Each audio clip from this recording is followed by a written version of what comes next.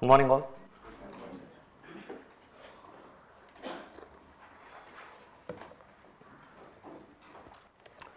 Welcome to session 4. So, penultimate session. Tomorrow would be our last meeting. Okay.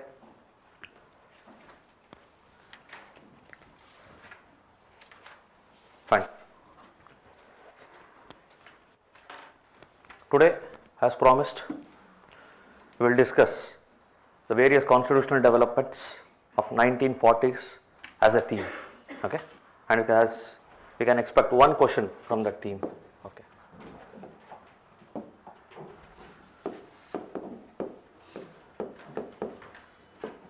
August offer, 1940.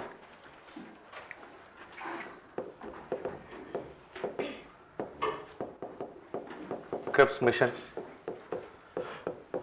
1942.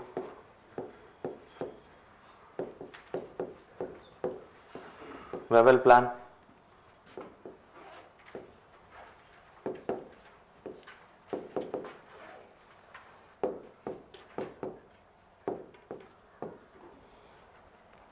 and I wanted to cross check one thing.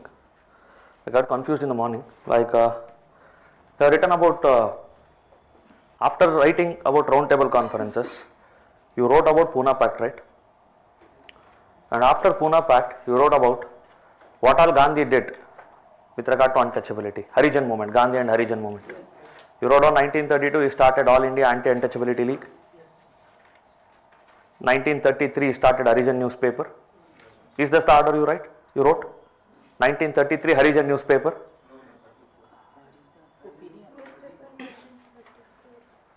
Okay, interchange it please, I am very sorry. 1933, Harijan newspaper. 1934, Harijan Sevak Sangh. 1933, Harijan newspaper. 1934, Harijan Sevak Sangh. Interchange that. Okay. So, 34 onwards. Harijan movement means Gandhi has to be outside, no? Has to travel to villages. He was released in 1934. After his release, he formed that Sangh. Fine. So while he was in jail, he started Harijan newspaper. So like there was one mistake I did. I am very sorry. I got slightly confused. Now when I was thinking, I recalled it. Okay, what did I say? I got doubt. Therefore, I asked you. Okay. So.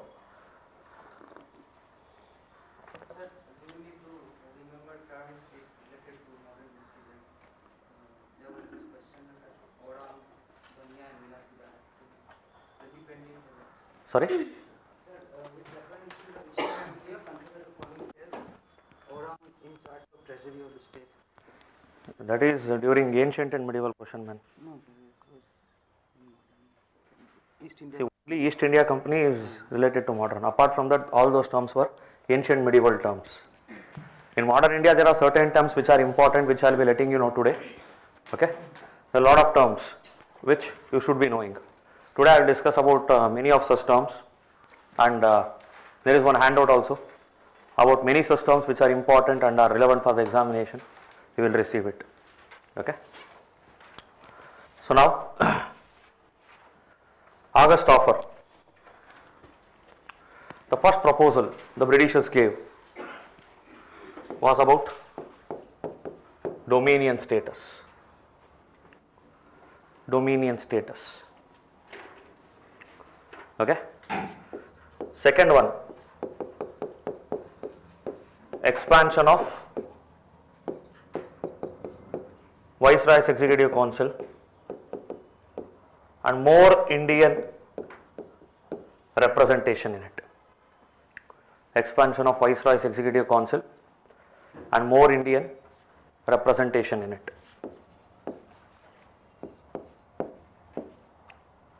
Next one, consent of minorities. So whatever that happens in India in future, we need to have the consent of minorities. Consent and concurrence of minorities, not just consultation. This is consent. Consent means binding. Fine. Whether if INC accepts this August offer and if Muslim League rejects it, then we won't get it. So it is about consent of minorities. Okay. Next thing, Constituent Assembly.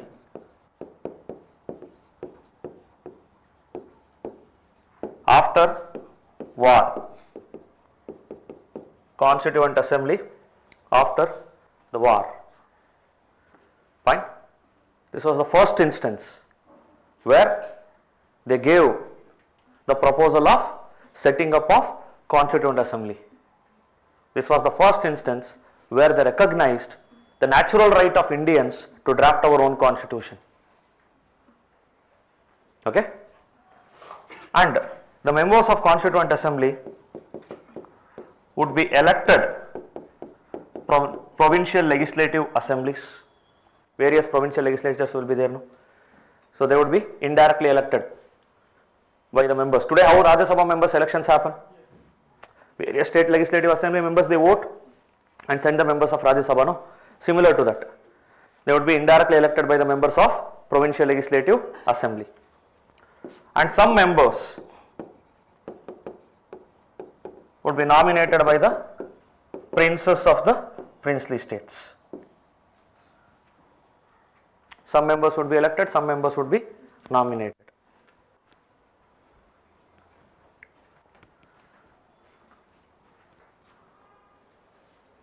Okay. So, they gave this, and below this, write down whether it was accepted or not. Not accepted. Fifth point, not accepted by INC. So, what are the reasons for the non-acceptance? First point, dominion status and no Purna Swaraj. Dominion status and no Purna Swaraj.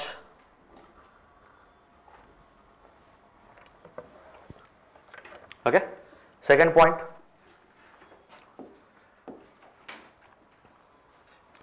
consent of minorities would give veto power to Muslim League. Consent of minorities would give the veto power to Muslim League.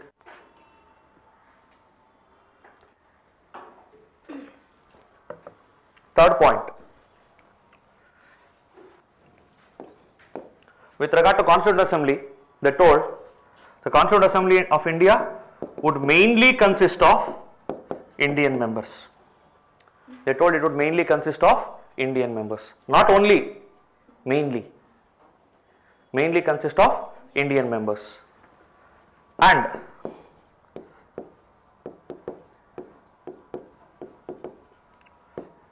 INC told the members should be elected even from the princely states.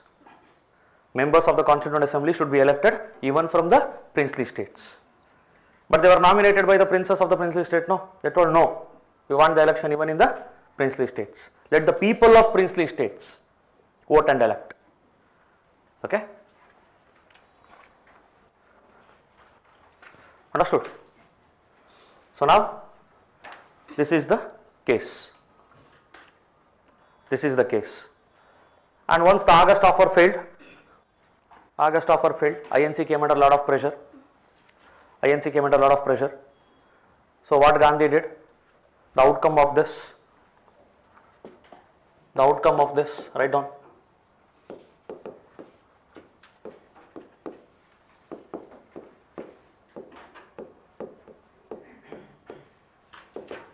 Ramgarh session, Maulana Azad. And forgot to tell you one important point. 1923 there was special session of INC in Delhi, presided by Maulana Azad again. Write down somewhere else in the margin or in the main page. 1923 special session of INC.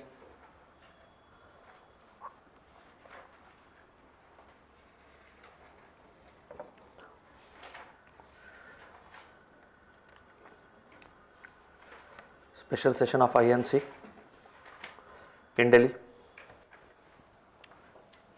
where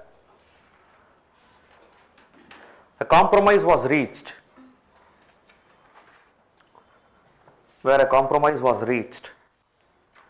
between Swarajas and no changes,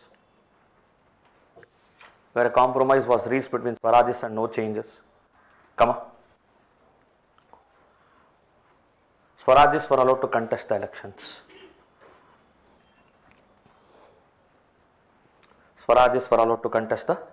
elections.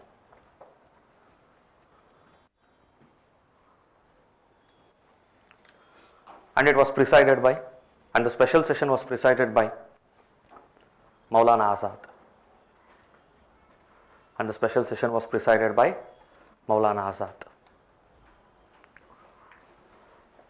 Okay. And in 1921, I told you about a person called as Hakim Ajmal Khan. Remember? Acting president instead of C.R. Das. Since C.R. Das was in prison, he became the president. So Hakim Ajmal Khan, write down 1 or 2 lines about him. Hakim Ajmal Khan was one of the founding members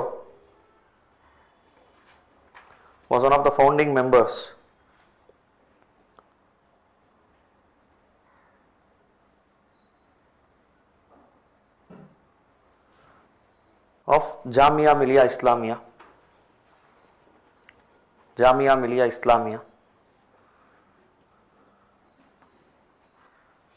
and later he was succeeded by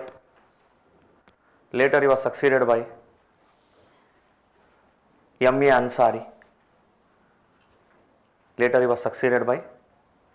Ansari. Fine. The main point about him is Hakim Ajmal Khan. He was the only Muslim to serve as the president of Hindu Mahasabha. Right on. Only Muslim to serve as, to preside the session of Hindu Mahasabha.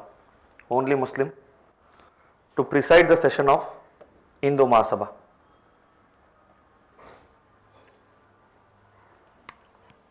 Okay. Only Muslim to preside the session of Hindu Mahasabha. So that's his greatness. Okay. So it's not so easy for a Muslim to preside the session of Hindu Mahasabha. It's an exceptional fact. Okay. So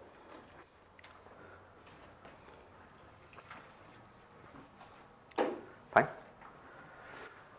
So a Ramgarh session again presided by Maulana Azad. And during this session INC told we will launch the CDM as soon as organization is fit enough. So it was assurance to the masses. We are not keeping quiet, even we want to launch, but we are waiting for our organization to be strong. Secondly, there was something called as individual satyagraha launched by Gandhi in October 1940.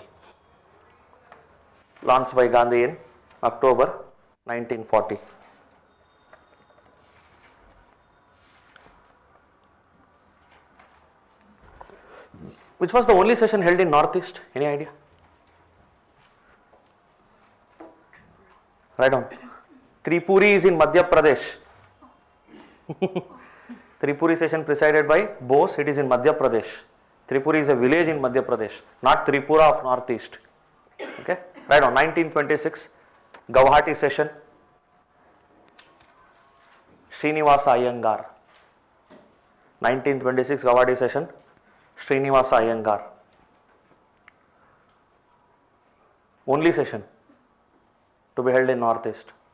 Why?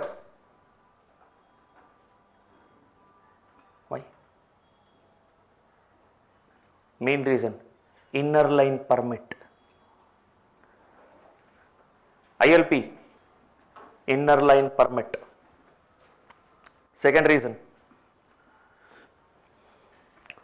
lack of nationalist forces operating in the region. Nationalist forces could not penetrate into Northeast. Why they were not allowed to penetrate? That takes us to the third point. Commercial interests, especially tea plantations,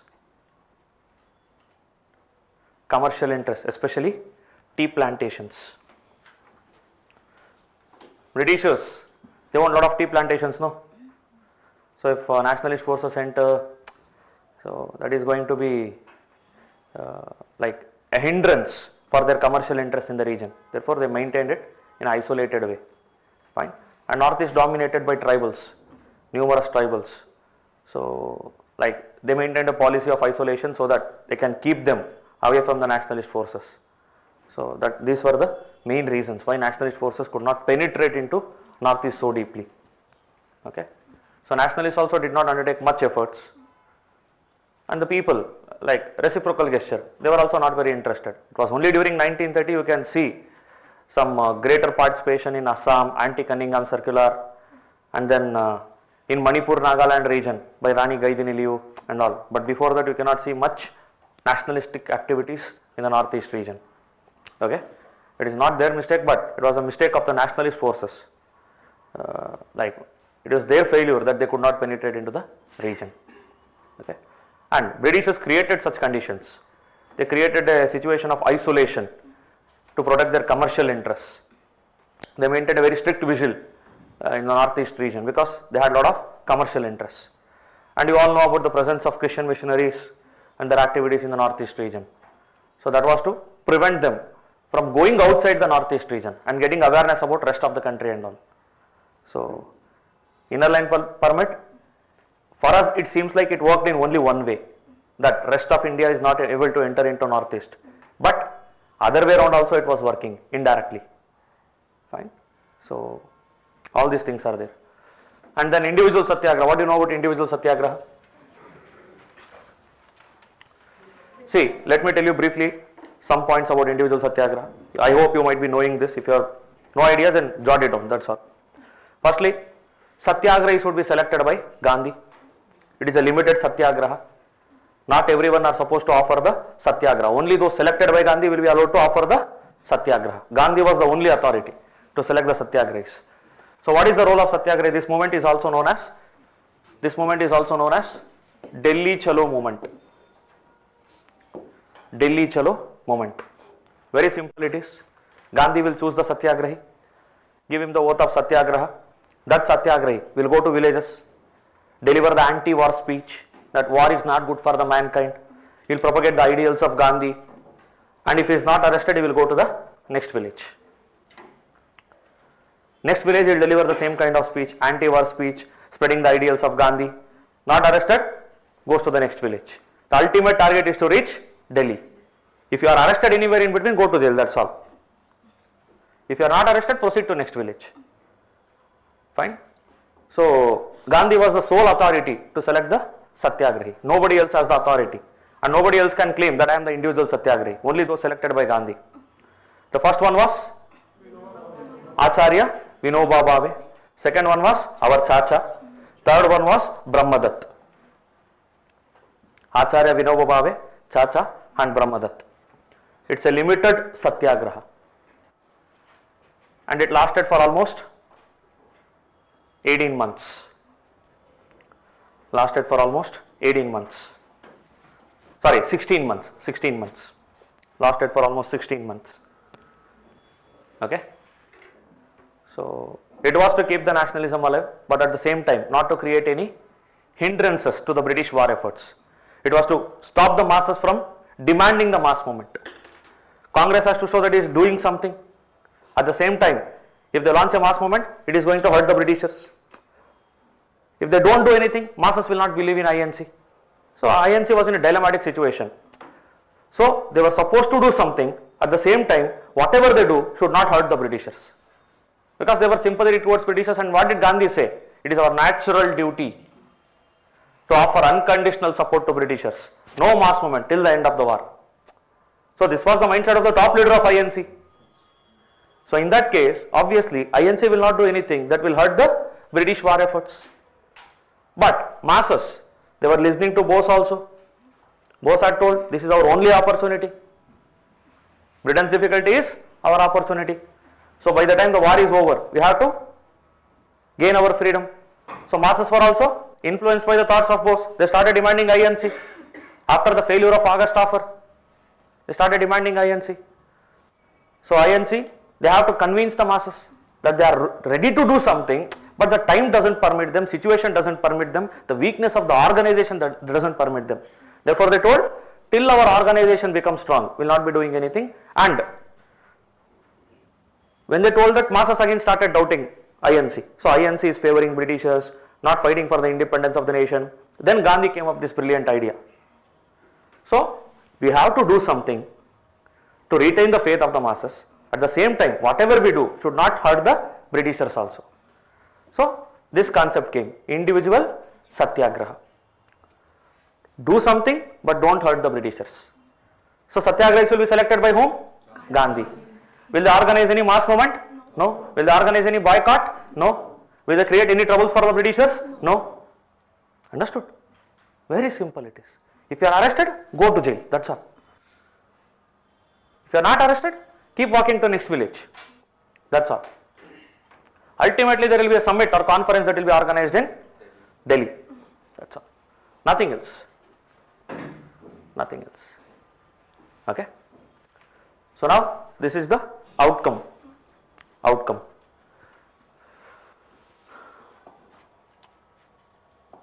Now this is about August offer and its outcomes.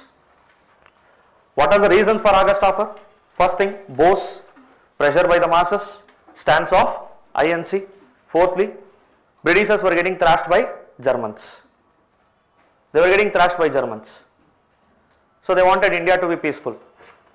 When they are in deep trouble in Europe, they wanted India to be peaceful. Because they cannot handle severe threats at both places at the same time. They cannot protect their empire in India also. They cannot protect themselves in Europe at the same time.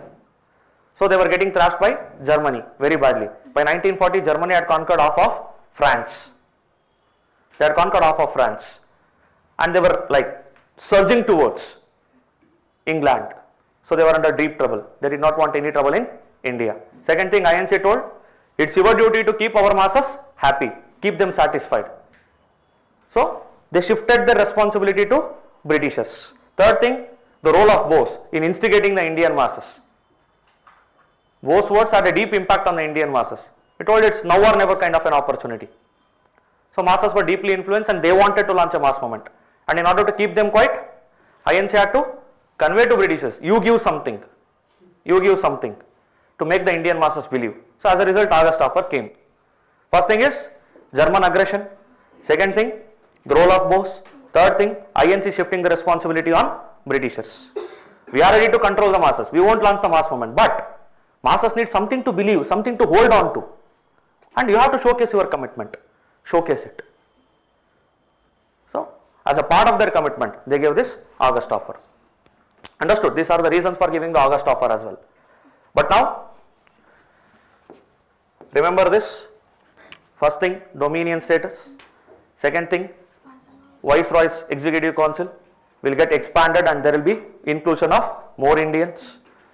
Third thing, consent of minorities. Last thing, Constituent Assembly after the war mainly consisting of Indians, and those Indians will be elected from Provincial Legislative Assembly and will be nominated from princely states. So what were the objections? First thing, dominion status itself is objection. Second thing, consent of minorities, because it will give veto power to the Muslim League over all the future constitutional developments in India. Okay. Last thing, lastly, the main thing is mainly, not only. The Constituent Assembly of India should consist of only the Indian members. It is our birthright, it is our natural right. So we don't want any Europeans or Britishers to be involved in our Constituent Assembly. So first thing, that is the first objection. We want it to consist of only the Indian members. Second objection with regard to the last point is election, even in the princely states. We don't want the members to be nominated by the princes, because princes are by default loyal to the Britishers. And if more and more loyalists of the Britishers enters into the Constituent Assembly, our constitution might be crippled in favor of Britishers. It might not serve the interests of Indians, rather it might serve the interests of Britishers. So we have to make sure that our Constituent Assembly, the members are nationalistic, more oriented towards the welfare and development of our people. How to ensure it? By making sure the elections are also held even in the princely states.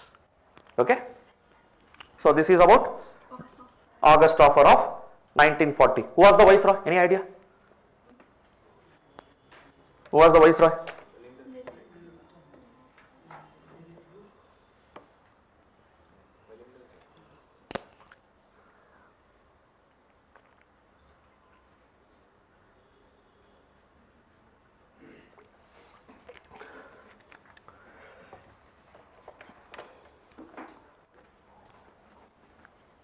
Linlithgow.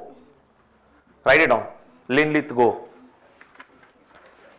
See, that person served as a viceroy in India for almost 9 years, 1936 to 1944, to the end of 1944. Linlithgow. Okay. So his tenure was supposed to get ended in 1940-41, but since the World War was going on, Britishers did not want to take any risk. Changing the viceroy in that crucial time, new person might not be able to handle the situation well. Therefore, they continued the tenure of viceroy. So he was viceroy in India for almost 8 to 9 years. So 1936 to end of 1944. So he was the viceroy. Okay. So next one, Cripps mission. Cripps mission. Reasons for sending. First point, Japanese aggression in Asia. Japanese aggression in Asia. So they are told India is our target. Second point, dissatisfaction among the masses about severe inflation.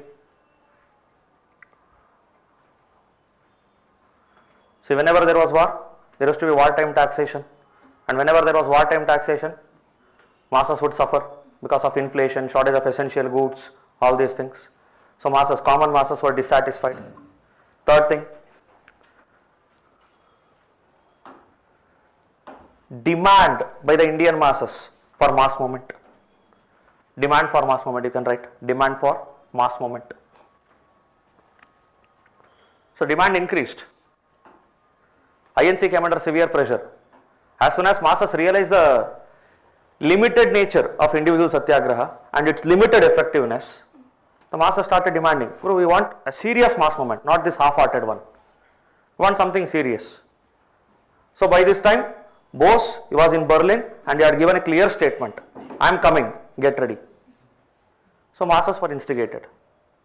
So he had organized something called as Indian Legion, Legion for India there. So he had taken the Indian soldiers from the Nazi army, like the Indian soldiers who were the prisoners of war. Indian soldiers who were serving in the British army, captured by the Nazi forces. Bose had taken them. He had raised an army in Berlin. So from Berlin radio he addressed Indians, told I am ready, I am coming, get ready. So that instigated Indian masses more and more. We were ready.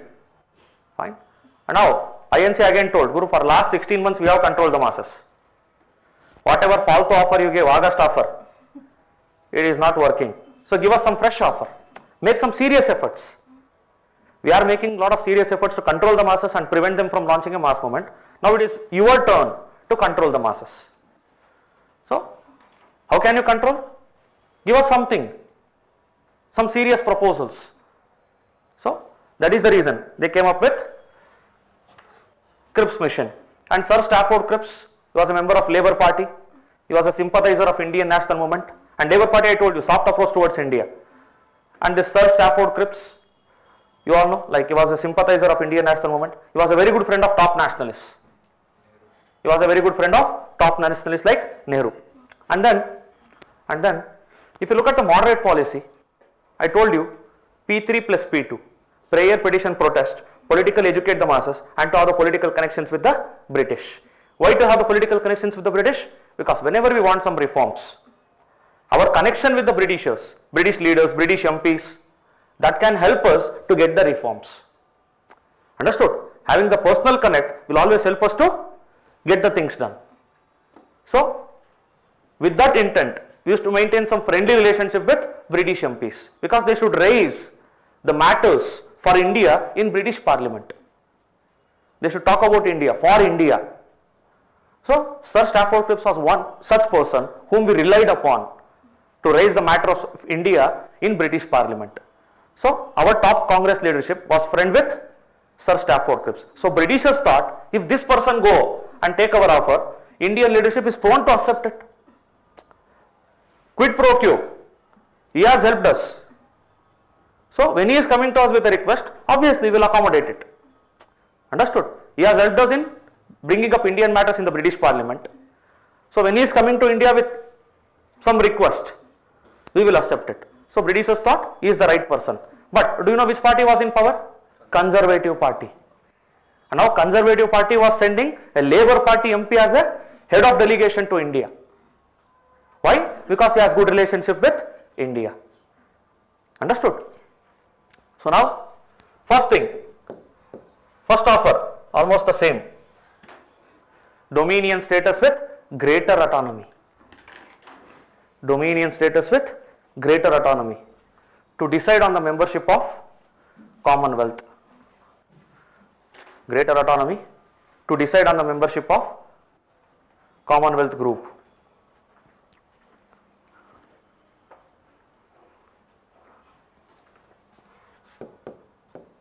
Dominion status with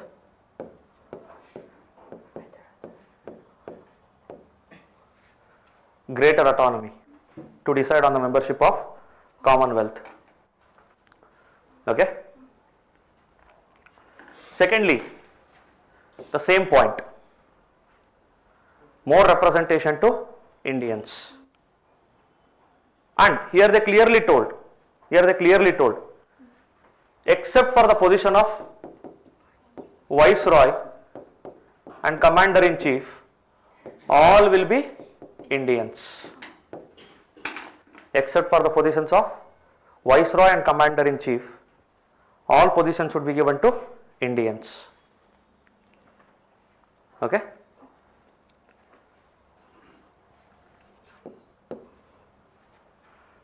Earlier there was no definiteness, there was no quantification. They told more representation to Indians, expansion. There was no definite nature of it. Understood? Now they clarified it. Okay, except for 2 people, all others are going to be Indians. So this was a definite promise. Okay. Third point, write down. Right to secede. SECED. Right to secede. Secede means withdraw or walk away or break your relationships. Right to secede. So, the British provinces in India, they need not be the part of Indian Federation. When we formed the Federation, after the withdrawal of Britishers or under the Dominion status, some federations, they need not come under the Federation of India or the Government of India. They can form a separate group. Understood? They can have direct relationship with Britishers and they can form a separate group. They can walk away from the Federation of India whenever they want. They can withdraw from the Federation of India whenever they want. Right to secede was given to the British provinces. So the province of Madras, if they don't feel like remaining with Indian Federation, they can walk away. And the main problem arises when the province of Central Province walks away from India. How do you draw the map? If Central Provinces walk away from India, how do you draw the map? Very difficult problem, no? Now only drawing India map is very difficult. Lot of curves, twists. Africa is better. Many countries you can draw like this. Fine. So this was against the unity and integrity of the nation. Fine. India will become a federation, India will get the dominion status, but at the cost of the unity of India. So if many provinces decides to walk away, then what's the use of gaining the dominion status or the independence if you are not together? Fine. So that was the case. Again, they were ready to give independence, but they did not want us to remain united. So their hidden agenda was exposed now. Fine. Last thing, Constituent Assembly only consisting of Indians. That was our demand, no? Last time. So now Constituent Assembly only consisting of Indians.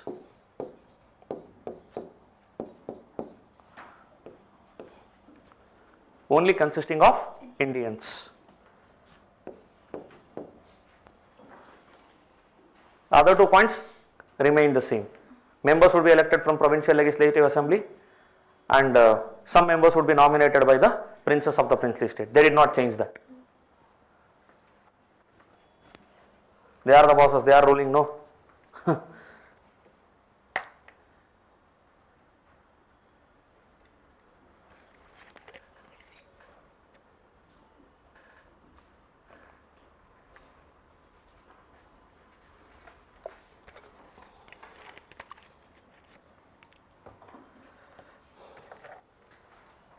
For handouts, I told support@insidesias.com. Send a mail to them. Only they have the authority, only they have the platform or the means to provide you the handouts. Fine. I can display it on the board at the max, but that doesn't serve the purpose. Fine. So if you want it, support@insidesias.com. That's all. I have done my work. I already prepared the handouts. I have already handed it over to them. I don't know how to reach you and send it to you. And even if you mail me on Telegram, I will not be able to provide through unofficially. It has to be delivered to you officially, through official channels. I cannot send it to you. It's against my work ethics, work commitment. Okay? It will be delivered to you in official channel. And how to get the official channel, I have already told you the way to approach them. Support@insidesias.com. Mail them. Okay? So,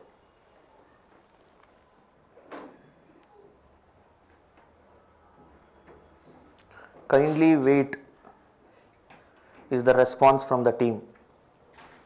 Wait. What else can I do? Okay. Fine. Now, what do you think? CRIPS mission. What was the response? Accepted or not accepted? Rejected. Write down. There should be some reasons for the rejection, no? Can they say I rejected CRIPS mission because I don't like CRIPS? Or the day he gave it is not auspicious. No. I have to give some reasons. First reason, dominion status. Again, we wanted Purna Swaraj, but they were ready to give us only the dominion status. Second reason, right to secede against unity and integrity of the nation.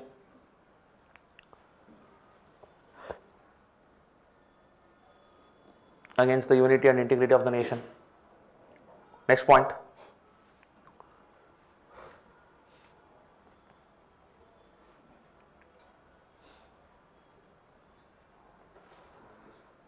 CRIPS, the efforts of CRIPS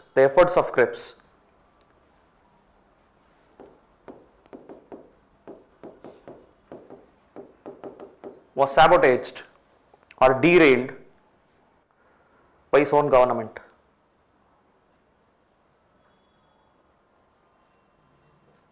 It was sabotaged or derailed by his own government because they assumed that these proposals are too much and too radical. Too much for Indians. He is giving too much for Indians because they assumed that these proposals are too much and too radical. This guy is favoring India a lot. He is giving us so much. That's what the Britishers thought, the British conservative government. On the other hand, Indians thought this is too little and too regressive, nothing in it. CRIPS was caught in the crossfire. Fine. Whereas Indians felt it is too little and too regressive. Too little and too regressive. Not at all progressive. Fine. And because of this crossfire thing, CRIPS told, take it or leave it. No negotiation on this. Fixed price. In front of shops they hang the board. No? no bargaining, fixed price. Crips also assume such an attitude. No bargaining, no negotiation. Whatever I give, if you want, you take it or else you leave it. So Indian leadership was like, Guru, when you were in England, you were such a good person. When you came to India, what happened to you? They were unable to digest the changed attitude of Crips. So Crips was also not ready for negotiation, talks over these offers. So this offer ultimately failed. First thing, dominion status. Second thing, against our unity and integrity. Third thing, it was sabotaged by his own government. Even they did not want Crips to succeed. They sent him, but they conspired against him, looking at these offers. Okay. So what was the outcome? Write down.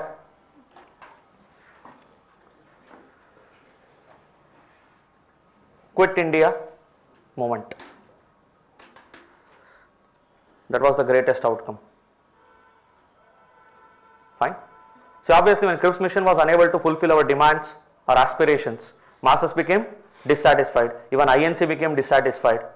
Masses started pressurizing INC. So INC had to do something. Now, this October individual satyagraha like stunt will not help them. Therefore, they had to do something very seriously. And Congress leadership was also very severely dissatisfied. They did not expect this from a person like Crips. So therefore, even they responded very firmly through Quit India movement. We will take up Quit India movement after we discuss this. Okay. So just write Quit India movement as the outcome. Okay. So next we will go to Wavell plan. Who was the viceroy? Wavell himself. 1945.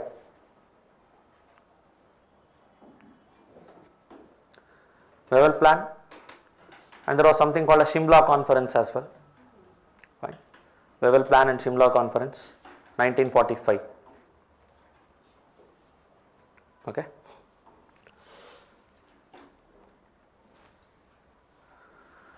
So now, first point, no dominion status. It does not consist any proposal about dominion status, because war is almost about to get over. Only Japanese are fighting. In Europe, the war is over. Germany has accepted its defeat, and in Europe the war is over. So Britishers were relieved, completely relieved in Europe. They could focus on Asia, because only fighting power at that time was Japanese. And America has taken the initiative, because Japanese had attacked Pearl Harbor, no? They have confidently told that we will handle this Japanese problem. Russia also told we will also take care of it. So it is a matter of ego for these great powers to handle Japan. Who will handle effectively? Who will attack Japan first? Who will hurt them the most? It had become a matter of ego for these great powers. Fine. So UK was very much relieved. It was very much relieved now. Okay. Now they wanted to focus on India. At the same time, they wanted to gain the confidence of the Indian leadership by making some offers. So for that sake, the Viceroy Wavell, he gave these things. Firstly, he did not give us the offer of dominion status, because we had rejected it earlier twice, and he thought dominion status is going to be one flashpoint between both of us. So he did not propose that, and it was mainly regarding the reorganization of the Viceroy's Executive Council. So second point, it is going to remain the same. No dominion status. Second point, it is going to remain the same. What is the second point? All members in Viceroy's Executive Council would be Indians, except for Viceroy and Commander-in-Chief. Same point. Okay. And since it is more concerned towards the Viceroy's Executive Council, read on the next point, Hindu-Muslim equal representation. Hindu-Muslim equal representation in VEC, means Viceroy's Executive Council. But what is the proportion of population? Fine. So, but still 1:4. But still they told equal representation in Viceroy's Executive Council. Okay. Next point. Nomination to Viceroy's Executive Council by Indian political parties. Nomination to VEC by Indian political parties.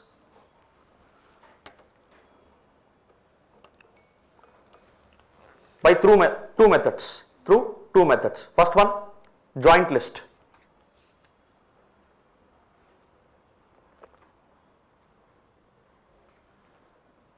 What is joint list? All Indian political parties, they sit together, they prepare one list, they mutually agree upon one list, they submit it to Britishers. Let's say there are 8 positions that are vacant in Viceroy's Executive Council. INC, Muslim League, Hindu Mahasabha, Sikh League, Justice Party, CPI, all of them will sit together, they will prepare one list, they will submit it to Britishers, mutually agreed.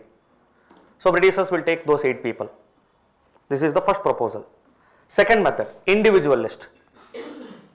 Individual list by every party. INC will give its own list, Muslim League will give its own list, Hindu Mahasabha will give its own list. Now Britishers will choose from your lists. Now they will choose from your list. Whomever they want, they will choose. Understood? First thing is joint list. If you are ready to sit together and give me a final set of list, I will take them. Or if you cannot sit together and decide mutually, then you give me your individual list, I will choose from them. But for the first time, it is a great thing for us. For the first time, they are asking Indian opinion while taking the members of Viceroy's Executive Council. Till now it was a discretion of the Viceroy who should be the members of his Executive Council and all. It was completely the discretion of Viceroy. For the first time, they are asking our opinion. They are asking us to nominate. So this is a big thing for us. Last point. Viceroy would exercise his veto power. Viceroy would exercise his veto power only after consultation with Indian members of VEC. Only after the consultation with Indian members of VEC.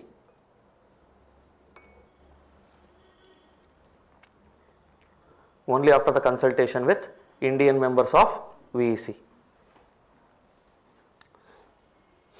Okay. So now, based on these points, he tried to negotiate with INC, Muslim League, everyone. So what do you think will happen? Will INC accept this? Write down. Response. Rejected by INC. Rejected by INC. Why rejected?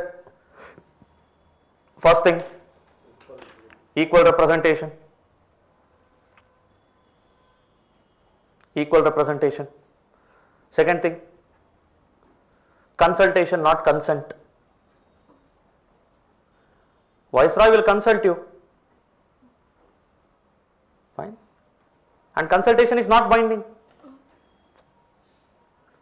So it's like, see, imagine you feel sick, you feel feverish, you go to a doctor, doctor will suggest you, take these tablets for 10 days, 10 days.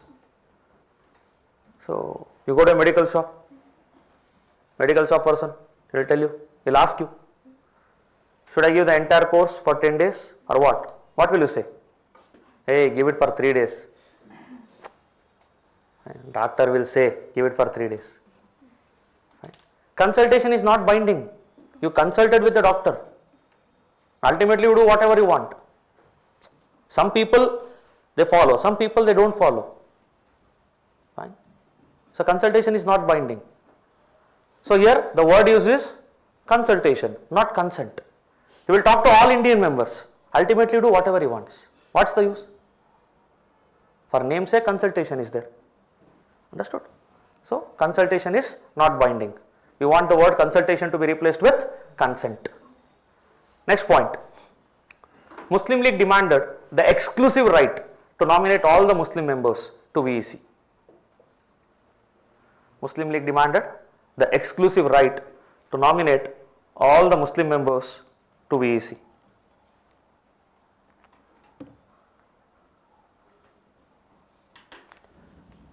When Muslim League demanded this, Hindu Mahasabha told, we want to nominate all the Hindu members. Ambedkar told, I will nominate the depressed classes member. All India Women's Conference told, I will nominate the women's member. Sikh League told, I will nominate the Sikh member. INC told, whom do I represent then? Right? Whom do I represent? Understood? So this was the problem. INC was left with nobody to represent or nobody to nominate. Everybody started claiming their rights. Muslim League told, exclusive right to nominate all the Muslim members. Understood? Hindu Mahasabha told, I represent Hindus. I will nominate Hindus. Sikh League told, same with me. I represent Sikhs. So ultimately INC got cornered. So INC told, this offer is nonsense. We are not going to accept it. Fine. And Shimla conference, it failed to arrive at a solution to the Indian problem. Fine. It failed. This conference failed. So what was the outcome? Right now. Outcome.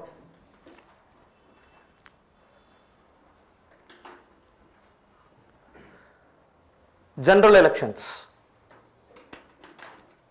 of 1945-46.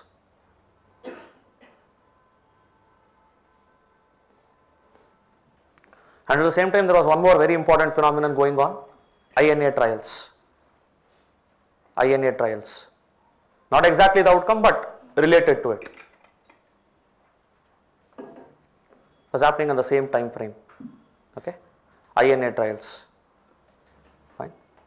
So now let's move on to the last thing. What is it?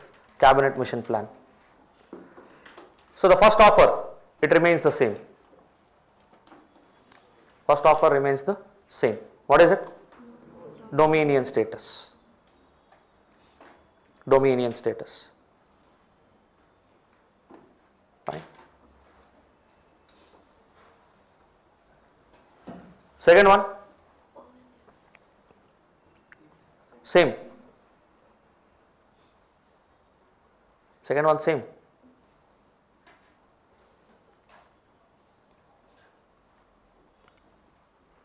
Third one, they told, compulsory grouping of the provinces on the basis of religion. Compulsory grouping of the provinces on the basis of religion.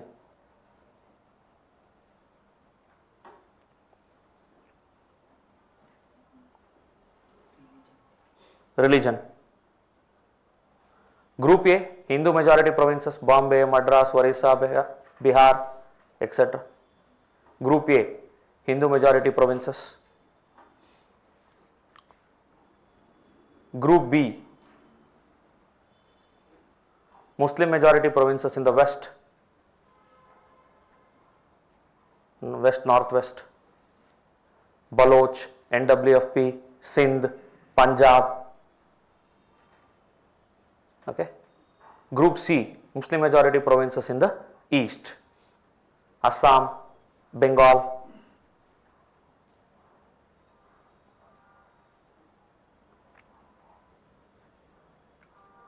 Fine. Next point. Constituent Assembly, same. Constituent Assembly, same.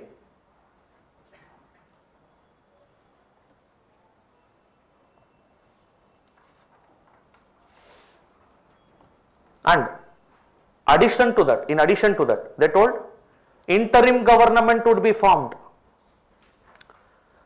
Constituent Assembly, the same proposal. They told, apart from that, interim government would be formed. Okay. So in this interim government, who is going to be the ministers? The members of Constituent Assembly. Members of Constituent Assembly.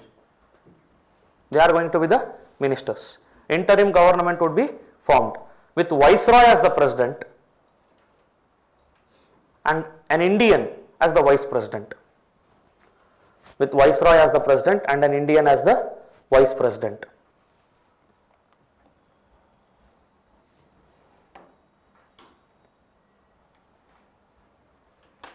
Okay.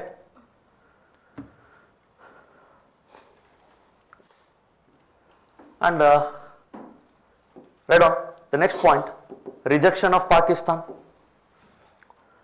rejection of Pakistan under the cabinet mission plan, write down rejection of Pakistan. Common Center for Defense, Communication and Foreign Affairs, common center. All the provinces will have only one common central government, and that common central government will take care of only 3 subjects: defense, communication and foreign affairs. Common center with control over defense, communication and foreign affairs. All others would be given to provinces. So what does it mean? Next point, complete provincial autonomy. Complete provincial autonomy plus residuary powers to the provinces only now. Residuary powers were given to the provinces. 1935 it gave to whom? Viceroy. In Calcutta amendments, Jinnah demanded to give it to whom? Provinces. So in 1946 it was given to whom? Provinces. Okay. Complete provincial autonomy plus residuary powers were also given to the provinces. Okay. So, and then interim government I told. Okay. So common center with common center means it's a form of federation. So common center, put a bracket and write federation. So basically can try to confuse you. And don't think like sir did not tell us the word federation. So, common center with federation. Okay. So, who was the viceroy?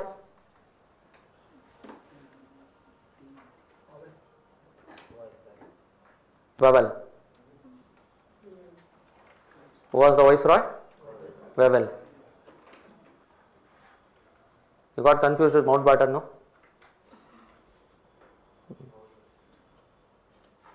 Wavell. Okay.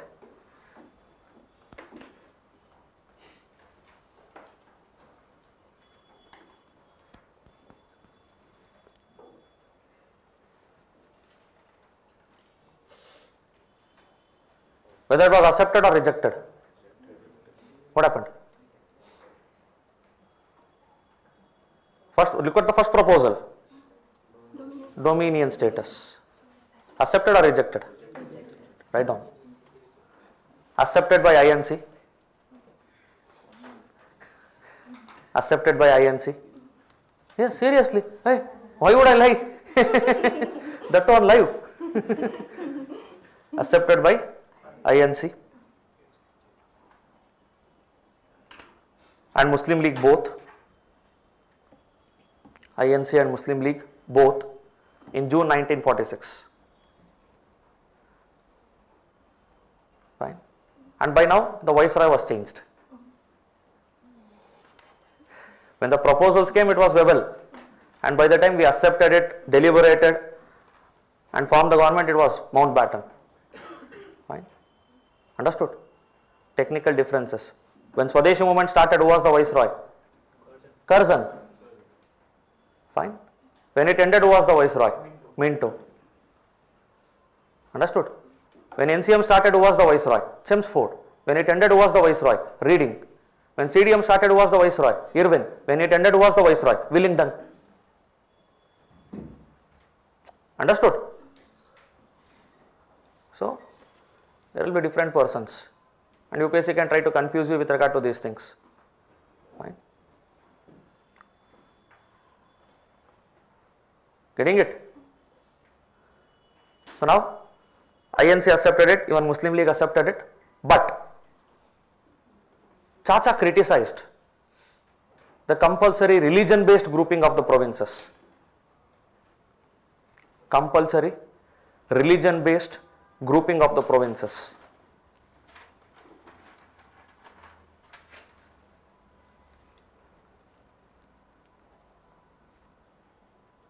Leading to withdrawal of Muslim League. Leading to withdrawal of Muslim League. in July 1946. In July 1946. Outcome?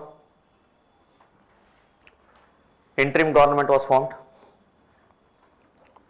Interim government was formed.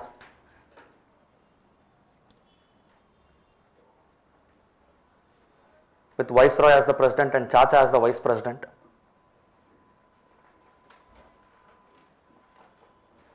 Fine. Viceroy as the president and Chacha as the vice president. Second point, direct action plan by Jinnah. Direct action plan by Jinnah leading to what? Large scale communal riots. Large scale communal riots all across India. Nova Kali, Garmukteshwar, Chota Haridwar, UP, Moradabad and all is there, no? Garmukteshwar. So there was a large scale communal riot. Nova Kali, they killed Hindus. In Calcutta, they killed Hindus. Bombay also, Hindus were butchered. As a retaliation, they killed Muslims in Garmukteshwar. So, like, these things happened. Hindus killing Muslims, Muslims killing Hindus, it continued.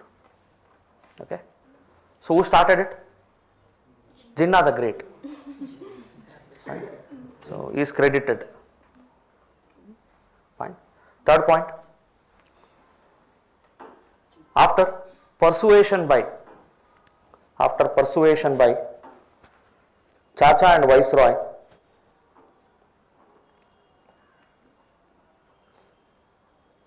Muslim League rejoined the interim government in October. Rejoined the interim government in October without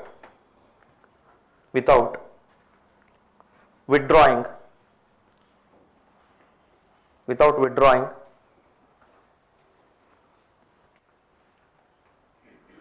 the call for direct action. Without withdrawing the call for direct action.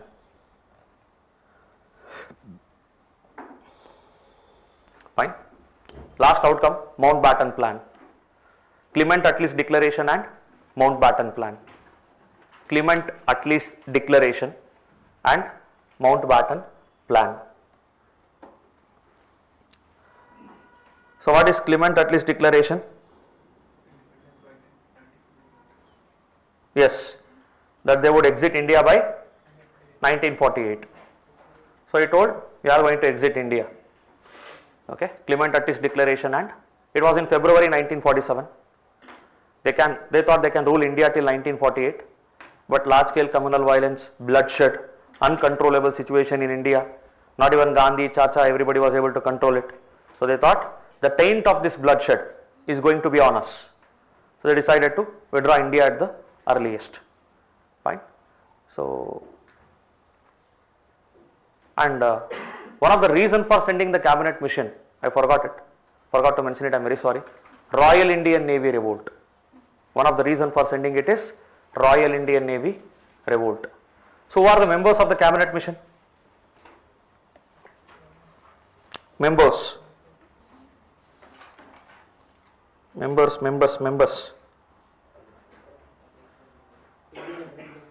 A.V. Alexander, Pethick Lawrence, Sir Stafford Cripps. Who was the chairperson of this board? Pethick Lawrence. Was Viceroy a member of this? No. Viceroy held the committee, but he was not the member of this cabinet mission. Was Secretary of State the member of this? Pethick Lawrence was Secretary of State only. Pethick Lawrence was Secretary of State. He was the member of this committee. Viceroy was not the member of this committee. That is how they will confuse you, man.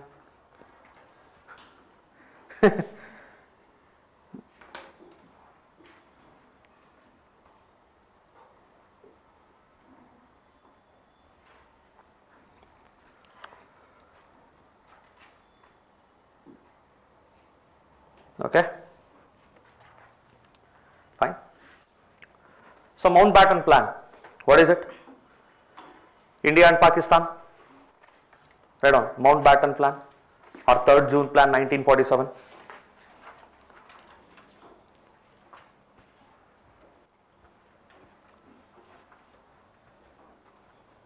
Partition, first point, partition.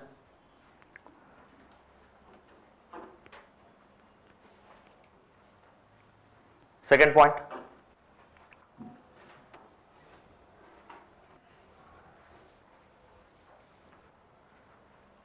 the Constituent Assembly would be delegated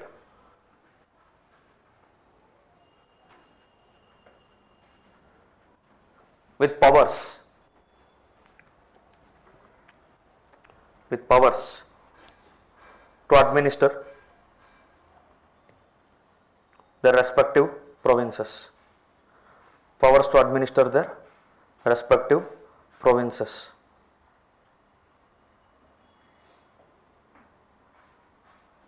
Fine. Next point, princely state.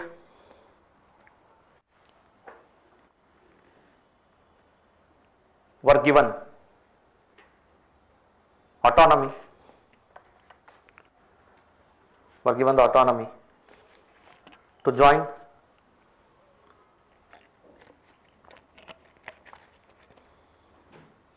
either the dominion of India, to join either the dominion of India or Pakistan, or even remain independent, or even remain independent. India or Pakistan or even remain independent. In bracket write down, as per cabinet mission plan, as per the cabinet mission plan,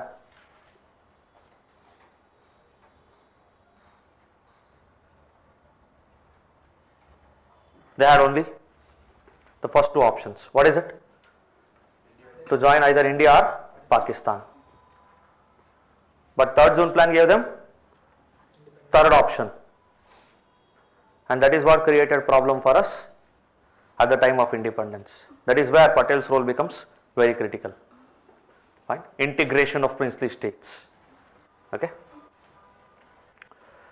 So, and then right on the next point, separation of constituent assemblies for India and Pakistan. Separation of constituent assemblies of India and Pakistan.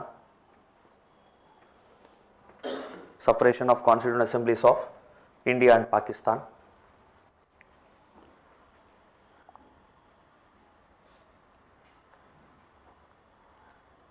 Next point, Indian Independence Act, passed by the British Parliament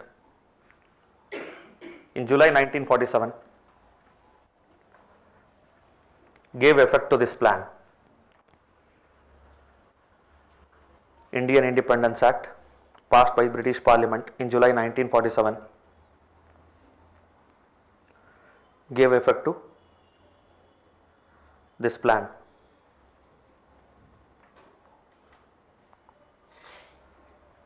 Fine. So now we have to discuss the Quit India movement, and then there is one more thing, CR formula, INA, Royal Indian Navy Revolt. So that will take us to independence. Okay. So now let's start with Quit India movement. Quit India movement.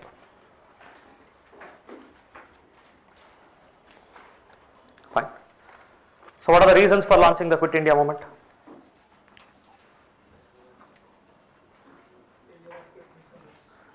Time is 12 already. It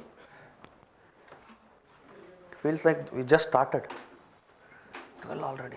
Okay. Sorry? Stop the clock. Wonderful idea. Okay. Are you enjoying it? Yes, sir. Really? Yes. I'll turn this side. You can say your man ki baat. Fine. Okay. So, What are the reasons? First thing, pressure of the masses. Second thing, fear of Japanese invasion. Third thing, inflation. Fourth thing, racial arrogance of the Britishers. So you have to write down this point. Write down. Reasons for starting. First thing you already know, pressure from the masses. Second thing, failure of Cripps mission. Pressure from the masses, failure of Cripps. Third one, inflation. Fourth one, fear of Japanese invasion. Fifth one,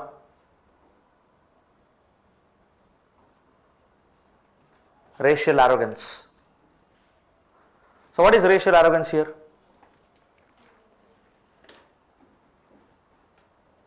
What is racial arrogance here? I'll tell you, but before that, I want you to go through the table, whatever you prepared with regard to these 4 proposals. Just go through it once and let me know if you have any doubts. Go through it once. Now you know it in organic way, right? What all happened? Okay.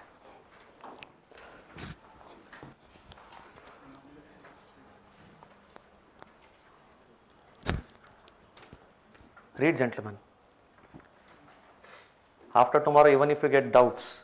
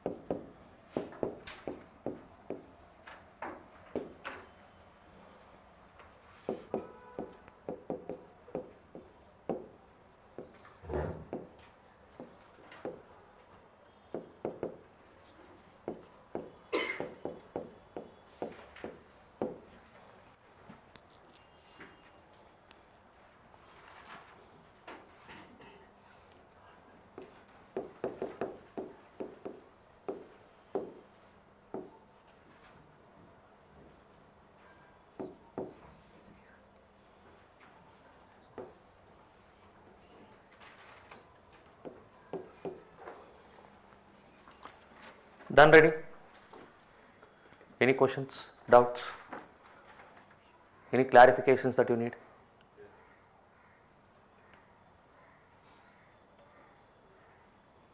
You understood it completely?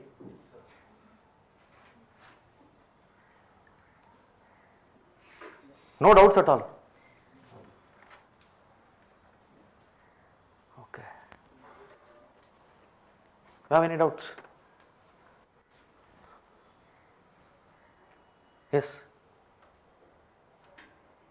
I'll explain, man, but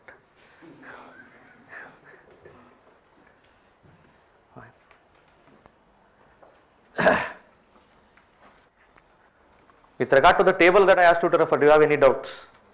This one, obviously, I have not explained it. You will have doubts.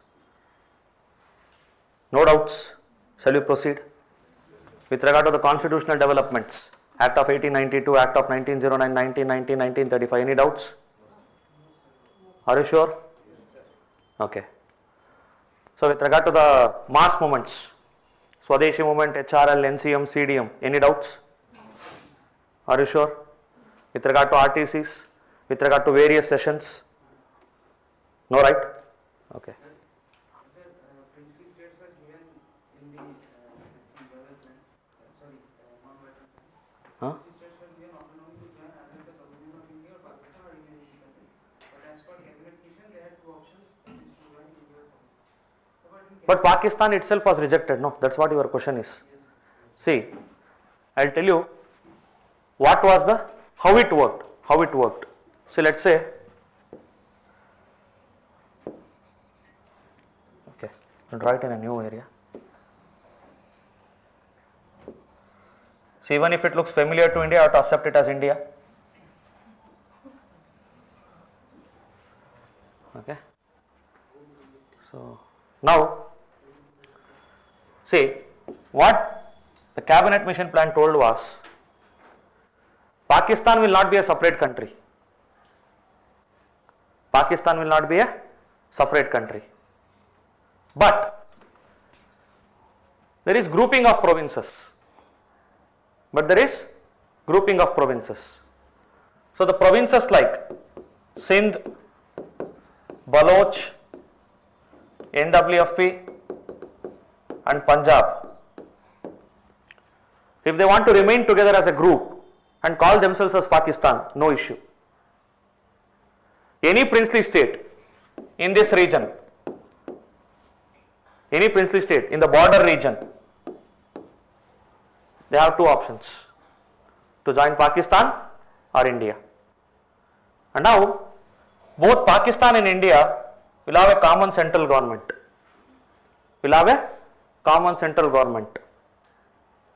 Okay? Pakistan won't be a separate nation, it will be a part of India only. We'll have a common central government, just like we have today for all the states, we have one common central government now. Similarly, some provinces, they can group themselves together, they can call themselves as Pakistan. But ultimately, at the end of the day, you have one common central government. The federal structure would be maintained. But what happened in Mountbatten plan was, they told Pakistan will be a new country, two nation theory. India will be a separate country. Now the princely states, you can join either India or Pakistan, or you can remain independent. This is what they told. Okay? See, I told you, in Cripps mission plan there was a provision, right to secede. Likewise there was right to group also. You can group yourself and call yourself. Understood? So the princely states, they can join, who exist in the border, they can join this also, they can join this also. Understood? So this was the provision. Anything else? Nothing. Okay. So now going back to this, racial arrogance. So for that, see, the war was going on, Japanese were attacking. Japanese had conquered Malaysia, Singapore and even many parts of Burma. And Malaysia, Singapore and Burma were the colonies of whom? British. So a lot of Indians went and settled down in these colonies. And even today, the Prime Minister of Singapore is of Indian origin. Malaysia, we have a lot of Indians staying over there. Understood? So back then, a lot of Indians went to work there in the rubber plantations of Malaysia. A lot of Indians went to work there under the British colonial government. A lot of Indians were serving as soldiers to defend Singapore and Malaysia from invading Japanese forces. So when Japanese invaded and captured these areas, there are a lot of Indians who are left over there. A lot of Britishers also, a lot of Indians also. Now the question was how to evacuate them. See, now also whenever the war starts in any conflicts or war starts in any region, what do? We evacuate the Indians from that region. It is a responsibility of the government. Fine. Ukraine also evacuated, Yemen also evacuated, Africa also evacuated. So that's how it works. Whenever the war starts in that region, we don't want our citizens to be on, therefore we will evacuate. So Britishers also started such operation. Fine. But what they did while evacuating Indians and Britishers from Southeast Asia to India was that they created two routes. For evacuation from Southeast Asia to India, they created two routes. One route was called as White Road and it had another name called as Stillwell Road. It is between India, Myanmar, China. It connects India, Myanmar and China. There are talks about reviving this road also. Okay? And this road was reserved only for whites, Europeans. And this route, it was short, safe and secure route back to India. Okay, this route was reserved only for Europeans. If you have to enter this route, you have to be an European. Indians are not allowed through this route. Though it is short, safe and secure, Indians are not allowed. Because too much of traffic in that route will attract the attention of Japanese. Because why so many people, they have this aerial force and all. They'll monitor a lot of movement. They'll attack this also. Therefore what they did? They did not allow Indians. For Indians they told, we have created one more separate privileged route for you called as Black Road. Fine. There was no road only. They told you can go through this route. It was a long, forested and insecure route back to India. If at all you reach India, out of pure luck. Fine. So, Bhagwan Bharosa system. That's all. Okay. So, this became very popular in India. I mean, this news of racial discrimination, even while evacuating. After all, like, why these Indians went and settled there? To serve the British Empire. Now, what British Empire is doing to them? Are they rewarding their loyalty? No. We are also the citizens of British Empire. No. How come they discriminate against us? So, this created a lot of anger against the Britishers in India. So, right now, for evacuating,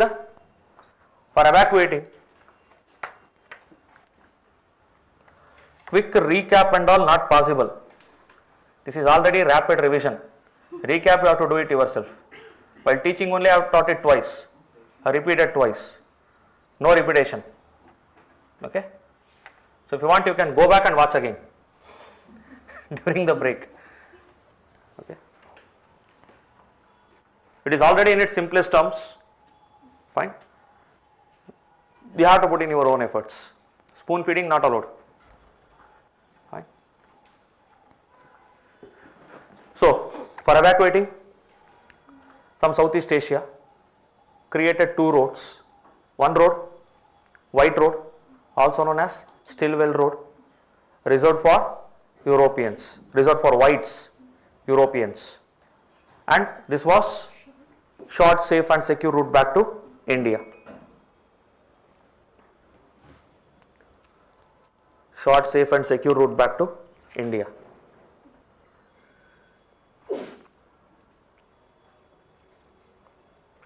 Another road, Black Road for Indians. Fine. It was totally insecure, traveling through the dense stretch of forest of northeast, Myanmar, China, India borders, dense forest. So there was no clear definite route here. Fine. So can we proceed to Quit India movement now? Okay. So now there was something called as, write down, Warda proposals. There was something called as Warda proposals.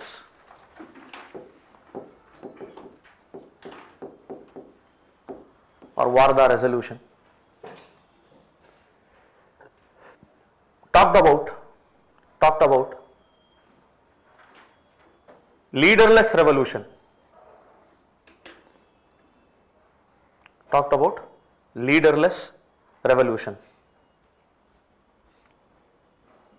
Fine. So what is it? Very simple. See, after the failure of second roundtable conference, Gandhi came back to India. He tried to launch the second phase of CDM. What happened? Britishers cracked heavily on the nationalists. Gandhi, all top leaders were arrested. So what happened to the movement? Ended. Ineffective. So movement, the leaders were arrested, masses became demotivated, demoralized, and they became directionless. Demotivated, demoralized and directionless. So now the nationalists, they became cautious about this. As soon as the leaders are arrested, demotivated, demoralized and directionless.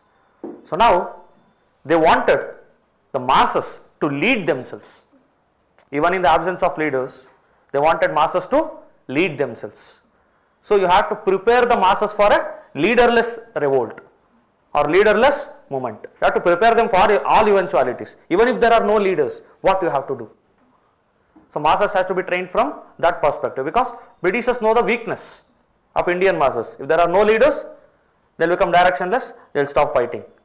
So to counter this possibility, this eventuality, they talked about this Varda proposals, that is to prepare the masses for leaderless revolt. Right on, to prepare the masses for leaderless revolt. So before Quit India movement only, INC had thought about this possibility and they were working on that, working in that regard to prepare the masses for leaderless revolt. What are the proposals? Okay. Second point, 8th August 1942. 8th August 1942, what happened? Quit India resolution. Quit India resolution at All India Congress Committee meeting, not CWC, All India Congress Committee meeting at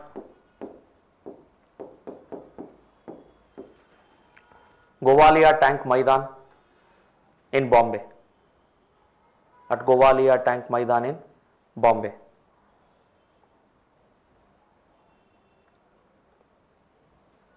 Okay, it marked the beginning of Quit India movement, also known as August Kranti. August Kranti. Fine. So this was a PY, if you were surprised. What they are trying to test? That was asked in UPPSC LDO exam. August Kranti refers to what? I was surprised. What kind of questions they are asking? They have asked this question. Montagu-Chelmsford reforms refers to what? Constitutional reforms. That is the answer. Anti-Simon agitation was launched. Why? No Indians in Simon committee. Guru, what's the rationale of asking such questions? And many aspirants, no, after seeing these questions, they were dumbstruck. Guru, there might be a trap in this. Such simple questions. How come UPSC asked? Fine.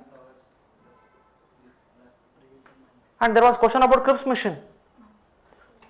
So it allowed the British provinces to form. Like what were the proposals of the Cripps mission, features of the Cripps mission? That was a question. In that also many were confused. Looking at the options, they know what it is. I have told them very clearly, this is it, this is it. But still they were confused. Looking at the simple nature of the options, how can this be a question? So if they ask about some, like, let's say for example, women were given the voting rights in the Government of India Act 1919. Many people don't know. They get confused. Because the act doesn't directly mention about the voting rights of women. It allows the provinces to decide and deliberate. Secondly, about separate electorate to women. Some constituencies were reserved for women in the Act of 1935. Many people don't know that also. In these kind of questions, it's okay even if you get confused. But some people looking at these simple questions, the Montagu-Chelmsford reforms are. They get confused. And last year, 2023, there was this question. In which act Governor General of Bengal came to be known as Governor General of India? Many people confused. Guru, what is this? Maybe there is a trap. Fine. That is one common tendency. Because previous like 20-25 questions, we will see full of traps, unable to answer. When we come across some easy question, no, mind will be blocked. Understood? That is how they mix the questions also. That is how they frame the options also. Yesterday I showed you some possibilities. Fine. So that is how, like, see, there the wrong options or the wrong statements will be more convincing than the right answers. Fine. That is how they set the traps. So in these questions, if you make a mistake, it is a blunder. So these are some questions where you have to maximize. Fine. And if you are not very confident, look for these kind of questions, easier questions which you know very well. Then go to other questions. There will be like at least 30-35 questions of this nature. Easy to get questions. Look for them, mark it, then peacefully start solving other questions. Out of these 35 questions, even if you get like 30 to 33 right, like you have to get 35 also right, but in worst case scenario, even if you get 33 right, you need another 15 right answers to get passed. Understood? So That's how it works. You have to strategize. And see, while solving the mock papers and all, no, you have got this like step up series, lot of open test series and all. So make sure you don't take 2 hours, solve the papers in 100 minutes. 100 minutes, that should be your target. Why 100 minutes? Because, listen, the quality time for you to solve the question paper is 100 minutes only. Fine? So because in examination hall you have to mark the OMR sheet also, you have to mark the attendance sheet also, and there will be added pressure of the examination also. Fine? Added pressure of the examination also. Here, if you write the open test, you know the classrooms. Fine? But there, it is totally an like new environment plus added pressure of the examination. Then that invigilator auntie or uncle will be giving lot of instructions. Last 10 minutes, last 30 minutes, do not copy. Right? They don't know, like you cannot copy in this examination. So, so those kind of things will be distracting, annoying. So that will take away some of your focus and concentration. Invigilators start chatting among themselves also. I have faced that, man. I am the victim of that. 2018 essay paper, I lost my cool. They were murmuring. Fine. Why didn't you say something? Hey, chup raho na. I told, like, they were discussing about some TV serial. I got annoyed. I told her, hey, I don't have the habit of watching it, man. They were discussing this character, did that. So see that character, the kind of saree she wears, wonderful. Where do you get that? That kind of discussion. I was getting annoyed. I told her very politely, ma'am, like your conversation is like kind of disturbing me. So can you please not do it? So she told, she only not able to hear my words. How it is disturbing you? Hey, what kind of person you are? Essay paper I am writing. I am writing essay paper. It's not like there are 20 individual questions for which even if I focus for 7 to 8 minutes it will be fine. This is essay. You have to build it holistically. Even if like one element or one part of it is missing, like you know how it goes, essay. So that kind of like invigilators are also a possibility. Some people, they don't give you papers even after the bell is rung. So they'll start opening them. Don't lose your cool over there. Fine. Be calm. I know those are the anxious moments, but if you lose the cool, you are going to lose the first 30 minutes of it. Fine. So don't lose your cool over there. Like stay calm.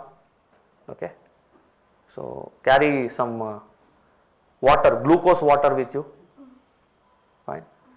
And also some chocolates with you. Because see, like normally you will be able to think better. But in examination hall, what happens, you know, your mind will be under tremendous pressure. So it has to give its best. It has to give its like complete focus. So it will lose its like energy, like whatever carbs you have. Like, see, I'll give you one scientific explanation. Like, if you find it logical. See, let us divide the examination into the triplets of 3. 40, 40, 40. Fine. In the first 40 minutes, your focus will be very high. You will be fresh. As a result, focus will be very high. You can manage. Though there is pressure, you will be fresh and your focus will be high. So this can counter the pressure. This can counter the pressure to some extent. You will be able to perform. Fine. As and when you go through the paper, you will come across a lot of difficult things, and by the time you reach the second set of 40 minutes, you will be tired mentally. Because scientifically speaking also, you will be able to focus for not more than 30 minutes constantly. Understood? You will not be able to focus. So your mind will get tired, and this is the time where you are prone to commit lots and lots of mistakes. Mentally tired, unable to focus. Exam pressure will remain consistent. See, the pressure element will remain consistent throughout the paper, but your focus will waver. First 40 minutes fresh, you can focus. Second 40 minutes mentally tired, pressure will increase because there are a lot of unknown things, lot of surprising things. Not be able to focus. So when you are not able to focus, focus will decrease. So as a result, the negatives will increase. You will commit mistakes, you will assume things, you will be in a hurry. Fine. This is going to be a problem. And in the last 40 minutes, pressure will reach its peak. The moment they say last 30 minutes remaining, pressure will reach its peak. Though you will be able to regain your focus, not because of anything else but because of adrenaline rush. Last 30 minutes will become superhuman, but then it is too late. It is too late. And even if you, let's say for example, there was one question, the Act of 1909 is also known as Minto Morley, Montego Chelmsford. So you got confused and you marked Montego Chelmsford there. Later you realize what you committed was a mistake, it was a blunder, it was an easy question. This guilt will be carried over here. Fine. See what will happen to your mobile if you open too many applications? It will get hanged, slowed down. So you will carry a lot of such guilts to the last 40 minutes. Though there is adrenaline rush, this guilt of committing some unnecessary mistakes or silly mistakes, it will take it all over your focus. And it is already too late. Whatever you should have done it in first 40 minutes, first 80 minutes only. Now it is already too late. So even if you regain the focus because of adrenaline, and see, adrenaline, it has got side effects also. You will become adventurous. Why I should leave this empty? 50-50, I should mark one. Some great philosopher in YouTube has told, when you arrive at 50-50, never leave that question. And in last 40 minutes, you will become adventurous. Adrenaline, obviously, you will go to extremes. The moment you see some gaps in OMR sheet, you feel like I have to fill this. See, even I do get crazy thoughts. Let's say for example, question number 1, 2, 3, 4, 5. Let's say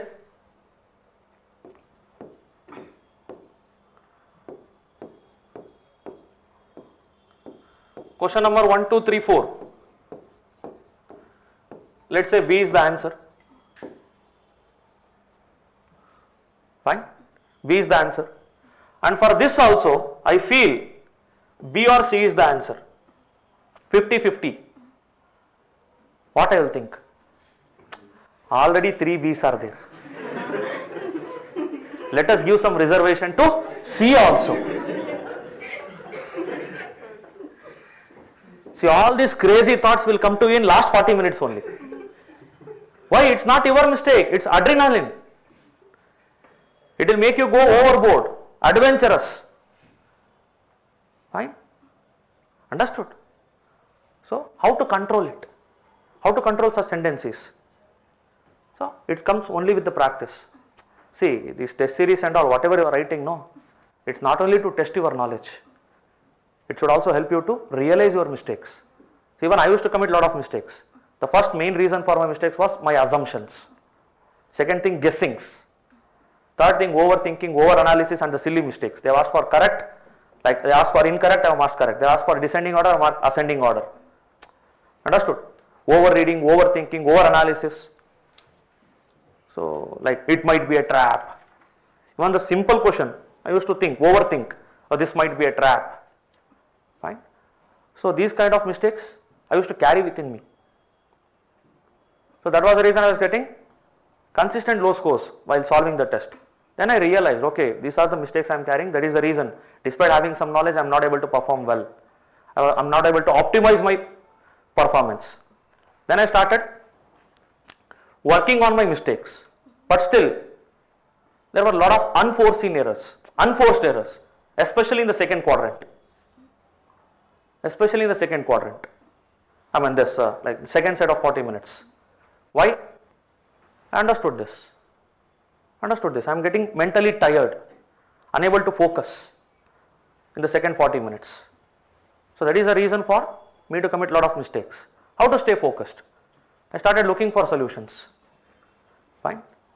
So one way, what I do in the examination hall is, what I used to do was, after 30-40 minutes, I'll take a mental break. I'll not think about anything. I'll have few sips of water, have one chocolate, close my eyes, take some 5 to 6 deep breaths, then open my eyes, start working. And in this, like what 1 minute I am going to spend on these things, 1 or 2 minutes, it is not like I am wasting the time. I am taking a strategic time out. I am sharpening my knife. Understood? It's not a waste of time. It is like sharpening my knife. I am preparing myself for the next 40 minutes to handle it in a better way. Fine. So when you de-stress yourself by closing your eyes, taking and living out the deep breaths. Sometimes it feels like we know the answer but it is not coming. So for such things, when you de-stress yourself, obviously you will be able to think more rational, you will be able to recall a lot of stuffs, you will be able to answer it better, or you will be able to resolve such dilemmas better. Fine. And again, one very easiest way to control the adrenaline is also to have the self-control. How do you get it? Again, after second 40 minutes also do the same thing. Do the same thing. Keep yourself in check. Keep yourself in control. And have a right set of strategy. If paper is too difficult, I am going to, depending on the difficulty level of the paper, you should be deciding the number of or the range of questions that you will be answering. Some people go with a fixed mindset. So whatever the nature of paper is, I am going to answer 90. I am going to answer 70. I am going to answer 80. If paper is too difficult or too unconventional like it was in 2023, if you answer 90, you are spoiling your own chances. If it is too difficult, obviously when you go for more, there will be more mishits. So again, the prioritization of the questions, that is what matters. Fine. There will be 3 kind of questions. One, which you think it is sure. Second set of questions, which you think it is 50-50. Third set of questions, where you can make some reasoned guess. Not the blind guess, inky pinky ponky and all, it doesn't work here. Lucky numbers and that kind of logic I showed you. Fine. These things won't work here. Reasoned guess. If you are able to eliminate one, if you are able to arrive at. So these kind of reasoned guess you can make in the examination. But it should have a lot of practice. So you should know how many sure questions you are able to answer. Let's say you are able to answer some 40 questions with a lot of clarity and conviction. Fine. A lot of confidence. You have read it, the same thing has come, you marked it. Some 40 questions of this. So even if you think you are very sure about these 40 questions, knowingly or unknowingly, I used to commit mistakes in at least 10% of them. So the error margin for me in this kind of questions, which I think I am super confident, I am very sure, even in such questions, I used to commit 10% error margin. So 4 to 5 questions will go wrong. Okay. So 50-50 questions. Let's say I answer some 27 questions or 26 questions of this type. 50-50. So and while answering 50-50, I have my range of priorities. Range of priorities. What is it? There are some subjects in which I have greater clarity and confidence. Let's say for example modern India, polity. I have some greater clarity with regard to these subjects. I know my weak areas also. Knowing yourself is the first key to succeed in this examination. I am weak in geography. Even today I am weak. Fine. So whenever there are some 50-50 questions with regard to geography, I will keep it till the end. I won't take it up. Just because it is 50-50, I am not going to take it up. That is going to be my last choice. When I am done with 50-50 of all the other subjects, towards the end of it, I will go to geography if at all needed. I am not going to take it up in the first instance because I know geography is my weak area, and in examination hall you cannot become a gnani of geography all of a sudden, and you cannot get the enlightenment there. So let's not take any risk over it. The areas in which I am comfortable, the subjects which in which I am comfortable, I will take up those 50-50 questions first. So if I am able to reach, let's say 26 questions. So in these kind of questions, my error margin is around 33. Error margin is around 1/3. If I mark 3, I will go wrong with 1. I know my error margin. Fine. Throughout the test series, I have calculated this. So on an average, I am going to go wrong with regard to 33% of it. So 27 questions means there will be 9 mistakes. 9 mistakes. Now I will calculate. Only the comfortable questions I have marked. I have not taken up my weak areas. From 50-50, I have not even gone to the guess areas. This will be my least priority area. So now I will calculate. So 40 plus 26. So I have marked 66. How many mistakes? Let's say 15 mistakes. 15 means 10 marks gone. 10 marks gone. So how many correct answers in this out of 66? 51. 51 means I will be getting around 1 or 2. 10 marks gone. I will be getting 92. But anything happen in UPSC? So I need 4 to 5 more questions to be on a safer side. I need to mark. I cannot go back with 92. That will be very risky. Even if one question goes doesn't go as per my expectation, I have been in a very risky situation. I have to struggle for 2 more years. I cannot walk away in this situation. So I will take up another 5 to 6 questions. So before leaving the examination hall only, I will make sure that I am in a comfortable range. Fine. After you leave the examination hall, after you submit the paper, there is no use of thinking over it for years together or months together or weeks together. So before you submit it only, you have to give it ample amount of thoughts.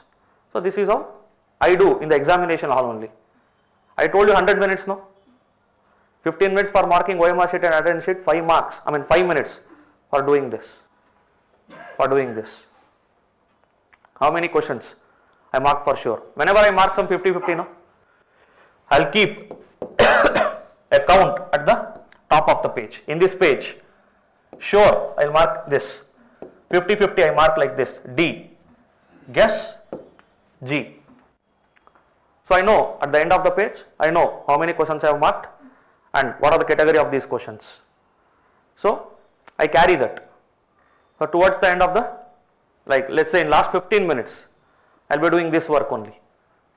So how many questions do I need to mark more, or am I already in the comfortable zone?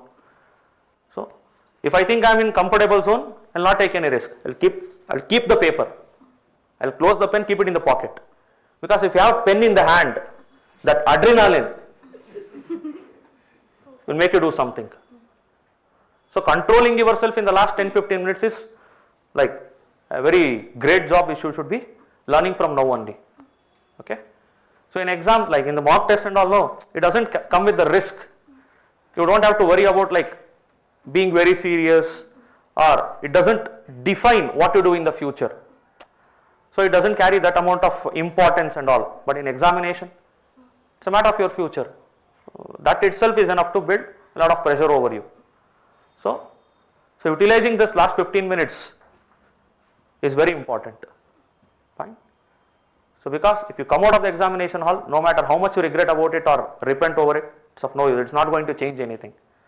So utilize every second in that 100-120 minutes. You should know how to utilize. That is what the game is all about. See, everybody reads Lakshmikant, everybody attends some or the other class, everybody reads lot of notes, everybody attends the classes. Why only few clear and few does not? Fine. So those who clear, they know how to utilize that 120 minutes very effectively. You have only worked to perform better, but you have not planned the utilization of those 120 minutes. Understood? All we do throughout the years together or months together, all these sleepless nights, all these struggles, all these things is for those 120 minutes. But At the end of the day, we don't know how to utilize those 120 minutes. We have no plans. We only strive for it, but we don't have any plans how to utilize it. That's the greatest mistake. And some people solve this test series thinking that it is a test of their knowledge. No, it is not. Right? Learning doesn't end. The test series is to help you in the process of self-analysis. So what is your gray area? Where do you go wrong? What kind of questions you go wrong? Which subject you go wrong? What makes you commit that mistake? Fine. So you have to do this kind of analysis. Marks in the test series doesn't help. Fine. To be very frank, in my very first test series, I scored negative marks. I scored negative marks. There were more than 4,000 students in my institution way back in 2012. First test it was coincidentally about modern India only. I scored negative marks, but I cleared my first prelims. Whereas the topper in the almost all the tests, he did not clear the first prelims. This rank baji and all, the institution wise, it doesn't help you. Fine. You are preparing for that ultimate day.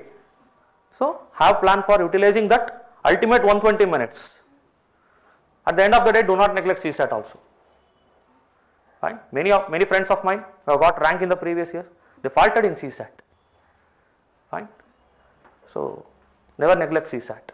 Give it the due importance. Fine. Whether you might be from engineering background or whatever, it doesn't matter. Now a lot of engineers are failing in CSAT. Why is that? Overconfidence. Fine. Don't take anything for granted in UPSC. Fine.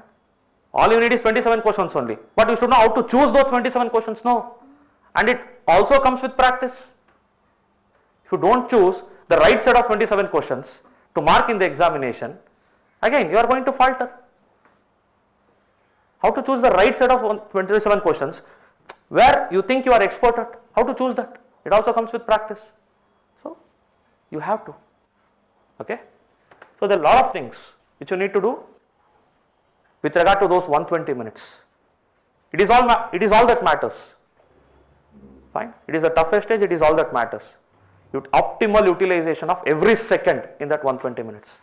So work towards it, plan towards it. Know yourself, know your weak areas. Work on improvising it. Fine. Do scientific things. I am not asking you to do the psychological or philosophical things or astronomical things. So don't do that. Do the scientific things. So your mind requires the break. It can only consistently think for 30 minutes, after which it will be tired. It will lose its ability to think effectively. You have to rejuvenate it. How to rejuvenate? Do something you like. Take a rest. Give a rest. Understood?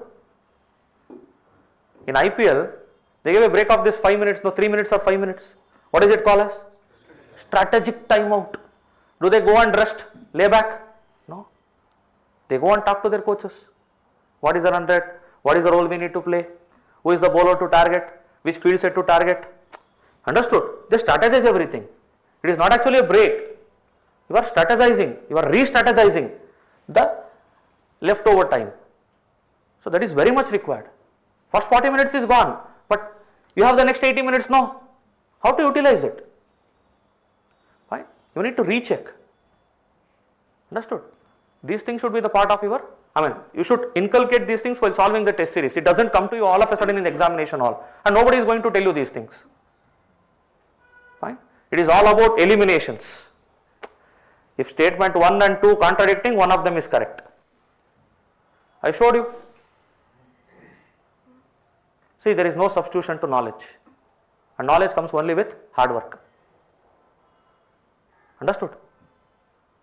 If you don't have proper knowledge, if you are not equipped with the proper knowledge, and even if you have like 100, 150 elimination tricks for 100 questions given in the prelims, not be able to crack it. Fine. Even if you crack prelims also, mains are bound to falter. Because prelims, the right answer, wrong answer, everything is in front of your eyes, only you have to just pick it. But in mains, what will you do?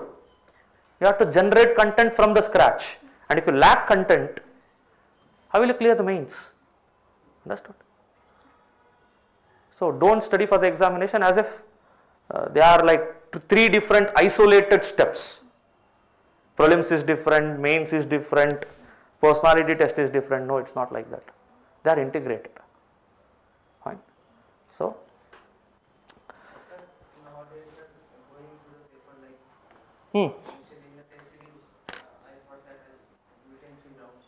But now the paper is coming to the end in the last year. What happened is in the first round only the questions were so big and options were difficult choosing, so it took around 45-50 minutes for the first round itself. Maybe more than 1 hour also.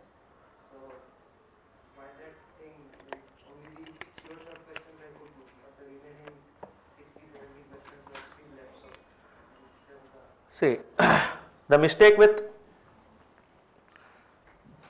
mistake is with the preparation itself. Why it is happening? Because see, the reading speed and the comprehending ability, it is coming down. Why it is coming down? Because we don't have the habit of reading the newspapers, but we depend on the notes or the material. So we don't even have the habit of like comprehending the long statements. So we are getting everything in the in the format of points. Understood? So if you find a very big sentence, we are unable to comprehend it with one reading. We need multiple readings to understand what he is trying to say. So the fault is in our preparation itself. Read newspapers. At least 1 article a day.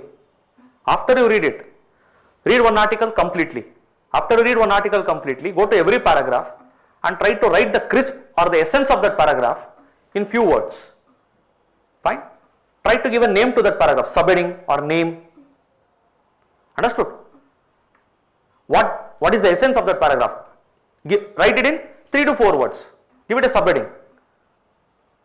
So this will help you to comprehend longer statements or sentences in a short span of time only. With one reading, you will be able to understand what is it trying to say. If you are like overly dependent on the notes or the ready-made materials, you will never hone the skill of comprehending the questions or the statements in one reading. So you have to re-strategize your own preparation itself. Okay? Read newspapers, read the base materials, not the processed food always. Fine? Processed things have a lot of limitations. See, let's say if I am given the task of compiling the monthly magazine of my institution, let's say, what I do, out of my experience, see, there is a newspaper which is commonly available to all of us. Now I am given the task of compiling the things out of this. So whatever I think is important as per my own experience, there might be some assumptions, there might be some prejudices, this might be important, this cannot be asked. Like that, I carry my own prejudices and weaknesses to the process. So whatever I think is important, I will try to bring it in. Whatever depth I think is enough, I will only go up to that. Understood? So you are basically relying on someone about whom you have no idea about. Understood? So avoid that. Over reliance on any ready-made material. Fine? So that is the basis of all the problem here. We have simplified our preparation so much so that we are cut away from our roots. What is the root? Reading newspaper, reading NCERTs, that should be done at the first place. But we don't do that. For everything we depend on ready-made materials and they have their own limitations. That's what I am trying to tell you. So read newspapers, at least 1 article a day. Try to comprehend every paragraph in that article. That's more than enough. That will help you in reading comprehension of CSAT also. That will help you in comprehending the options given in the GS paper also. Understood? And there is second thing. Why you are unable to complete the paper? Why you feel the paper is very lengthy? See, here your awareness is the key. What is your awareness? Again, it is very simple. What you know and what you don't know. What you know and what you don't know. The moment you see a question, you will be able to identify whether I know it or not. It is familiar or not. If it is not familiar, why to spend time on it?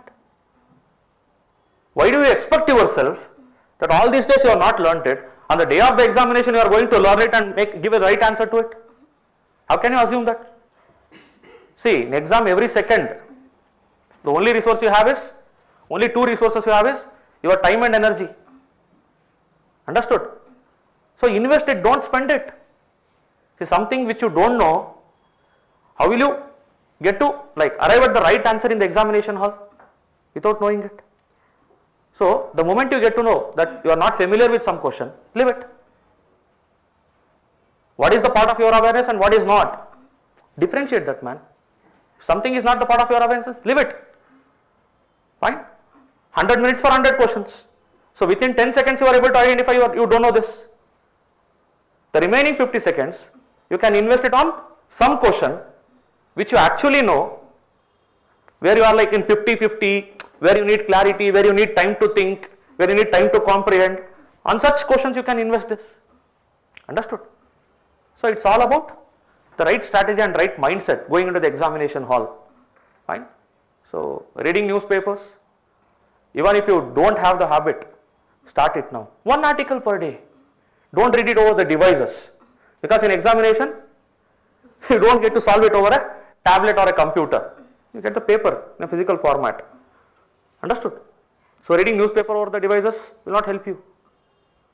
So preparing for the examination, where they give the physical copy, no, hard copy. You have to read the hard copy, you have to do it. Understood? So it's not a 1 day or 2 day process, it's a gradual process. Even after reading the newspaper for a week, you will not be able to comprehend it in one reading. It requires weeks together of efforts to reach that stage. But ultimately now it is not too late, you have over 100 days. You have over 100 days and reach that. Fine. The weakness is within us, not in the system. Do not blame UPSC that they are giving lengthy options.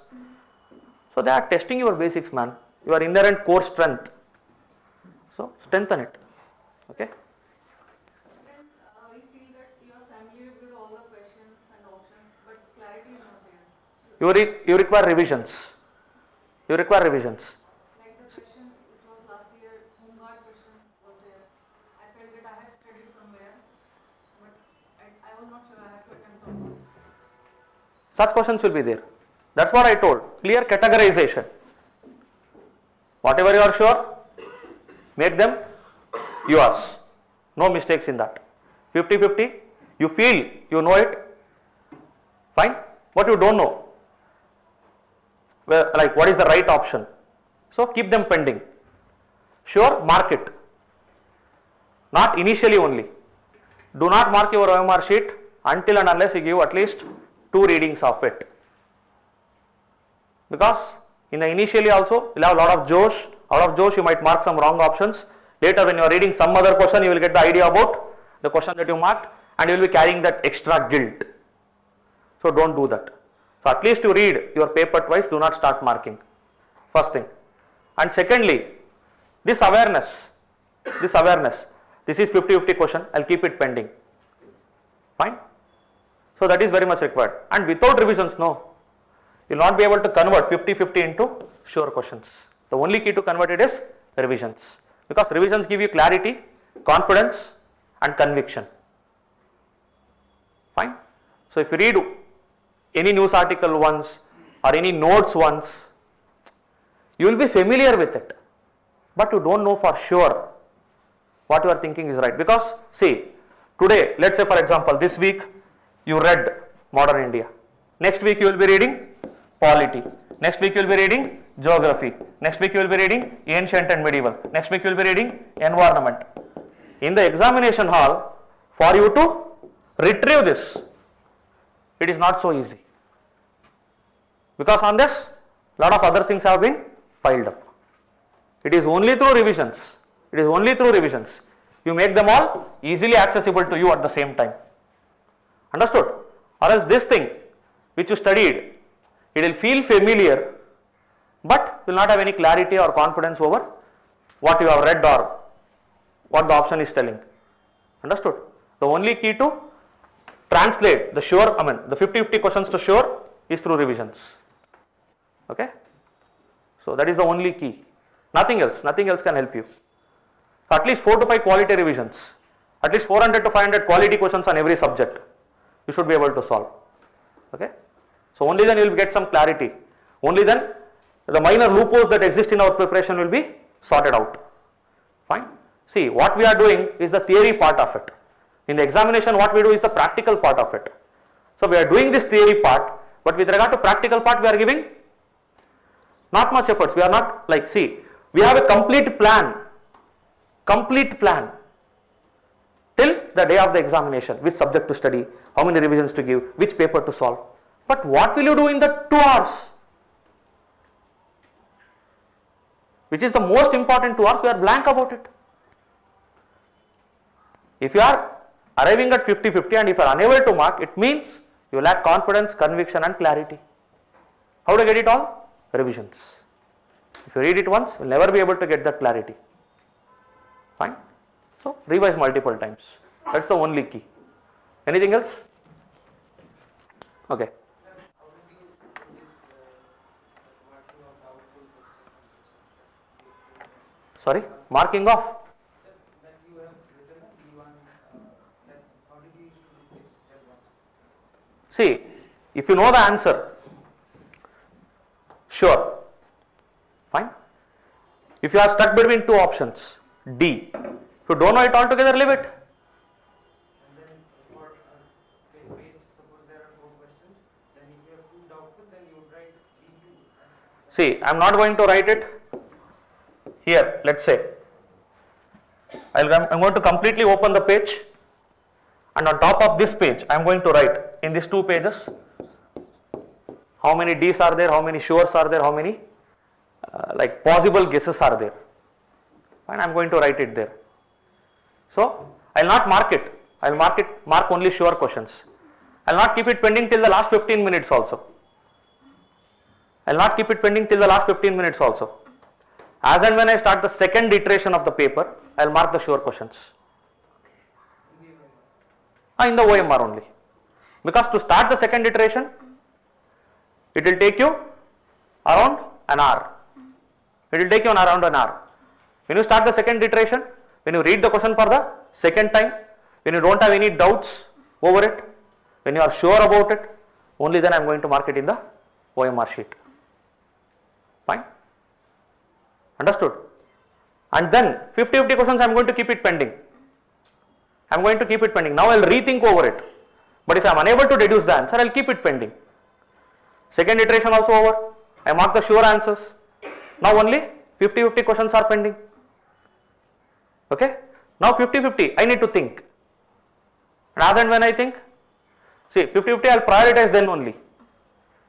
So 50-50s that I cannot mark, I won't do anything. 50-50s that I can mark, I will fold the corner of the page. I will fold the corner of the page. 50-50s that I can mark. So that I need not go through the complete paper again. So that will save me some seconds.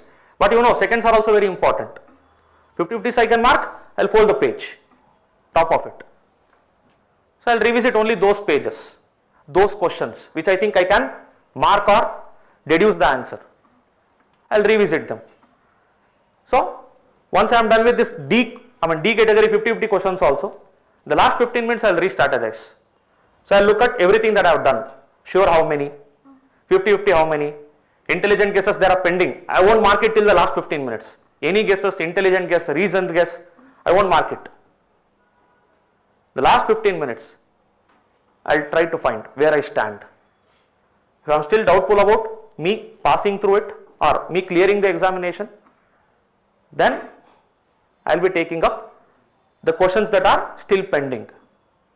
By now I have marked the paper also. I know which questions I can take up also. So I can straight away go to them. By now you already know the question. You need not read it again and again and again. You just have to apply your mind, find for some reason to eliminate the statements or apply your knowledge, and you can arrive at the answer. Fine, because the preliminary grounds is already prepared when you read it for the first 2 times. You have to just arrive at a judgment. So that is what is required. And it doesn't take like 2 or 3 minutes to answer every question then, because you already know it. And if one question is taking too much of time, see, my logic is I will not give more than 1 minute to any question, especially in the last reading. Third reading is the last reading for me. I won't give more than a minute. If I am able to mark it in seconds, I will mark it, or else I will go to the next question. I won't take any question for ego. I am a teacher of modern India. Any question of modern India I should be able to answer. Polity is my favorite subject. Any question from polity I should be able to answer. One question, this question I am not able to answer. I am going to solve it at any cost. This kind of ego, if you carry, no, that's more than enough for you to falter in that attempt. No question carries 10 marks. Every question carries only 2 marks. Remember that. And do not have the hangover of the previous question. Do not carry the hangover of the previous question to the next question. Whether you got it right or wrong, do not carry that hangover. And see, sometimes we have this, if you get, let's say, in this page, there are question number 1, 2, 3, 4, 5, 6, 7, 8. Out of these 8 questions, you got 7 right. Sure, you know it all for sure. Easy questions. Montagu-Chelmsford questions repeated, Simon Commission question repeated, August Kranti question repeated. You feel very happy. Fine. All 8 you got it right. Or all 7, like out of 8, 7 you got it right. And when you go for the next question, 9th question, by the time you reach the 9th question, no, you will feel complacent, overconfident, you will be flying, you will not be grounded. You will not even read the complete options. Let's say 9th question, Annie Besant was the founder of Theosophical Society. Annie Besant, Theosophical Society, match, gone right. Understood? Annie Besant was the first Indian woman to preside the session of INC. Yes, women preside session of INC, right. In your heart you gave her the citizenship of India. And the problem with it is, you consider it as sure answer. Because Annie Besant, you know, you are a fan of her. You consider it as sure answer. And only after you come out and recheck, no, you will realize that you committed a blunder. Something which you had in your hand, you did not only lose it, gone. Understood? These things should not happen. Minus 0.66 is fine, not 2.66. Understood? Avoid these. To avoid this, you need multiple revisions. And to have multiple revisions or to give multiple revisions, you should have better comprehending ability. And that comes with only by reading the base material, that is things like newspaper. Understood? Or else your reading speed and comprehending ability will never improve. No matter how many question papers you solve, it is not going to improve. Fine. So correct your basics. Okay. So now coming back to Quit India movement.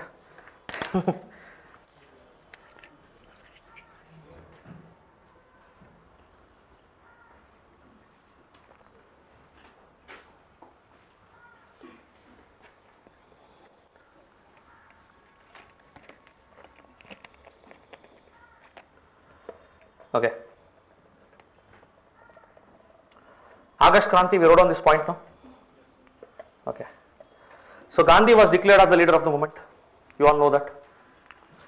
But, CWC gave complete authority to Gandhi to launch the movement and to lead it. Gandhi declared beginning of CDM and immediate end of British rule. Beginning of CDM. Nobody is going to follow any laws. Beginning of CDM and immediate end of British rule. That is when he told, quit India. And he told the masses, do or die. Do or die. And there was violence during Quit India movement. There was violence during Quit India movement. And Gandhi did not condemn it. In 1922, when there was Chauri Chaura, Gandhi what he did? Withdrew NCM. Now during Quit India movement, he did not even condemn the violence. Okay, and it was a leaderless revolt, because immediately after the launch of the movement, Gandhi and all the top leaders of INC were arrested. Fine. There was something called as Karnataka method. Organized underground struggle during Quit India movement is known as Karnataka method. Organized salt satyagraha It is Ankola method. Do not get confused. Fine. So during Quit India movement, organized underground struggle, it is known as Karnataka method.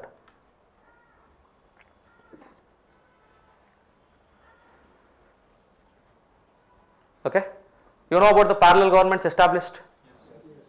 Satara, Balia, Tamluk, fine, lot of areas, Talcher, Bhagalpur, Isuru of Karnataka, lot of parallel governments were established. This is the new phenomenon during this time, fine. And you have to see one more very important feature. Gandhi did not ask the government servants to resign from the job. See, NCM, he demanded two important things. He told the government servants to resign from the job. He told the children to boycott the government schools. CDM, he told the government servants to resign from the job. But with regard to students, he told them not to boycott their educational institutions during CDM. Because Bhagat Singh was the victim of NCM. Bhagat Singh had criticized Gandhi. Because of you, I left the schooling. Later, we were not taken back to schools. We continued our education in national schools and colleges. And millions of children like me, we were faulted because of your false promises. You promised us Swaraj in 1 year. What did we get in return? Thrown out of school, lost the means of education. If Lal Lajpat Rai had not opened national school in Punjab region, probably would have been illiterate. Entire generation would have been illiterate. Gandhi was criticized. Even Motilal Nehru and C.R. Das, they criticized like Gandhi's call for boycotting the educational institution. Fine. Lal Lajpat Rai was very highly critical. Why did you involve children in this and all? So Gandhi corrected his mistake in the CDM. Gandhi told children, no need to boycott your educational institutions. But he told the government employees, resign, stop working, do not serve the empire anymore. And in 1942, you can see further improvisation. He told, do not resign, stay in service, but showcase your loyalty to the nation and INC. Do not resign, stay in service, showcase your loyalty to nation and INC. Understood? So you can see with age and experience, Gandhi also changing. NCM Chauri Chaura immediately withdrew. Quit India movement, there were armed attacks on the government establishments, post office, telegraph, railway lines. People hurled the petrol bombs and all. They destroyed. But still Gandhi did not condemn. Because now Gandhi was a changed person. What made him change? Experiences. Okay? Parallel governments, violence, spontaneous movement. Spontaneous movement. Okay? It was a CDM again. It was a CDM again. Arrest of all top leaders. Leadership by women and the second level leaders of INC. JP, Ram Manohar Lohia. They led this movement from underground. And women leadership. Aruna Asaf Ali, Usha Mehta, Sucheta Kriplani. Usha Mehta's role you know. Secret Congress Radio. She was the announcer. Secret Congress Radio. Leadership of women and the second level leaders of INC. That is very critical in success of Quit India movement. And then who opposed it? Who opposed it? Yes, Muslim League, Communist Party of India, Hindu Mahasabha. Fine. Muslim League, Communist Party of India, Hindu Mahasabha opposed it. Not only that, C. Rajagopalachari opposed the movement. A veteran Congress leader, one who is known for his closeness and proximity to Gandhi, he opposed it. C. Rajagopalachari opposed Quit India movement. Why? He felt justice is with Great Britain. And Quit India movement was creating problems for Britishers. He was pained. Deeply pained. He told, I am not going to support Quit India movement. Let Gandhi do, I am not going to support. Okay. So this exception is very important. See, Ambedkar was fighting greater battles. He did not support, but at the same time he did not oppose also. Understood? See, battle fought by Dr. B.R. Ambedkar was greater than the Indian national movement itself. We were colonized by Britishers for 200 years. We were exploited by Britishers for 200 years. But what about the exploitation of the depressed classes? More than 2,500 years of exploitation. Understood? So, he was fighting greater battles. So,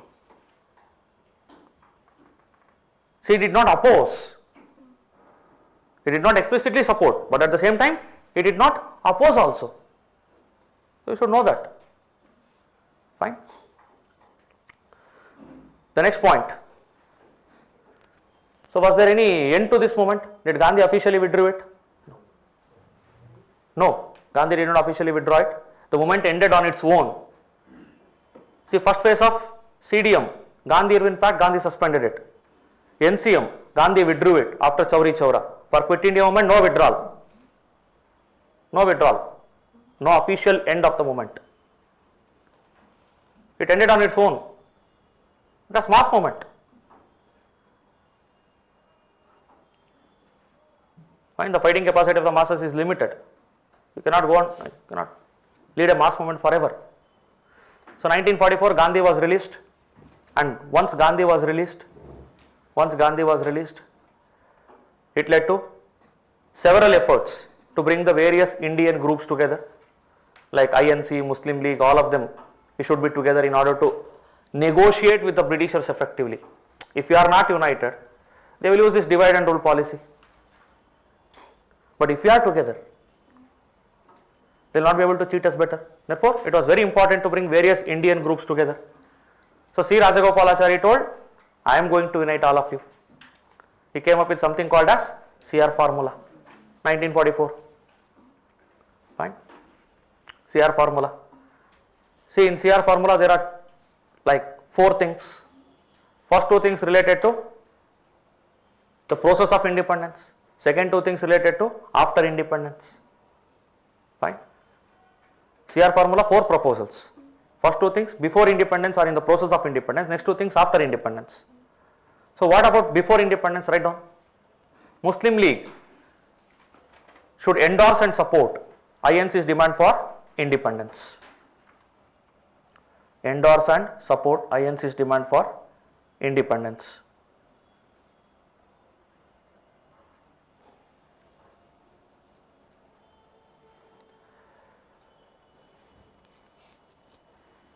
Fine.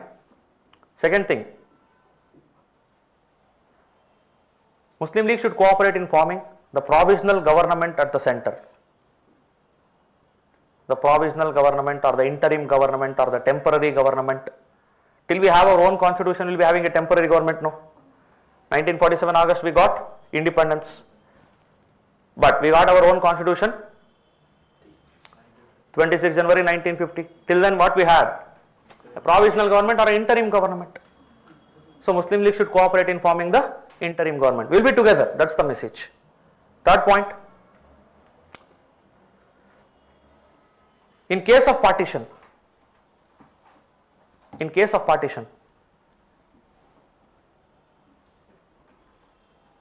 both the nations will have common center. In case of partition, both the nations will have common center with control over defense, communication and foreign affairs.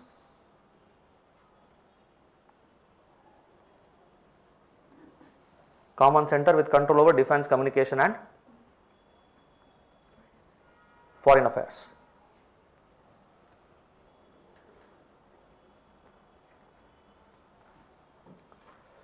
Last point, plebiscite. This is before independence only. Plebiscite. What is plebiscite? You know, it's a democratic instrument to resolve the territorial disputes. People will be allowed to vote to decide which province they want to join. Understood?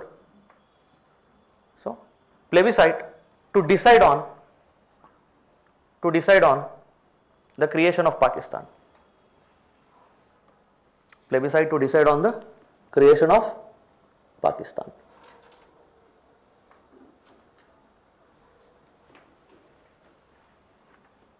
Fine. So let the people decide whether they want Pakistan or not. So before independence, two things. Let the people decide whether they want Pakistan or not. Second thing, Muslim League should cooperate with INC. After independence, we'll form a interim government and we'll have a common center in case of partition. Understood? Two things before independence, two things after independence. So now, CR told Gandhi and Jinnah should talk on the basis of these points. They should hold talks, they should hold a discussion. Gandhi Jinnah talks on the basis of these discussions.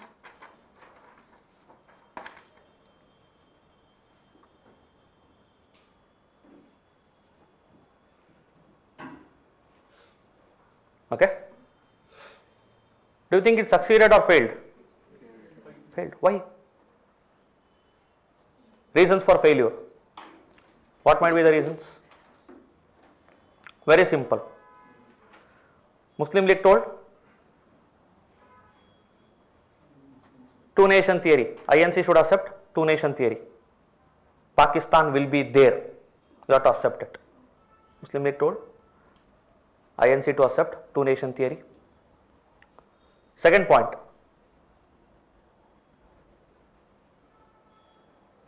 Plebiscite should be voted only by the Muslims. Plebiscite should be voted only by the Muslims. Third point. Gandhi Jinnah talks.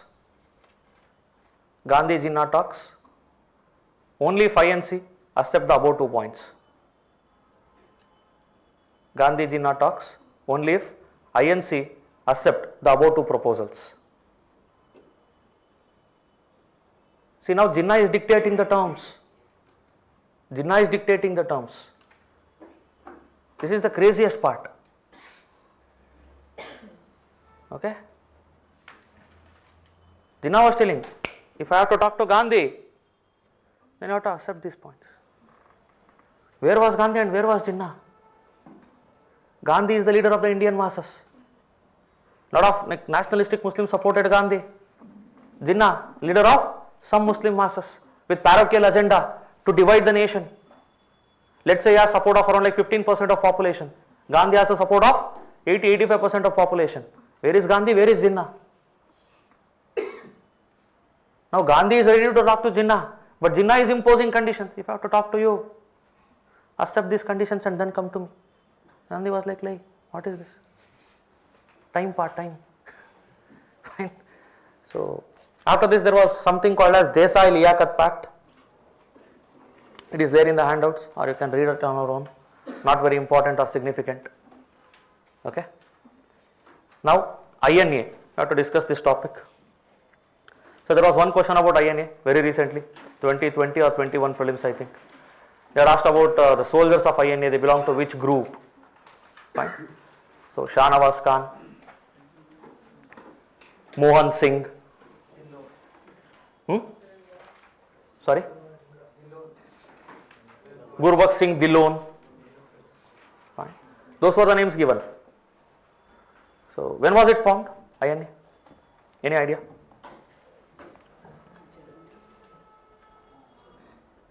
When was it formed?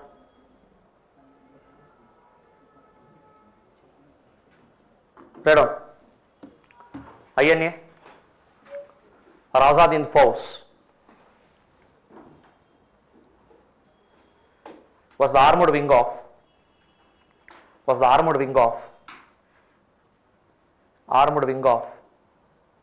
Azad Hind government. Azad Hind government established in Singapore in 1942 with the help of Japanese. Armored wing of Azad Hind government established in Singapore in 1942 with the help of Japanese. Okay. Next line. Mohan Singh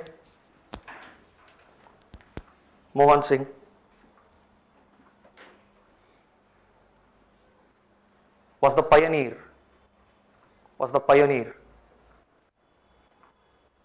in the efforts, and he was assisted by Rash Bihari Bose. Okay. So next point, Subhash Chandra Bose joined INA in 1943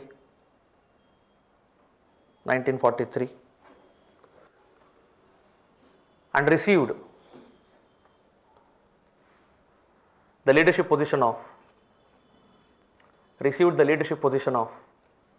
both Azad Hind government and Azad Hind Fauj. Both the Azad Hind government and Azad Hind Fauj.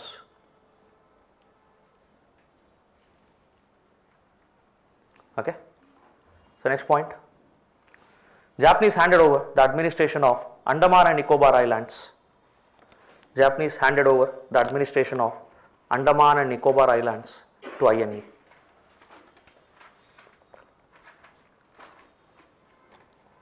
And Bose renamed them as Swaraj and Shahid Dweep. Bose renamed them as Swaraj and Shahid Dweep. So this point can be very important. Do some digging about it, because recently the central government started the process of renaming the various islands of Andaman and Nicobar over the freedom fighters. Okay. So this process is initiated, therefore this point assumes a lot of importance. Okay. So and then next point, in May 1944,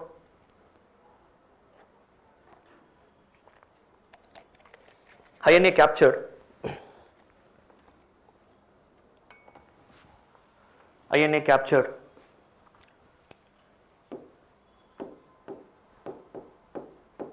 Modok near Chittagong.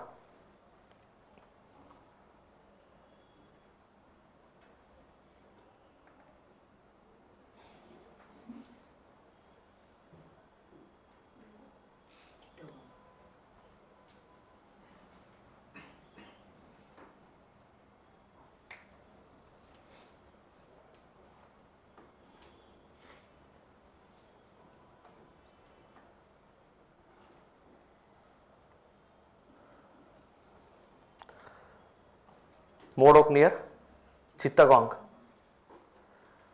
hoisting the tricolor flag for the first time in mainland India. Hoisting the tricolor flag first time in the mainland India.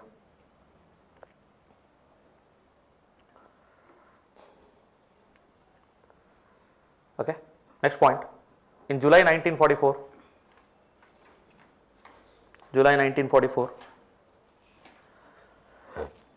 Bose addressed Indians through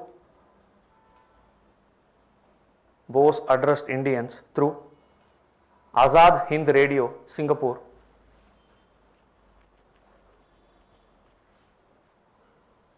Azad Hind Radio Singapore, and sought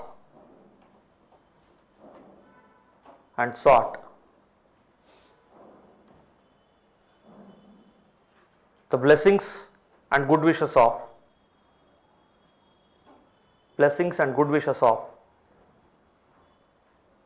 Gandhi,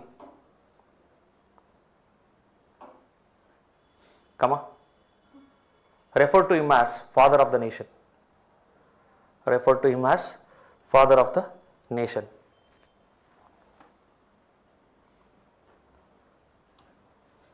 Next point, there were 4 regiments in INA.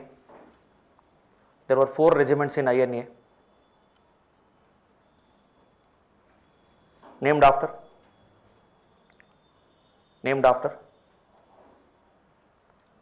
Rani Lakshmi Bai, all women regiment.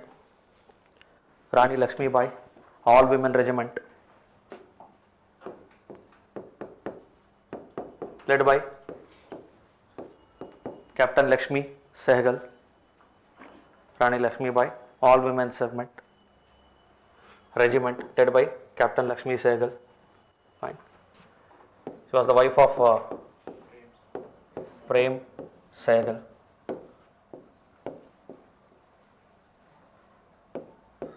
In the margin, please write down the name of the officers.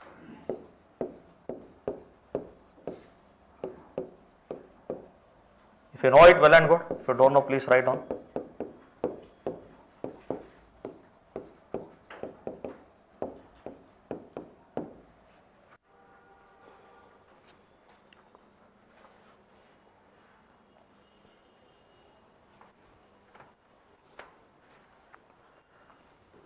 Okay, prominent officers of INA.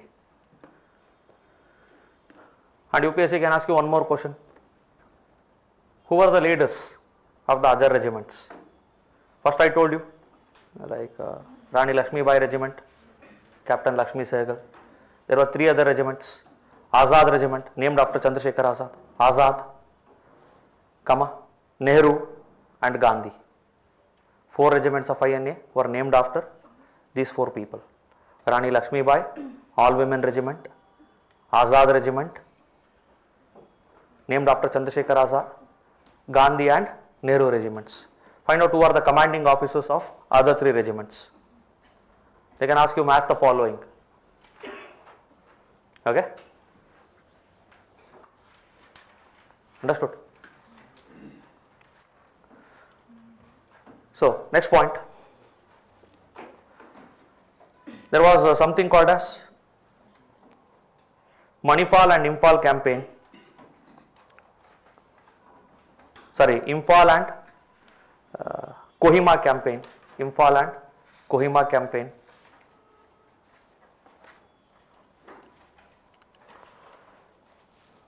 Led by Shahnawaz Khan.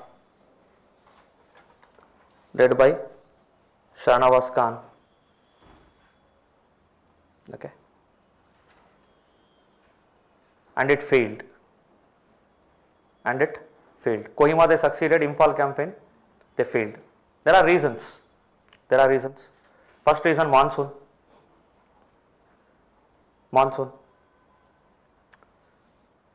Second reason, terrain of northeast. Dense forest. You cannot advance rapidly. Third reason, lack of Japanese support.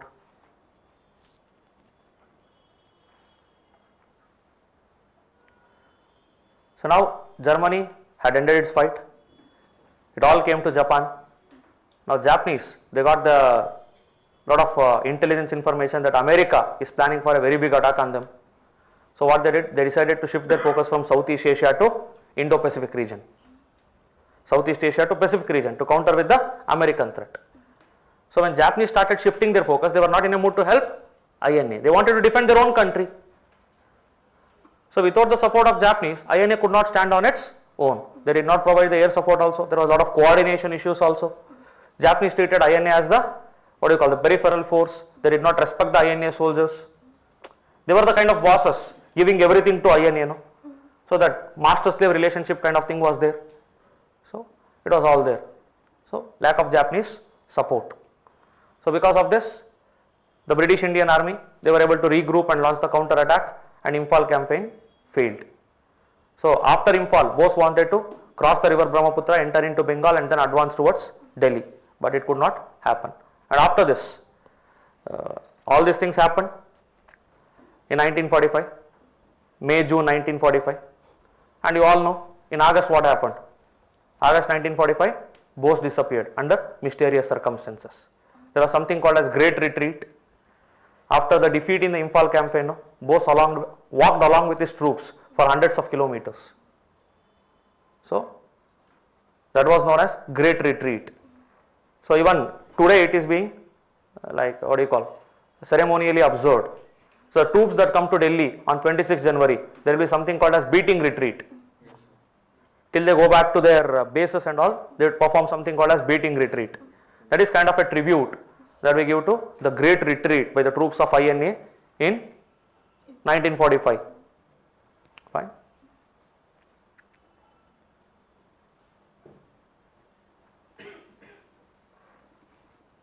Okay. So now Britishers, they wanted to teach a lesson to the soldiers of INA. Therefore, what they did? They announced public trials of INA soldiers. They announced public trials of INA soldiers. And when the INA trials started, a lot of phenomenal things happened in India. First thing, INC had opposed INA earlier. Right on, INC had opposed INA earlier. INA's invasion to India and all, they had clearly opposed. Okay. Second point, INC organized the legal defense of INA soldiers. INC organized the legal defense of INA soldiers. And the efforts were led by,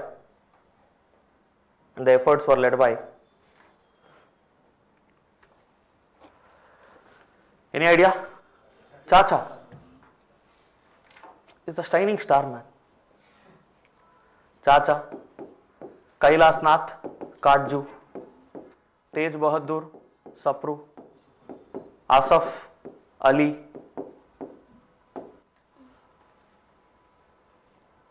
Chacha, Kailas Nath Katju, Asaf Ali, Tej Bahadur Sapru, Pulabai Desai.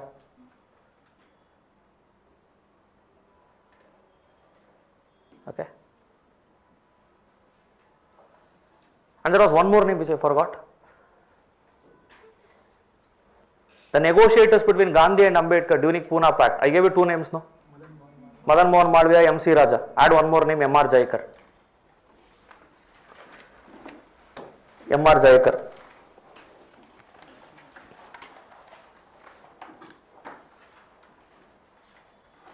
M.R. Jayakar. I told you, he was one among the few who attended all three sessions of INC. Tej Bahadur Sapru, M.R. Jayakar, Hussain Ara Begum, Jahan Ara Begum, and then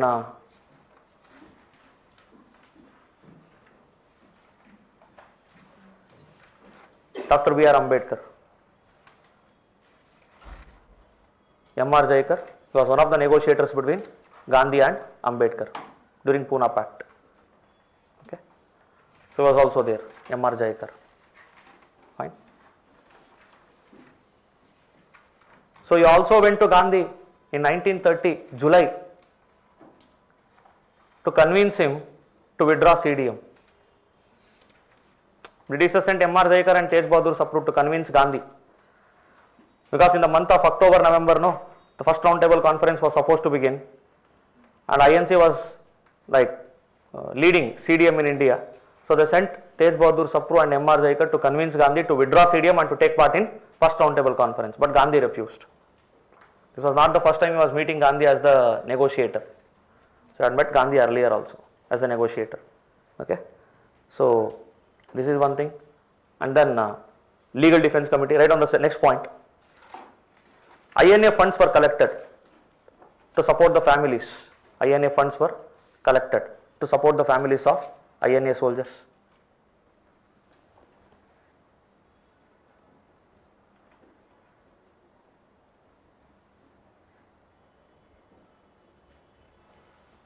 Next point, INA week was observed from 5th to 11th November.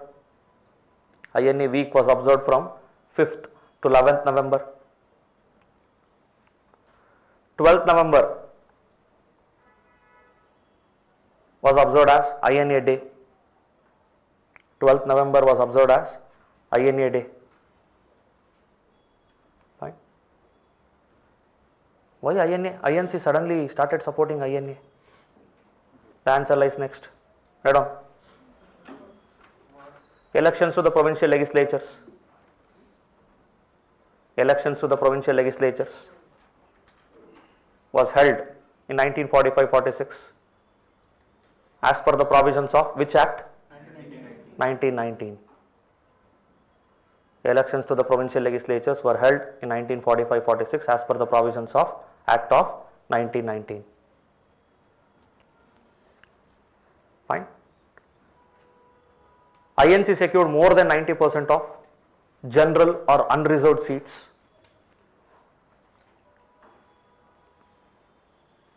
INC secured more than 90% of general or unreserved seats.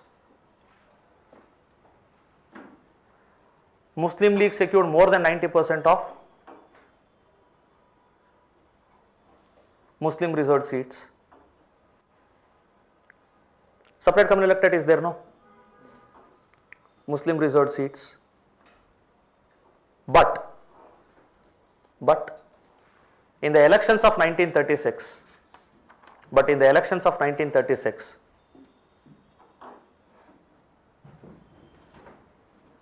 Muslim League had failed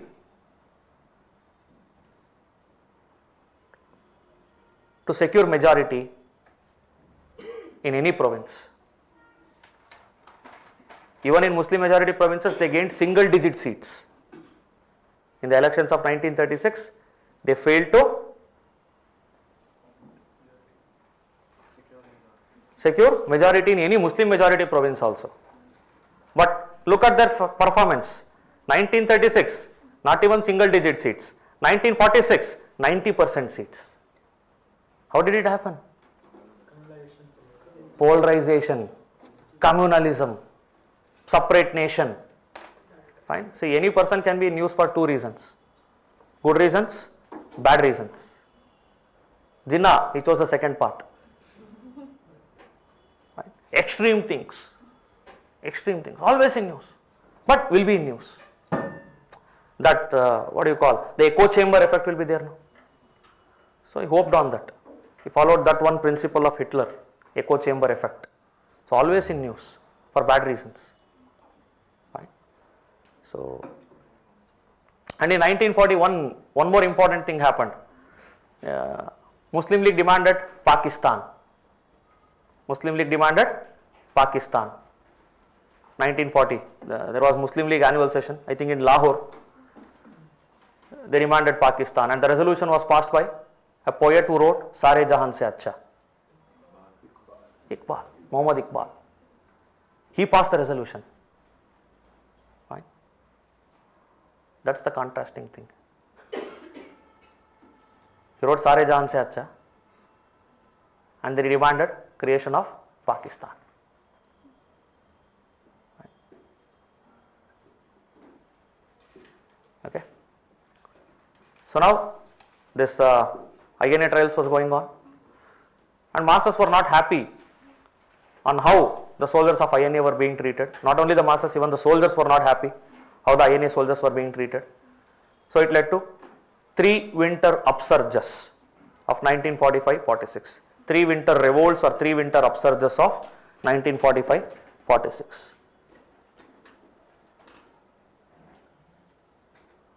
Who were present in the first, second, third roundtable conference? Hundreds of people.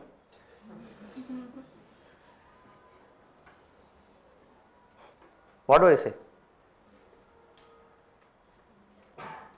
Hundreds of people were present. You can make it a PhD topic. Right? Researching about all the members they were present. Do it. But for exam, whatever I told is enough. Right? So, what was I telling? 3 winter upsurges. First one, November 1945, were the beginning of INA trials. Second one, 11th, 12th February 1946, over 7-year imprisonment sentence to INA officer Rashid Ali. Over 7-year imprisonment sentence to INA officer Rashid Ali. Fine. Put a flower bracket around these two things and write down. Mainly concentrated in Bengal region. The first 2 revolts mainly concentrated in Bengal region. Third one, Royal Indian Navy revolt, February 18th, 1946. February 18th, 1946. Okay. We're just 10 days away from that anniversary. Right. Royal Indian Navy revolt. So what was the reason for the revolt? Like again, against INA trials, against the racial abuse, less salary, forced deployments, unpalatable food, abuse by the superior officials. There were a lot of reasons. Therefore, the soldiers of the ship, the naval ship,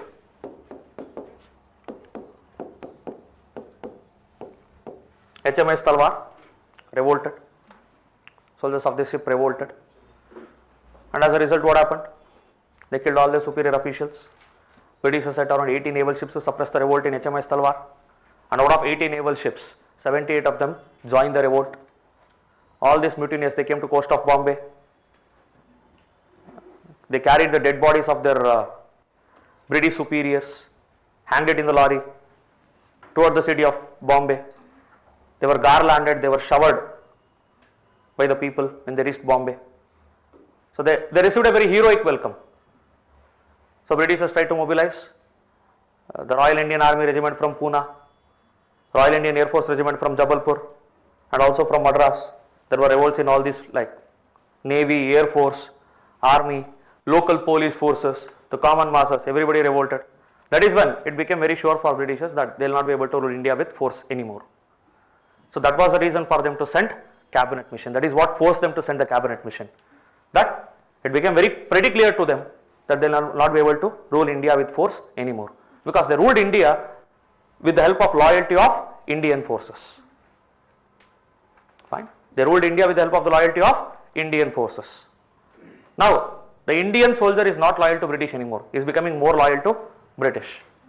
So at this point of time, they were not ready to risk anymore. They thought, okay, our days are over. There are like around 4 lakh Britishers in India. They thought it is time for us to make the safe exit from India and walk towards England. Therefore, what they did? They sent cabinet mission to negotiate the terms of their exit. So cabinet mission came to India with 2 main objectives. First thing, to form the interim government in India. Second thing, to form the Constituent Assembly of India. And thirdly, the most important point is to ensure smooth transition of power from England to India.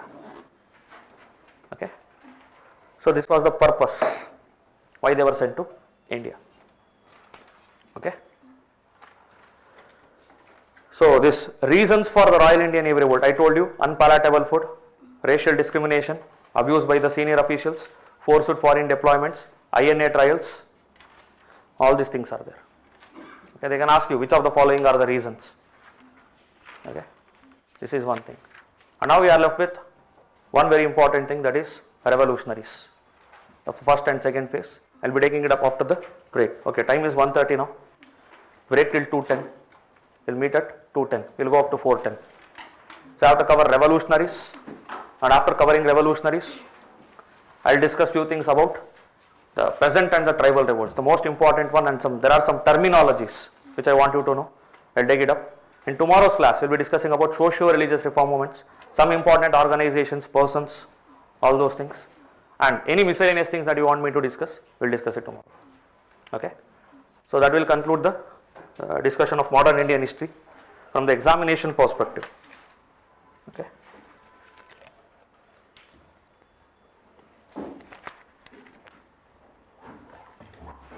Why Gandhiji did not condemn the violence?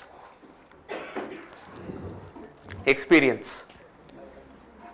Secondly, he felt masses, they did not become violent on their own. Their violence was a resultant of greater suppression by the Britishers. They were using violent methods to suppress the masses and all. Therefore, they are forcing the masses to act in a violent way. Masses per se are not becoming violent. Britishers are forcing them. So this is what Gandhi believed. Okay. Okay, fine. We'll meet at 2:10. We'll start.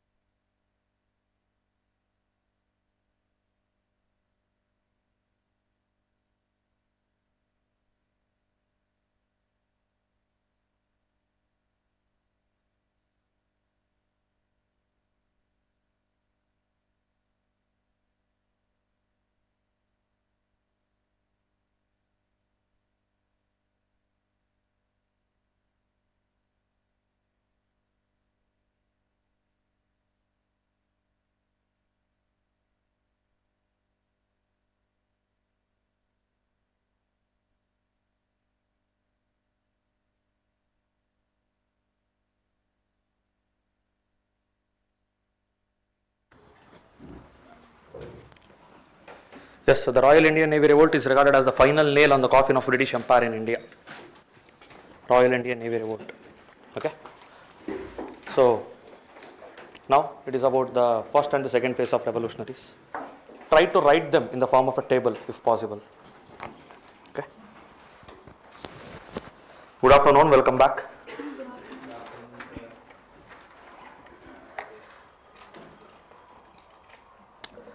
So we'll continue the session for another 2 hours. 4:15 it will go up to. Tomorrow, what will be the timing of the class? Depending on today's progress. If there is a lot of things left to be covered, we have to take from 7 or 7:30. It will go up to 11, that's all. I have flight to catch at 2, so I have to leave early. So I have to take early. Cancel your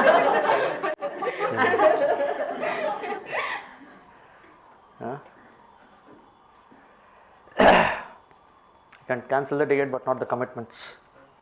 Yes, gentlemen.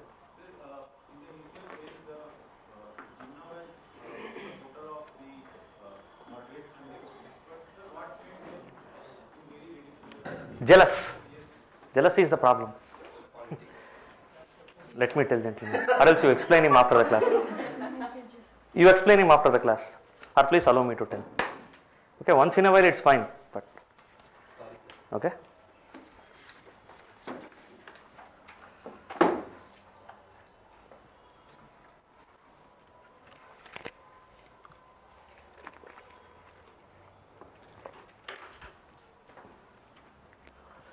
See,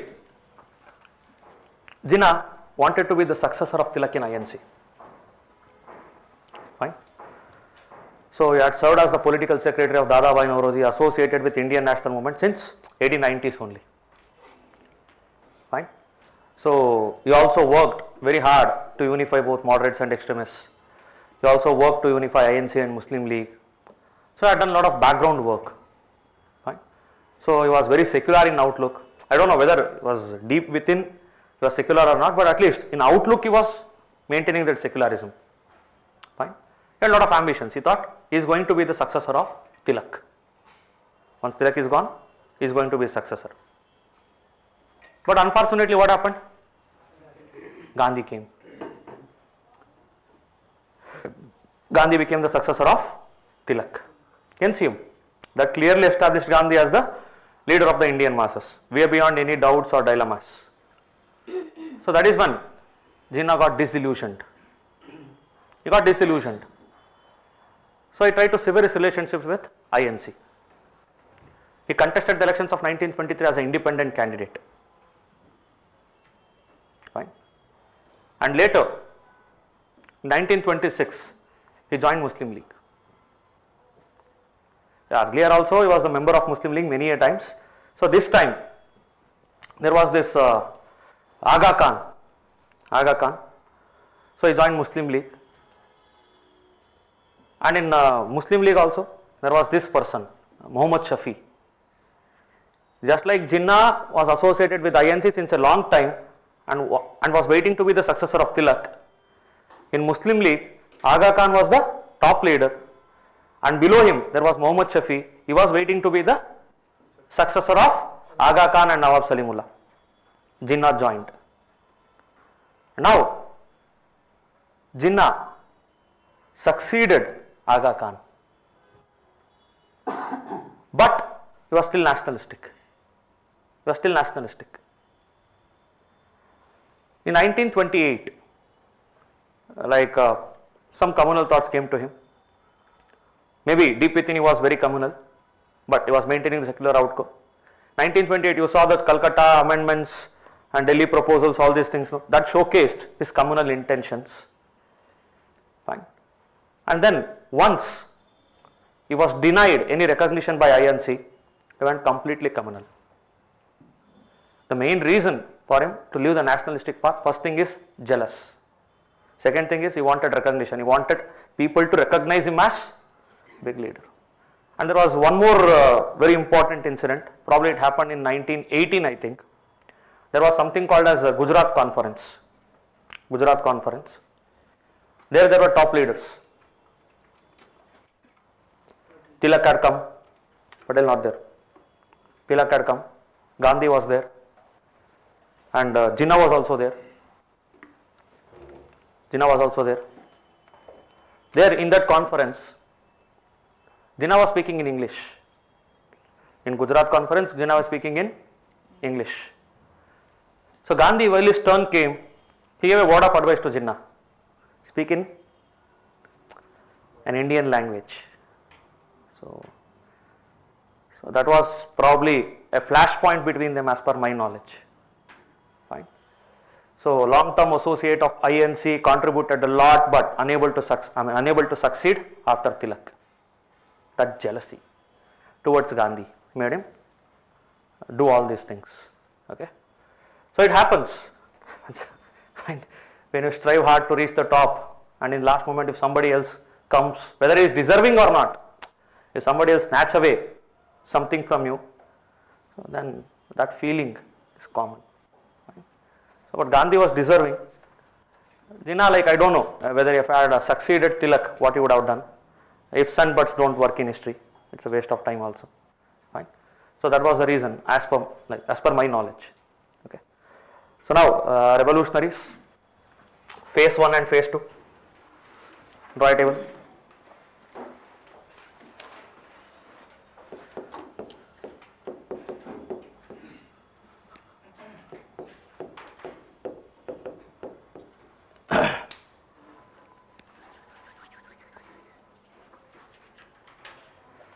Okay. See phase 1. The timeline usually ranges from 1908 to 1915. Phase 2.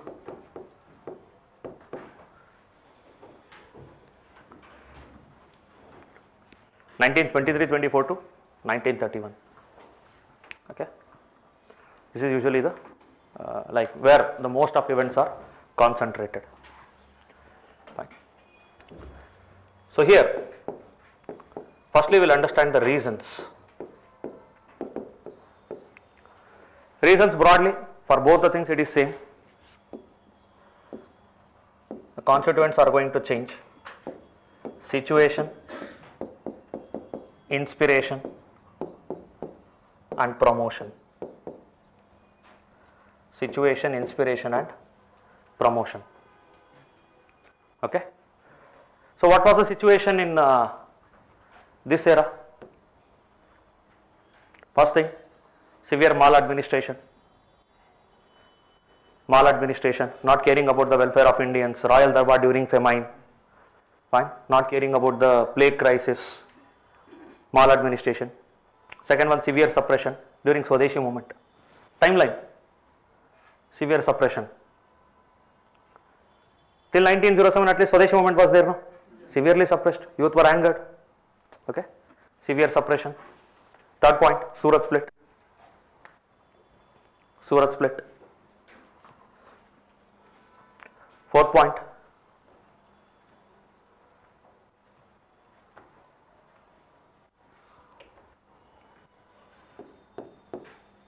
disappearance of extremists and failure of moderates.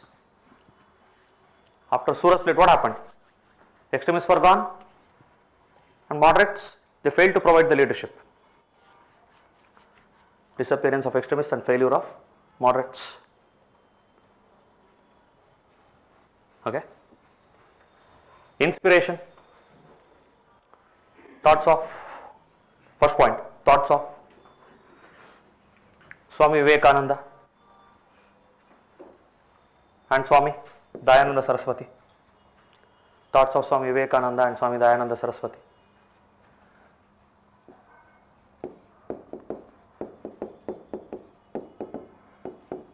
Second one, activities of revolutionary groups like Nihilists of Russia, Irish Republican Army.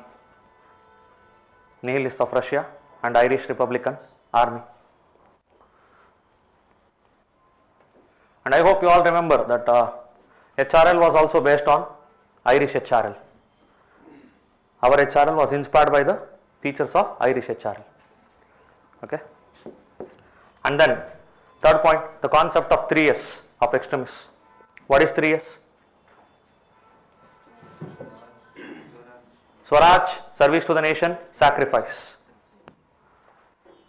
Concept of 3S. Swaraj, service to the nation and sacrifice. Okay. Promotion by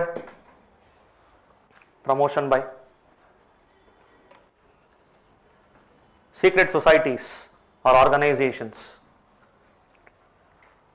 Promotion by secret societies or organizations like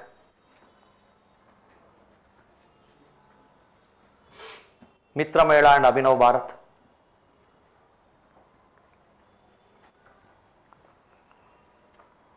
Mitra Mela and Abhinav Bharat. By whom? Savarkar and his brother Baba Rao Savarkar or Ganesh Savarkar. And there were a lot of youth like Anant Lakshman Kenhere, etc. were the part of this organization. Okay. Secondly, you can write Anushilan Samiti and Yugantar Party. Anushilan Samiti and Yugantar Party.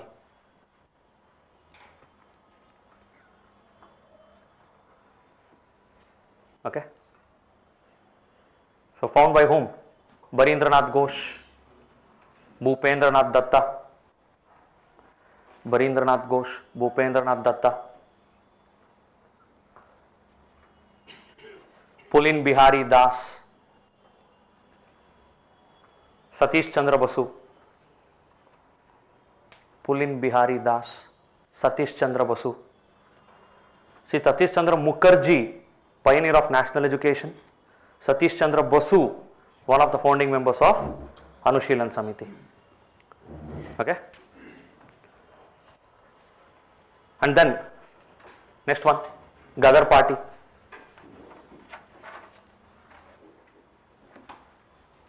Gadar Party.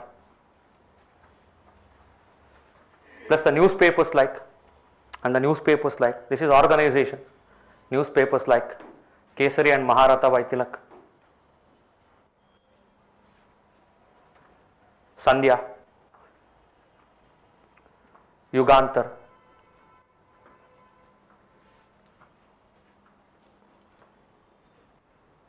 okay. They also played a very prominent role in inspiring the youth take up the revolutionary path. Okay. So now, here, when you come to the second phase, the situation, right now, what were the situational factors? See, if you learn it side by side, then it is very easy for you to remember. Okay. See, here there was severe suppression. Swadeshi movement was going on. In 1920-22, what was going on? NCM. Sudden end of NCM. Sudden end of NCM. Right on. Situation, sudden end of NCM. Swarajis versus Gandhiites. There was split in INC, no? Again, just like there was Surat split, there was again kind of a split in INC. Top leader was not there. 1908 also Tilak was arrested, top leader was not there. 1922-23, Gandhi was arrested, top leader was not there. Okay. So Swarajis versus Gandhiites. Absence of top leader Gandhi.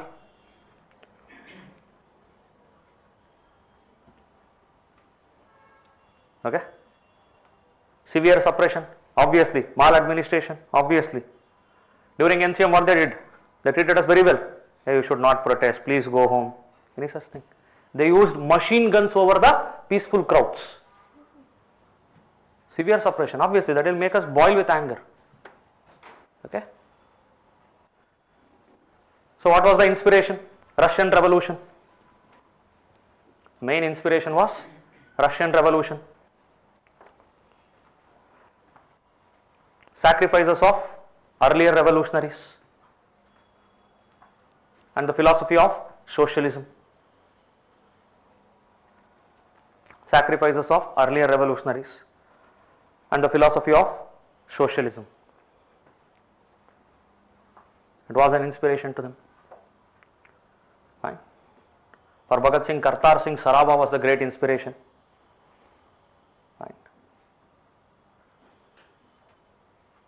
And for Udham Singh, Madan Lal Dhingra was a great inspiration.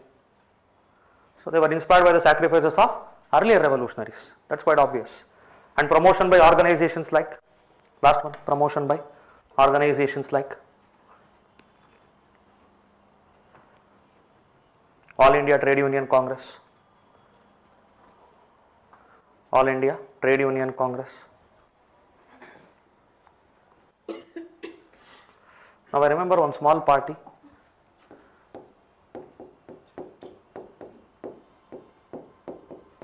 Write down, Congress Socialist Party. Pressure group within INC, party within INC. 1934. Write down somewhere else. Forgot now, just now I remember, so I am giving it. Okay. Congress Socialist Party.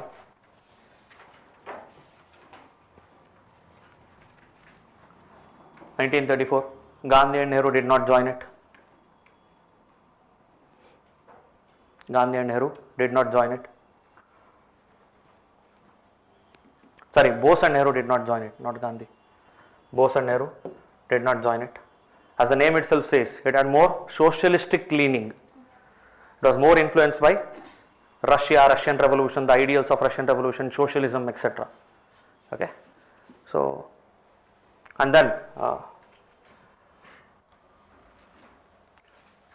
you can write, led by J.P.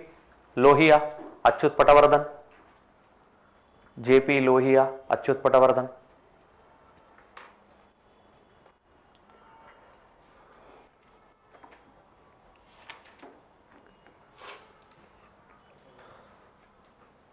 Fine.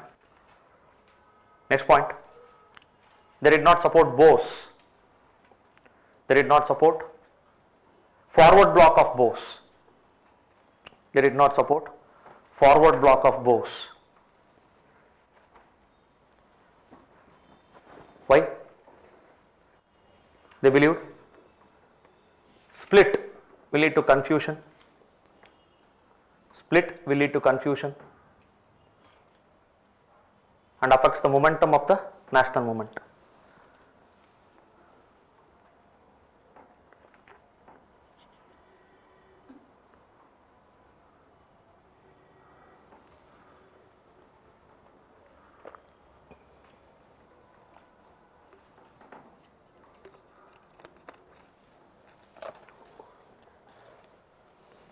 Okay. So this is about CSP. I remembered it now, so I told you. Okay. Now coming back to revolutionaries, it is promotion by the organizations. Write down, All India Trade Union Congress. All India Trade Union Congress, 1920, Diwan Chaman Lal and Lala Lajpat Rai. Next point.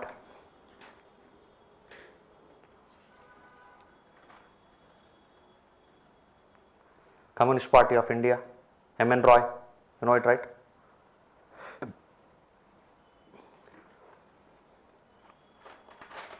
Probably the first ever handout you received was about organizations, and in that organization handout I have given about all the political parties. Swaraj Party, CSP was not there, therefore I gave it explicitly, but other parties it is mentioned there, the most prominent political parties, okay? Before and after formation of INC, both are included.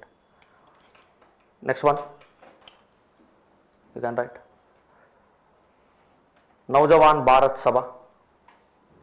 Naujawan Bharat Sabha.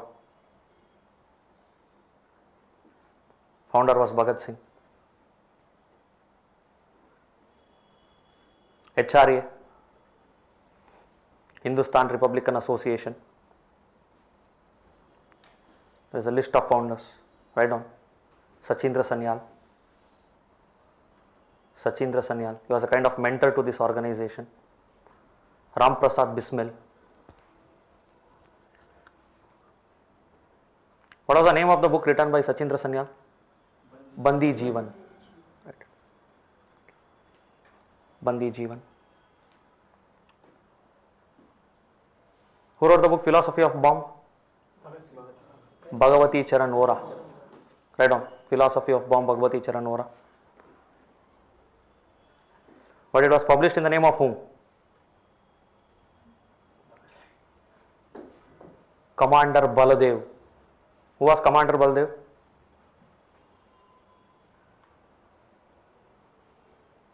Chandrasekhar Azad.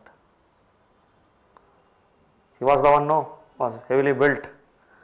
So it was published in the name of Chandrasekhar Azad. Okay, Philosophy of Bomb, Bhagavati Charan Vora. Okay.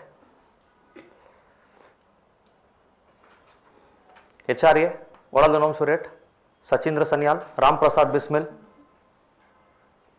Ashfaqullah Khan, ASH, FAQ, ASH, FAQ, ULLAH, Ashfaqullah Khan, Rajendra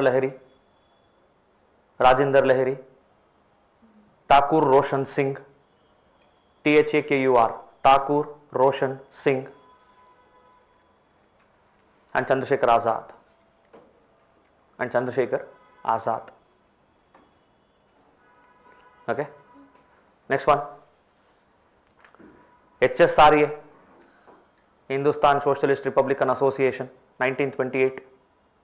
HRA 1924. HSRA 1928. Chandrasekhar Azad and Bhagat Singh. Chandrasekhar Azad and Bhagat Singh. See, HRA became HSRA. That's all. But all members were not there. They were all hanged. Sachindra Sanyal was given lifetime imprisonment. There is one more member called as Sachindra Bakshi. He was also given. He was also sent to Kalapani. All other members were hanged except for Azad. Among the founders, no. Except for Sachindra Sanyal and Chandrasekhar Azad, all were hanged. Chandrasekhar Azad escaped, and Sachindra Sanyal was sent to Kalapani. Okay. So only survivor was Azad, and along with Bhagat Singh, they established HSRA 1928. Okay. So next organization, write down Indian Republican Army. Indian Republican Army.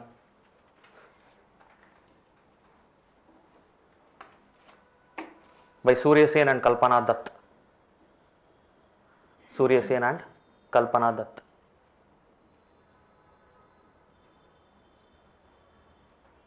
Okay. So these are, write down one more organization, Chatri Sangha. Chatri Sangha. CHATRI. Chatri Sangha. Okay. A women revolutionary organization established by Kamala Das Gupta. Established by Kamala Das Gupta. A women revolutionary organization established by Kamala Das Gupta.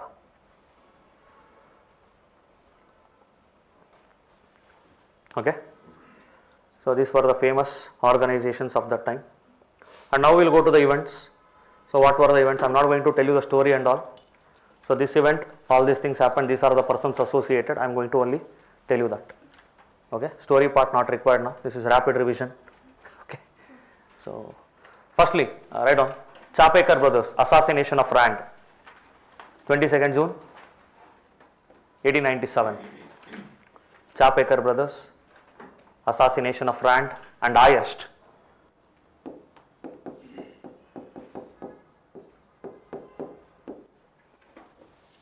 Rand and IAS.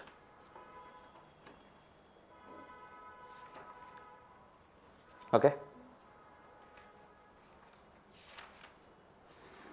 22nd June 1897. Reason: maladministration, apathy, and inhuman methods. Inhuman methods.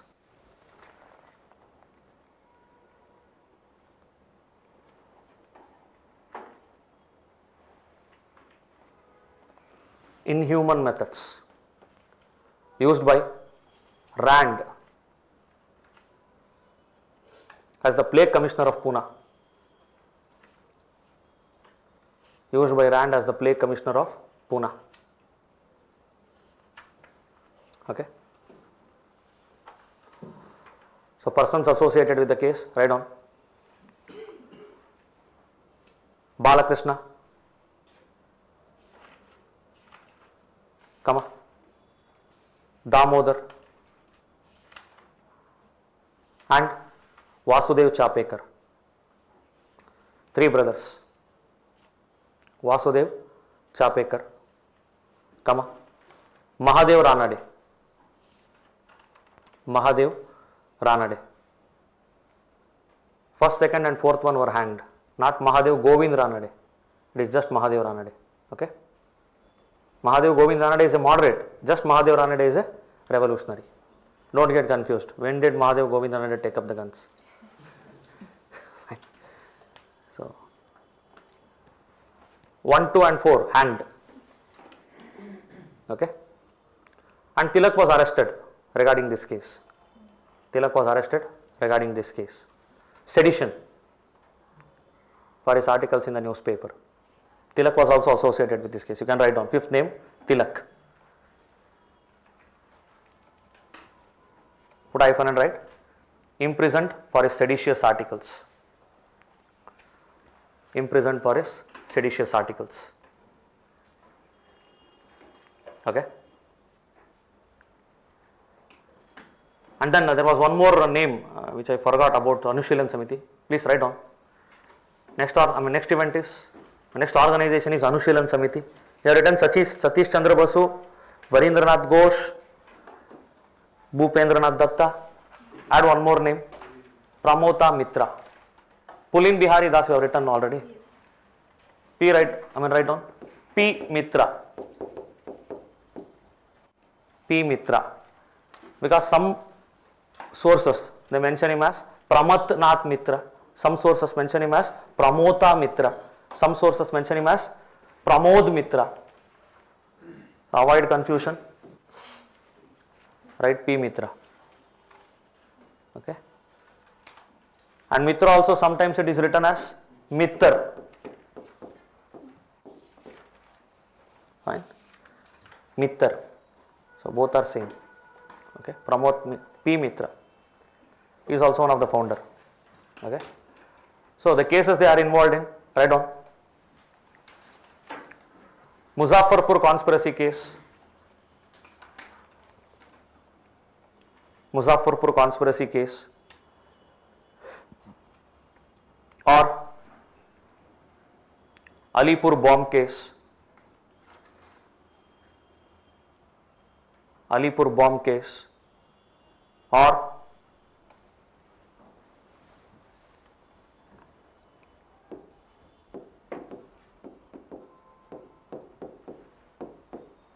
Maniktala conspiracy case.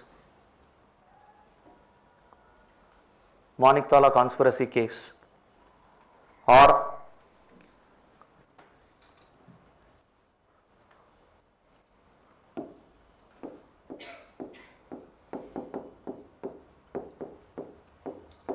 Murari Pukur conspiracy case. Murari Pukur conspiracy case.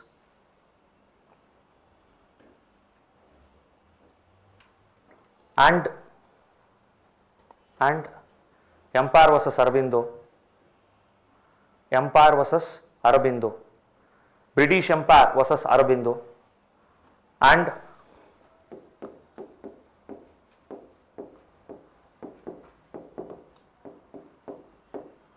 Howrah-Sipur conspiracy case. Howrah-Sipur conspiracy case. Fine.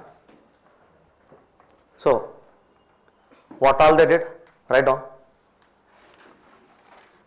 Attempt on Judge Kingsford. Attempt on Judge Kingsford.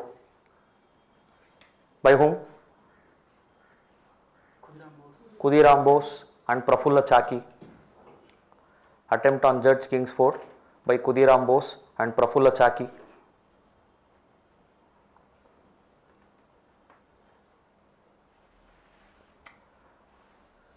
Next one. Assassination of public prosecutor Ashutosh Bishwas. Assassination of public prosecutor Ashutosh Bishwas. Next one, assassination of police officer Nandalal Banerjee.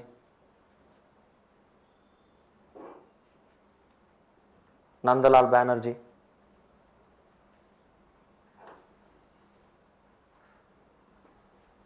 Okay. Assassination of, attempts of assassination on Police Commissioner of Calcutta.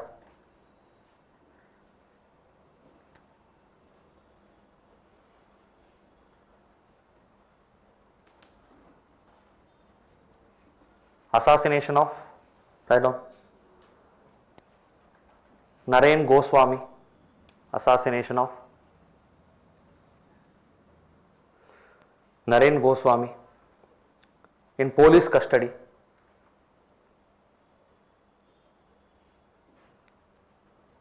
By Kanhaiyalal Datta and Satyendranath Bose.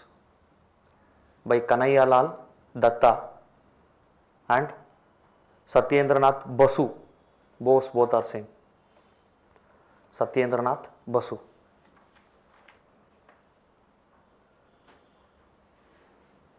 Okay. So this is what we call as let me tell you very briefly. There was a very bad judge, Kingsford. They wanted to teach him a lesson. So they sent Praful Chake and Khudiram Bose to assassinate him. Both were, Praful Chake was about to be arrested. So in order to evade the arrest, he shot himself. So there was a police officer called as Nandalal Banerjee was responsible for that. Therefore they killed Nandalal Banerjee. And Khudiram Bose was arrested, he was taken to court. And in the court, an Indian public prosecutor argued against him and demanded the capital punishment for Khudiram Bose. So that public prosecutor was Ashutosh Bishwas, he was killed. And next, one of the members of their own organization, Narendranath Goswami, became the approver to the Britishers. Therefore, he was killed in the police custody itself. And there was Police Commissioner of Calcutta who was targeting the revolutionary organization, this Yugantar Ashram and Anushilan Samiti. So they shot at him also, but he luckily escaped. He survived and he went away. Fine. So he was not killed. And there was one more thing called as Howrah-Shibpur conspiracy. Write down. Howrah-Shibpur conspiracy.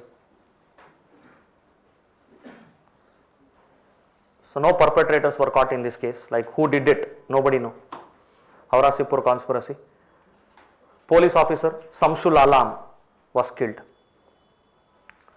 Police officer Samshul Alam, ALAM, was killed. Okay. So there were members associated with the organization. Please write down. Baga Jatin,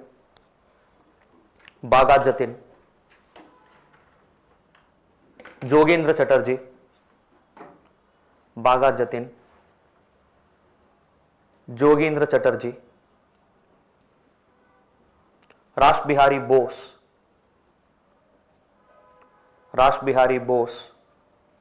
Sachindra Sanyal,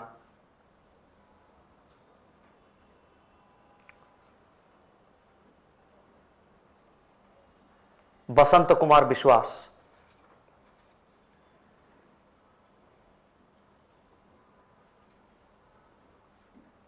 fine. So these names are enough. Using that, you can deduce any question that can manage. You'll be able to manage. They'll not go deeper than that. There is a lot of other members like Hanumantlal Sahai, Amir Chand, lot of other members, but they were in the supporting roles. They were the main people who are into action, whatever you wrote down. Okay. Bose. Ghosh is a moderate. Bose is a revolutionary.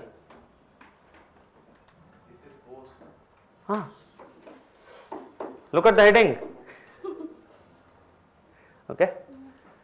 It's revolutionaries. Moderate cannot come here. Okay. So, next one. Nasik conspiracy case. 1909. Sorry. Give me a second. I'll recollect the thought. Okay.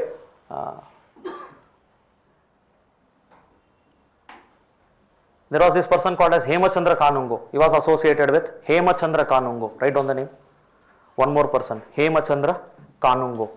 Kanungo. Hemachandra Kanungo. So he was associated with that Maniktala bomb conspiracy. You wrote down, no? So this person had set up a bomb factory in Maniktala. Right? Bomb factory. This person is known to have been innovated various types of bombs. He learned from Europeans. So he sent a book bomb to Kingsford. To look, it is a book. Open it, gone. He sent a book bomb to Judge Kingsford. But Kingsford probably has lost the habit of reading. He did not open that book. Therefore, he survived. Therefore, they sent Khudiram Bose and Praful Chaki to assassinate him. If his plan has worked now, Kingsford would have been gone. But Kingsford survived. He did not die. He survived. He went back to England. Hemachandra Kanungo. He had set up a bomb factory in this Maniktala area in the outskirts of Calcutta.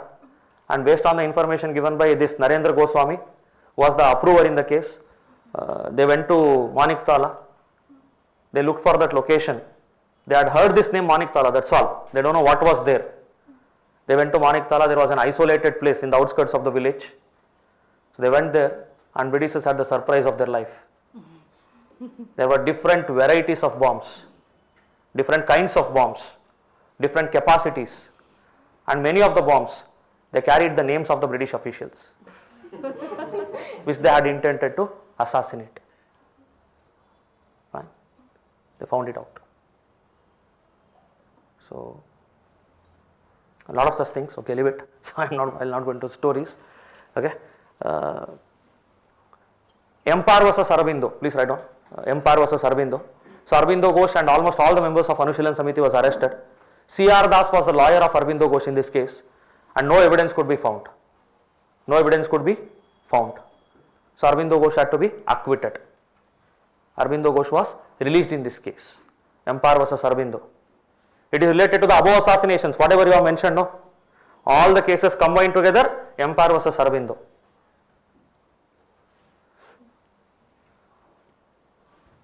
Empire versus Aurobindo. Okay. Now there was one person, this police officer, Samsul Alam. He did not believe. There was nothing to establish the links between Aurobindo and all these assassinations. So he started collecting the evidence. Samsul Alam, he was the police inspector of this Howrah. He collected evidence, and he was about to prove that Aurobindo Ghosh is behind all these assassinations. But unfortunately, he was also killed. And nobody ever took up that case again. Nobody reopened that case again, because all those people associated with that case were killed. Ashutosh Bishwas, the police commissioner of Calcutta, and approvers in that case, even this police officer, Nandalal Banerjee, this Samsul Alam, everyone associated with that case were killed. So nobody had the courage to reopen that case again, because if you reopen, death is certain. Right? It was a very dangerous organization, Yugantar group. So Yugantar group was a group within the group. Anushilan Samiti was a very big parent group. Anushilan Samiti was nothing but gym, bodybuilders organization. So within Anushilan Samiti there was this Yugantar group, and within Yugantar group there was Bhavani Mandir. And in Bhavani Mandir a saint used to sit and give orders. Nobody has seen that saint except for 4 or 5 people. Nobody knew who that saint was who was giving orders. Everybody knew that there was one saint or one person who is the leader of this organization. So these 4 people who took the orders from saint, they used to go and implement it. They used to tell it to other members. Other members, like these 4 or 5 people were Barendranath Ghosh, Bhupendranath Datta. They were the prominent people. They used to go and deliver the orders. Nobody knew who was that saint who gave the orders. It was Aurobindo Ghosh. He was an extremist in the daytime and revolutionary at the night time. You wrote on that name, no? Murari Fukur conspiracy case. Bhavani Mandir was there in this street, Murari Fukur street. That is the reason. Like Aurobindo Ghosh's home was also in that street. So that is the reason this case had another name called as Murari Fukur conspiracy case. Okay. So a lot of such things are there about revolutionaries. Right. You don't get to read it, that's all. Unfortunately, filled with Chacha, Gandhi, can't help. Okay. So the next event, Nasik conspiracy case, assassination of District Magistrate Jackson. Assassination of District Magistrate Jackson by Anant Lakshman Kanhere. By Anant Lakshman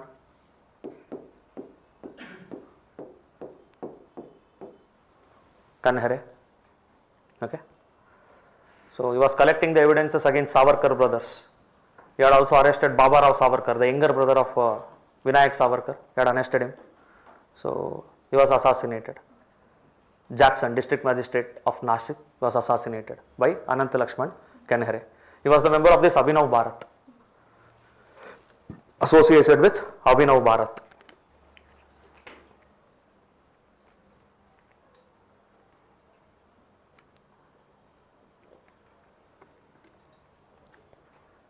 Fine.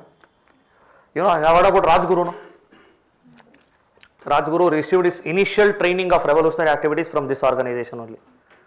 Some remaining members of Abhinav Bharat influenced Rajguru. Fine. So it was there. And then the next event, right on, Delhi conspiracy case. Delhi conspiracy case.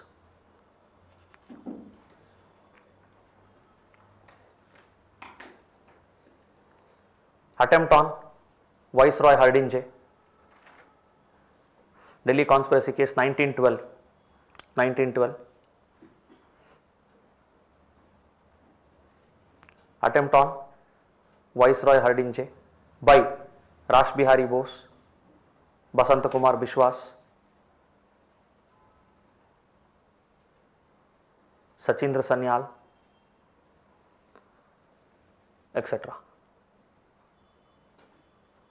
Okay.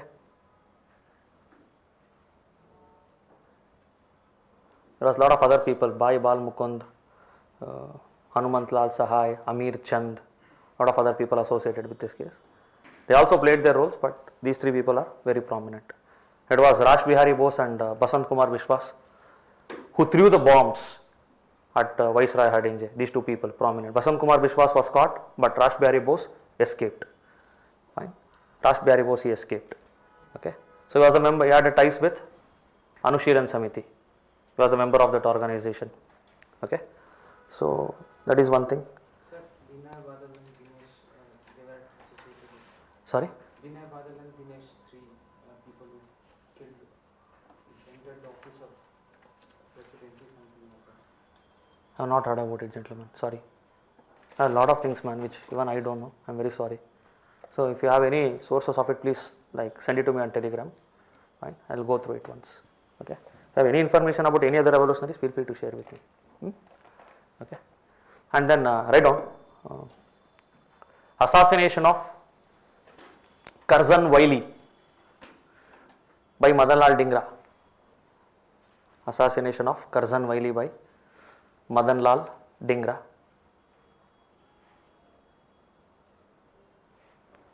Curzon Wiley by Madanlal Dhingra at London. Member of India House. Member of India House, which was founded by Shyamji Krishna Verma. Shyamji Krishna Verma. He was not a revolutionary. Okay. Savarkar made it he made it radicalized. India House was a normal place where all Indian students used to meet, discuss everything. Savarkar went there, based on the recommendation of Tilak, he spoiled everything. When spoiled everything means he revolutionized everything. So he started inviting the revolutionaries from different parts of the world. Like Lenin also came to India House. A lot of Indian revolutionaries went to India House. They gave the fiery speeches to the students there. Savarkar radicalized everything, like he revolutionized it.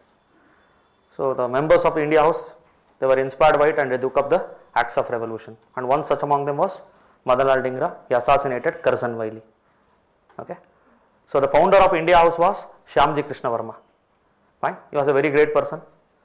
He was a Sanskrit scholar in Sanskrit. He was traveling throughout the Europe, enlightening the people of Europe about the greatness of Indian culture, literature, all those things.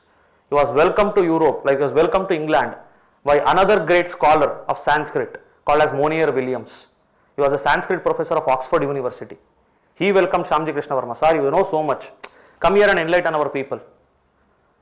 So Monier Williams welcomed him. He went, settled down there, was giving speeches throughout. So he established this India House as a discussion forum for Indian students from England to come and discuss about India, about the political situation, economic situation and all. It was a discussion forum.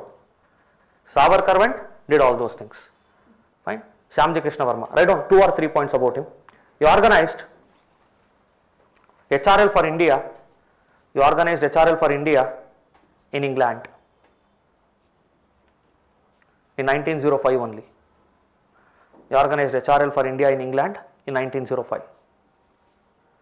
He published journal Indian Sociologist. He published the journal Indian Sociologist. Fine. So next thing, write down. They can ask you the match the following and all. So revolutionaries in France, Indian revolutionaries in France. You all know about Madame Kama, right? Madame Kama. Fine. She once upon a time she worked as a political secretary of Dadabhai Naoroji when he was the MP. She was also associated with Dadabhai Naoroji, Madame Kama. Later she took up the revolutionary path. She prepared the flag for India. She addressed various international conferences representing Indian case. She was a fiery fighter against the concept of colonialism. And there was one more person, write down. Rana something I gave now. Okay. Just write down Rana. I will tell you the full name by the end of the class. Okay. They were the revolutionaries in France. France, Rana. So some prefix is there. I am not able to recollect it. Okay. And Germany. Virendranath Chattopadhyaya. Virendranath Chattopadhyaya.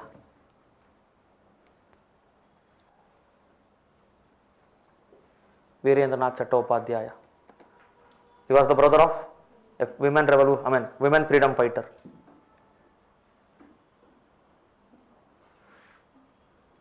Any idea? Yes, Sarojini Naidu. He was the brother of Sarojini Naidu. Right? And I had to tell you this point. Right on. Kamala Devi Chattopadhyaya. Kamala Devi Chattopadhyaya.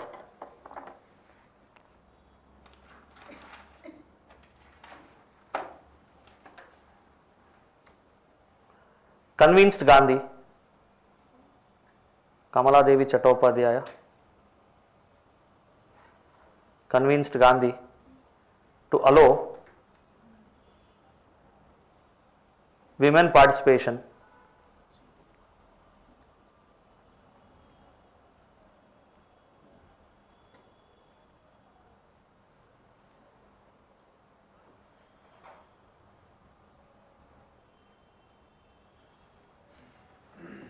in CDM, to allow women's participation in CDM.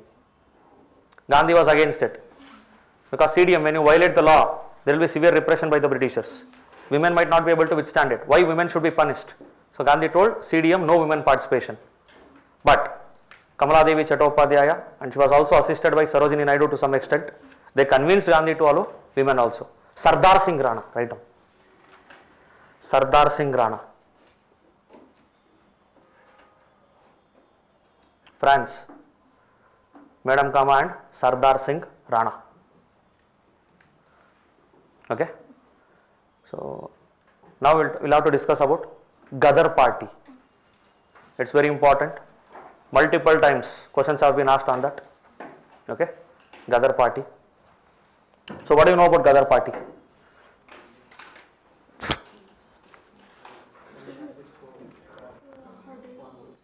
We will discuss it in detail. Okay. It is very important, therefore. Fine. So let me give you a series of details, series of things with regard to Gadar movement. Gadar movement, series of names with regard to Gadar movement, series of incidents. So write them down. I'm not going in detail about these things. I'll be just giving you the names. Understood? So firstly, G.D. Kumar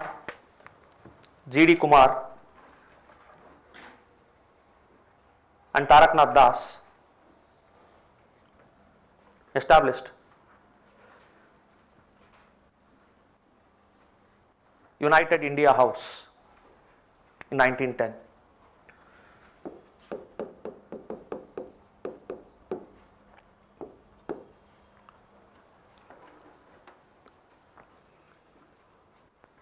Fine. So you have to know the genesis of this movement, why it started. It all started because of, first thing, write down, reasons. Why Gadar movement started. Put it in a box and write down. Put it in a box and write down. First point, let it be the same. Now put a box and write down reasons. First thing, discrimination against Indians. Discrimination against Indians.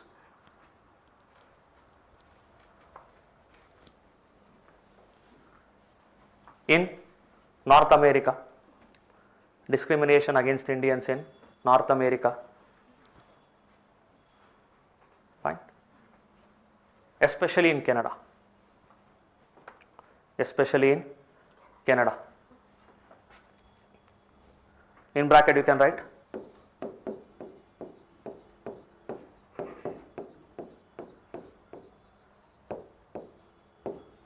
Continuous Passage Act. Continuous Passage Act.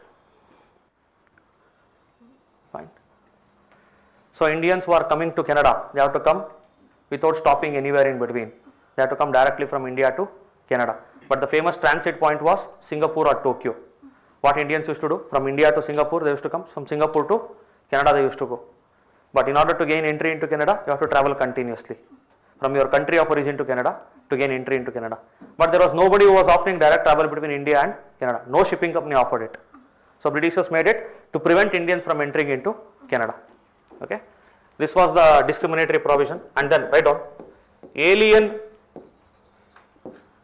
Land Law of USA. Alien Land Law of USA. Fine. Indians not allowed to own any land in USA. Okay. It started up because of these reasons, and coupled with it severe discrimination, humiliation and exploitation of Indians. Severe discrimination, humiliation and exploitation of Indians in various parts of British Empire.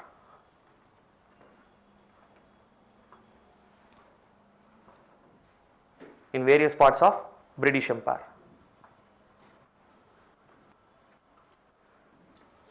Next one, failure of moderate methods. Failure of moderate methods.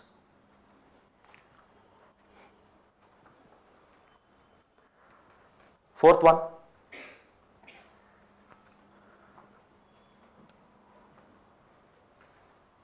forced recruitment of Sikh youth.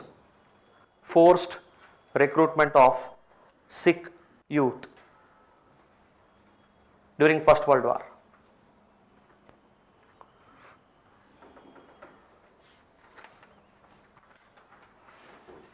Fine.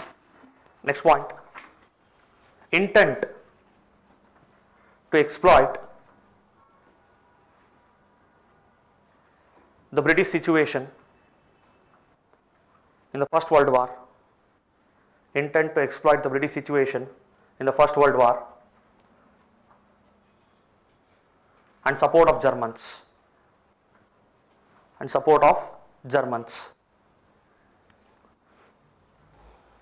Okay. Next point, attempt to correct the historical mistake of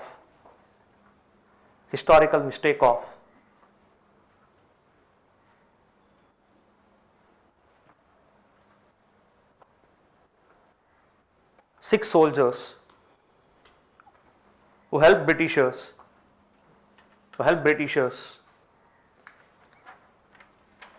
in recapturing Delhi and suppressing the revolt of 1857.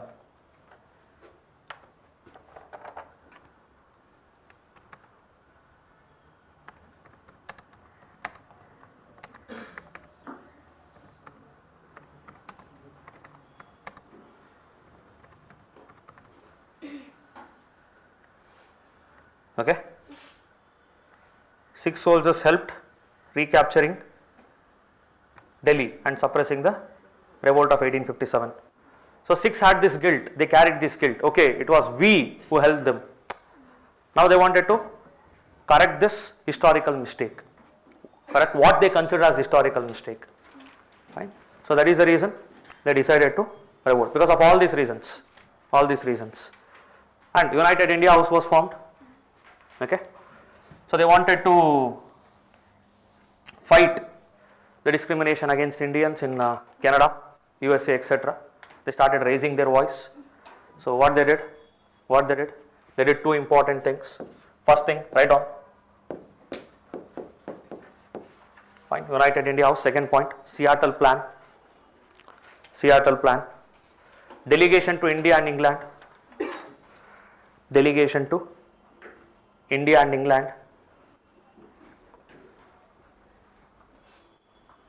To redress the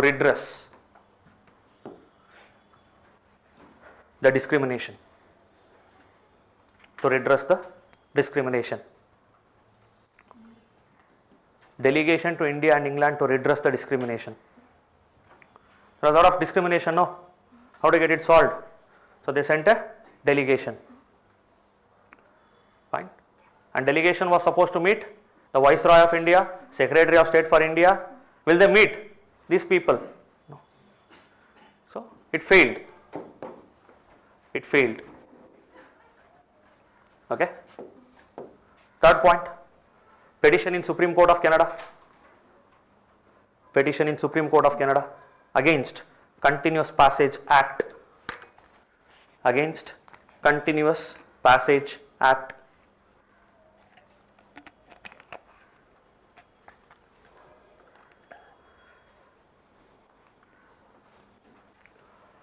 And court ruled in favor of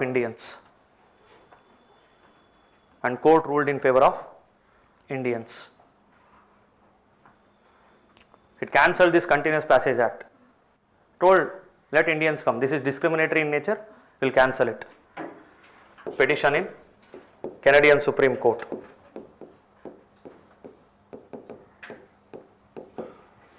Fine. And this is what led to, write down.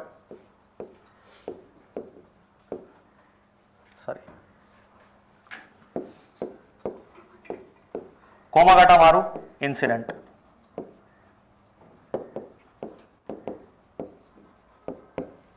Komagata incident. 1914. Komagata incident. 1914. Komagata is a Japanese ship. It is a Japanese ship which carried the Indian passengers from Singapore to Vancouver in Canada. It carried the Indian from Singapore to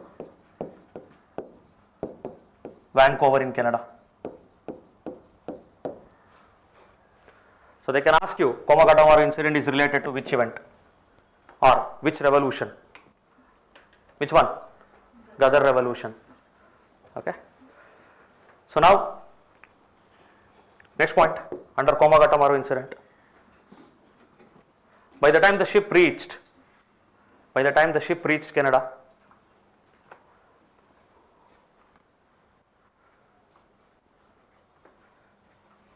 Canadian government reenacted. By the time ship reached Canada, the Canadian government reenacted Continuous Passage Act. Canadian government reenacted the Continuous Passage Act.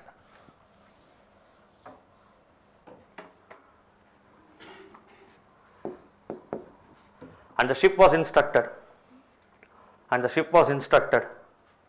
to go back to India.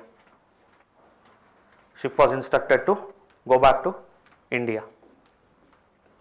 In bracket you can write, First World War started.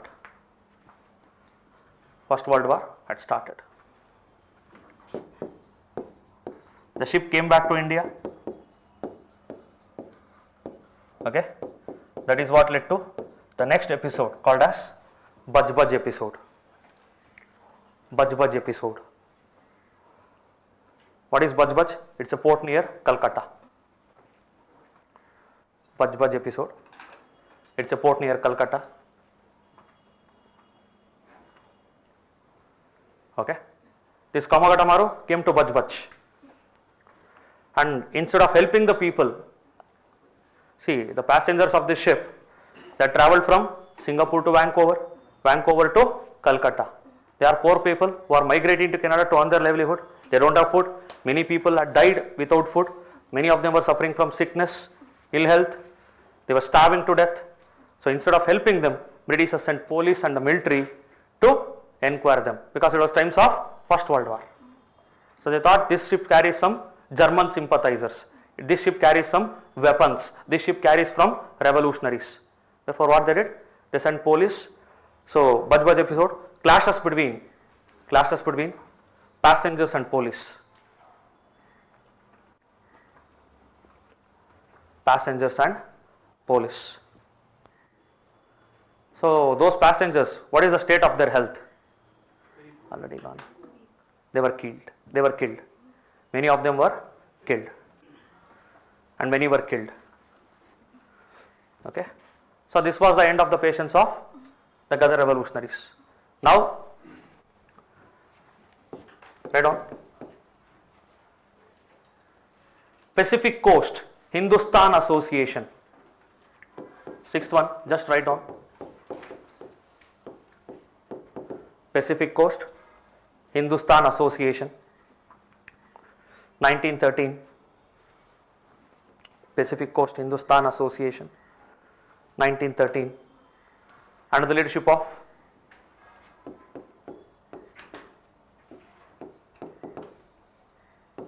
Sohan Singh Bhakna,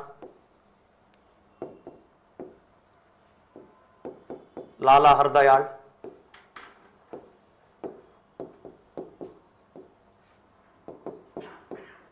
Bhai Paramananda,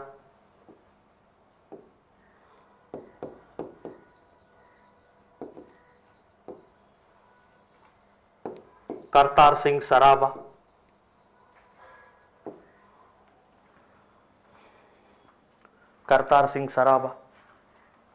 etc. See, its headquarters was known as, write down, headquarters known as Yugantar Ashram, and it was in San Francisco, USA. San Francisco, USA.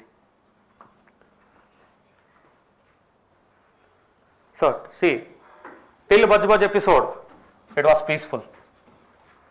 That is what you wrote down, failure of moderate methods. Till Baj episode, it was peaceful. And once Baj episode happened, write down, leadership of the movement was assumed by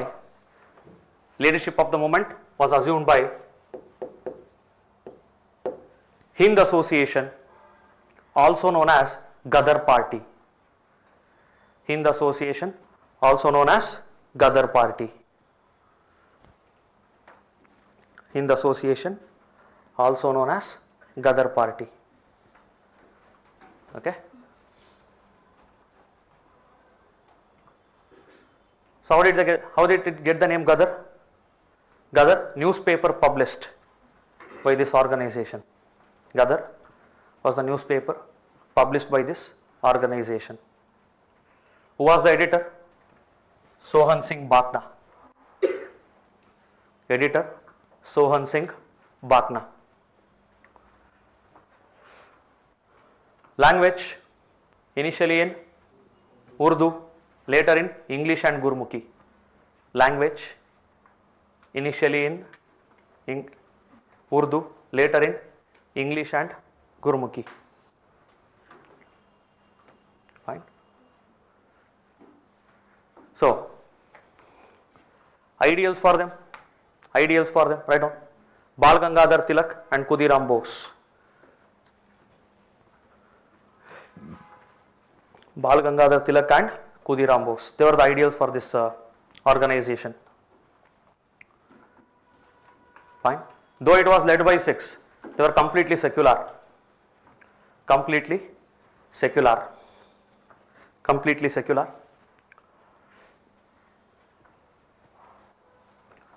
And see, they had one very important idea. They wanted to fight against colonialism as a whole. They wanted to fight against colonialism as a whole. Fine. Fight against the colonialism as a whole. Not only against Britishers. They gave the broad idea of fight against colonialism as a whole. Fine. And it is this organization, okay, right now, it gave call for Ghadar in India. Ghadar means revolution or revolt. It gave call for Ghadar in India. Okay. So when it gave call for Ghadar in India, Indian youth settled in different parts of the world. This newspaper was very influential newspaper. The news of the revolt spread to different parts of the world. So listening to the call of this newspaper, a lot of people, a lot of youth who had wanted to work in different parts of the British colonies, they came back to India. And Britishers, now all of a sudden they got a doubt, why these many youth are coming back to India. So that led to the imposition of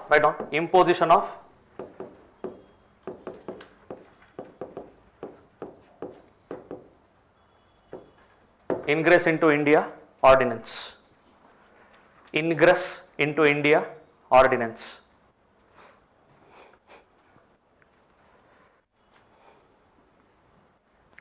So if you are trying to enter India, even if you have not done any mistake, based on suspicion, I can arrest you. Fine. Migrants into India can be arrested based on suspicion. Migrants into India can be arrested based on suspicion. Even if you carry the rightful documents, everything, you can be arrested based on suspicion. Ingress into India Ordinance. Okay. Next one.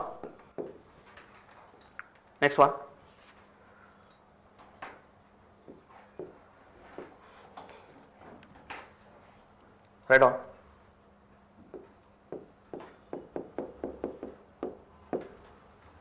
February 21st, day of revolution. 21st February, day of revolution. Fine. Put hyphen and write. Lala Hardayal left the movement in the final stage. Lala Hardayal left the movement in the final stage. But, now underline what you write. But Rash Bihari Bose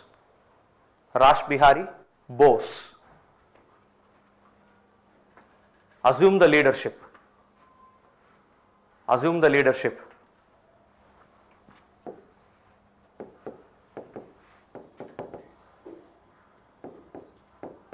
And preponed it to 19th Feb 1915. And preponed it to 19th Feb 1915.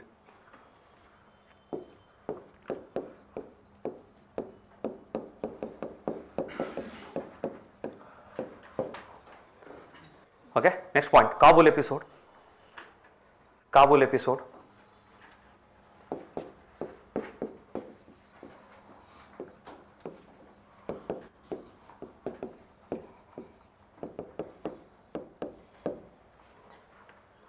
Kabul episode. The revolt was successful. The revolt was successful in Kabul. It failed all across India, but it was successful in Kabul, where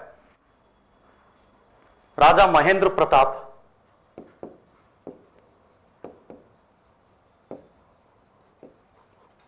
and Barkatullah, Raja Mahendra Pratap and Barkatullah formed the provisional government at Kabul. Formed the provisional government at Kabul. Fine. Rash Bihari Bose escaped again. He escaped again. This time he went to Japan, settled down in Japan, married a Japanese lady, took the citizenship of Japan. So he spent rest of his life in Japan waiting to serve India.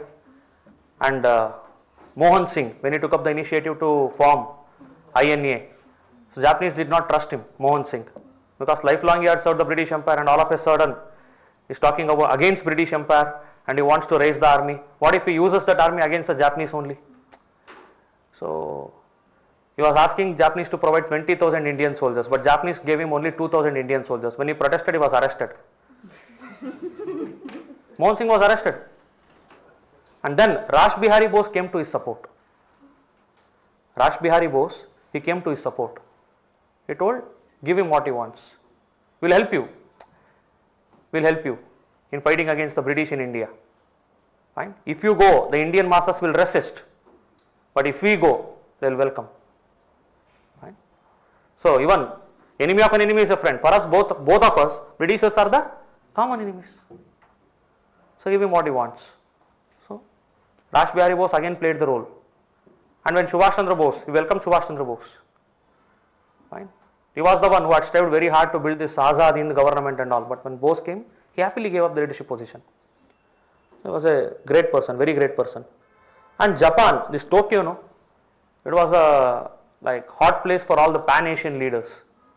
So almost entire Asia was colonized by the European forces, no, entire Asia.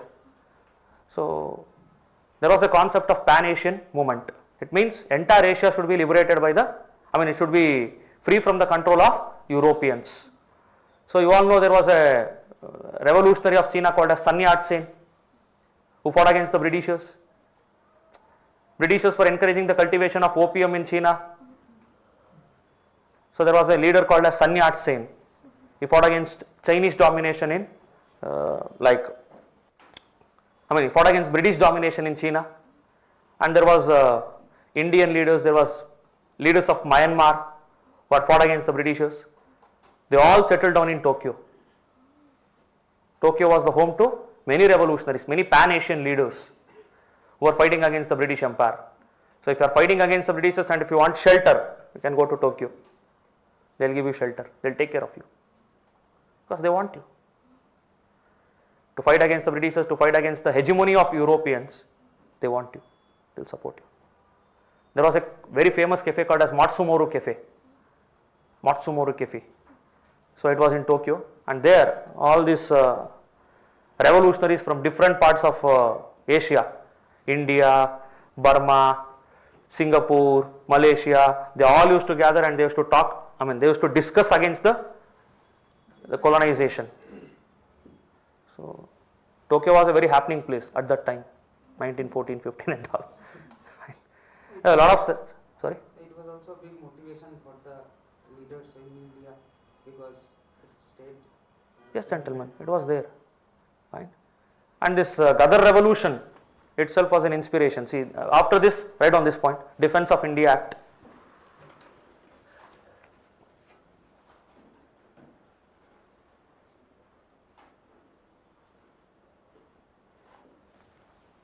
Defence of India Act 1915. Even foreigners can be arrested.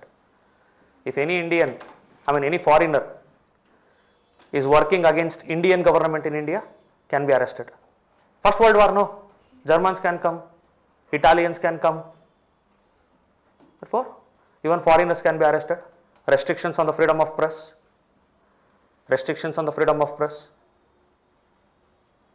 And this act was used to suppress Ghadar movement and other revolutionary activities in India. This act was used to suppress Ghadar movement and other revolutionary activities in India.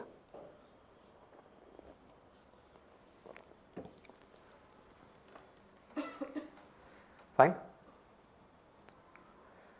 So, there was one more act which wanted to continue the provisions of this Defence of India Act. What was it?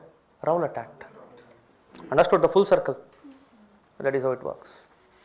Okay. So, with this knowledge, any question with regard to Ghadar movement, you will be able to answer. Any question? So, you have you know it exhaustively now. Fine. Now, let us move on to the second phase. Second phase. Okay. So, second phase, see, in this phase, there are some limitations. So, they focus on self-sacrifice and individualism. They don't have a coherent ideology. They are distributed. They are away from the masses. They don't know the importance of associating the masses. Fine. Lot of limitations they suffered from. First phase, away from the masses, self-sacrifice and individualism, no coherent ideology. So, they suffered from these problems. So, now second phase, see, moderates whatever the weakness had, who tried to overcome them? Extremists. So, first phase whatever the weakness is, second phase will try to overcome those things. So, second phase, as you all know, inspired by socialism. What does socialism say? Without the support of, inspired by the Russian Revolution. What does Russian Revolution prove? Without the support of masses, no revolution can be successful. So, the ultimate objective of the second phase of revolutionaries was to revolutionize the masses. See, Indian masses are scared of revolutionaries, revolutionary activities. They are scared of Britishers. Fine. They are scared of British suppression. If you get in touch with any revolutionary, the Britishers would suppress you, they would badly punish you. So, therefore, they were scared of revolutionaries, they used to stay away from revolutionary activities. You have to instill a sense of fearlessness in the masses, revolutionize them. That is not an easy task. Fine. So, that was their objective, second phase of revolutionaries. Okay. So, write down the first event under the second phase, formation of HRA.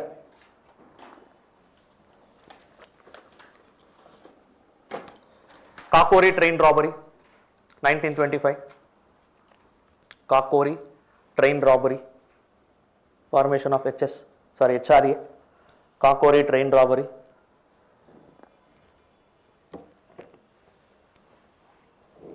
Okay. So, in the Kakori train robbery, except for Azad, all other members were hanged. Except for Azad and Sanyal, Sachindra Sanyal, all other members were hanged. So, it was a great setback to the revolutionaries. When all the top revolutionaries were hanged, it was a very great setback. Okay. Next one, third one, Firoz Shah Kotla meet. Firoz Shah Kotla meet, 1928. Firoz Shah Kotla meet, 1928. By Bhagat Singh. Organized by Bhagat Singh. Resolutions passed. See, this was attended by revolutionaries from different parts of India. From UP, write down, Kamalnath Tiwari.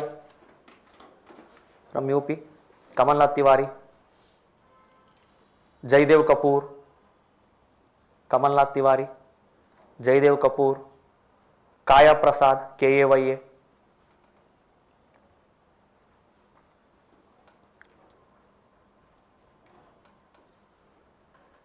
Fine. And from Bengal, Fanindranath Ghosh. Fanindranath Ghosh. Fanindra. PHA. Funny, snake. Fanindranath Ghosh. Batukeshwar Dutt. Batukeshwar Dutt.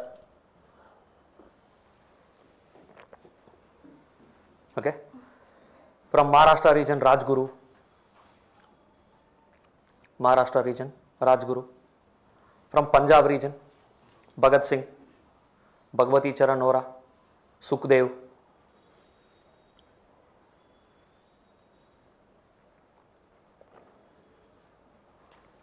Okay. Resolutions adopted. Below that, write down resolutions adopted.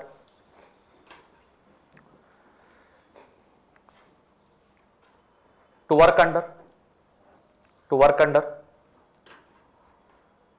one organization,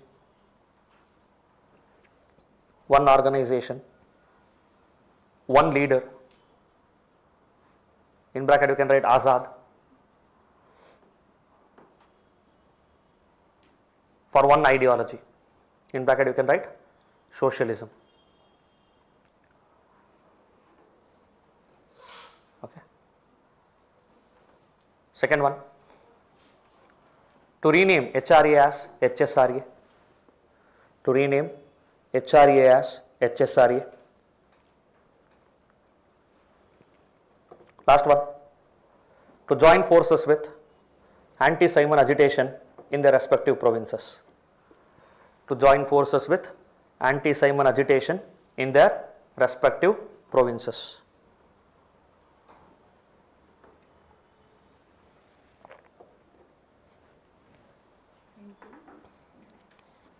Anti-Simon agitation in their respective provinces. While writing anti-Simon agitation, you wrote down, no? It was supported by the revolutionaries of HSRA. Ficky supported, HSRA supported. You wrote on all those things. Remember? Okay. Next one. Death of Lala Lajpat Rai. Death of Lala Lajpat Rai. During anti-Simon protest in Lahore. During the anti-Simon protest in Lahore. Okay. Due to lathi charge, you all know. Right? Due to lathi charge. Next point. Assassination of Saunders. Assassination of Saunders by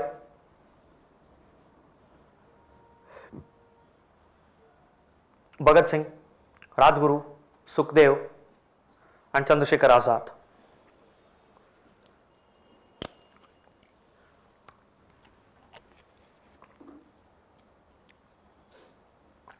As a revenge for death of Lala Lajpat Rai. They wanted to assassinate the commissioner Scott, but they ended up assassinating the deputy commissioner Saunders. Okay. As a revenge for death of Lala Lajpat Rai. Next one. Assembly bomb case, 1929. Assembly bomb case. Assembly bomb case, 1929. By Batukeshwar Dutt and Bhagat Singh. By Batukeshwar Dutt and Bhagat Singh.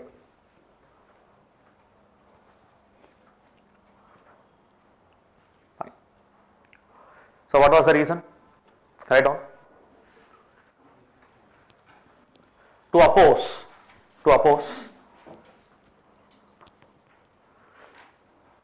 the passage of bills of slavery. To oppose the passage of bills of slavery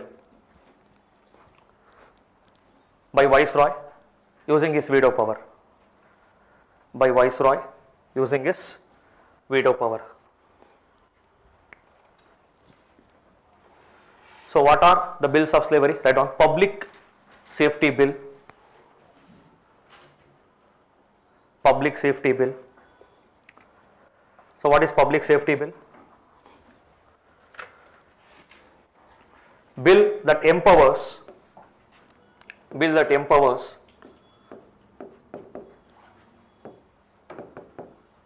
the British government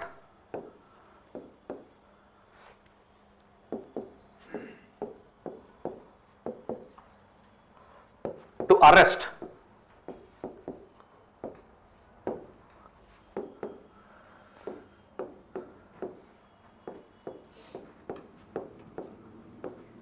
the unfavorable foreigners engaged in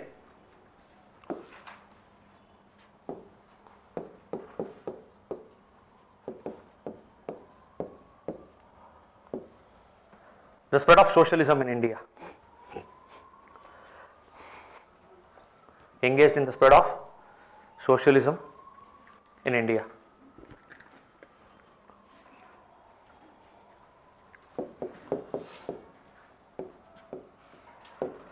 Next one.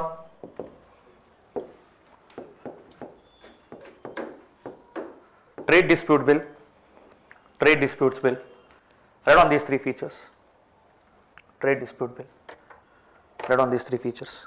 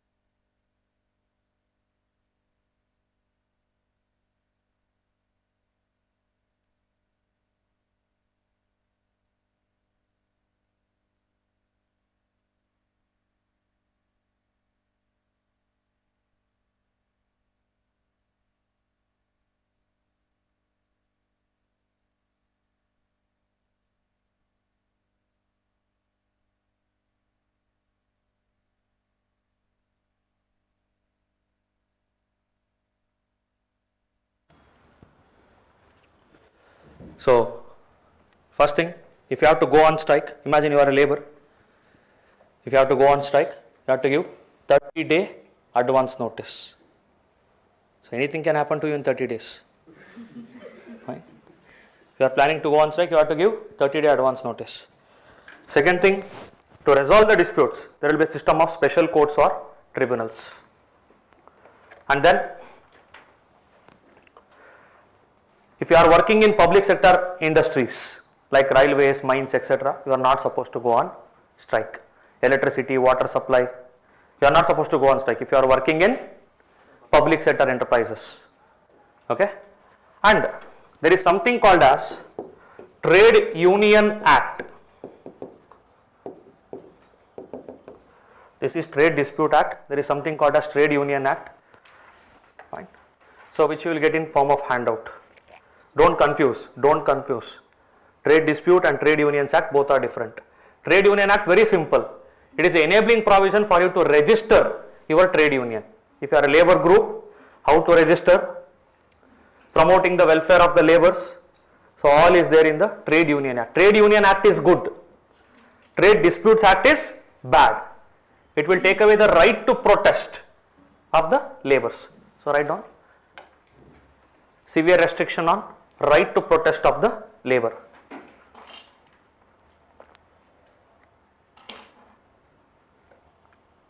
Severe restrictions on the right to protest of the labor.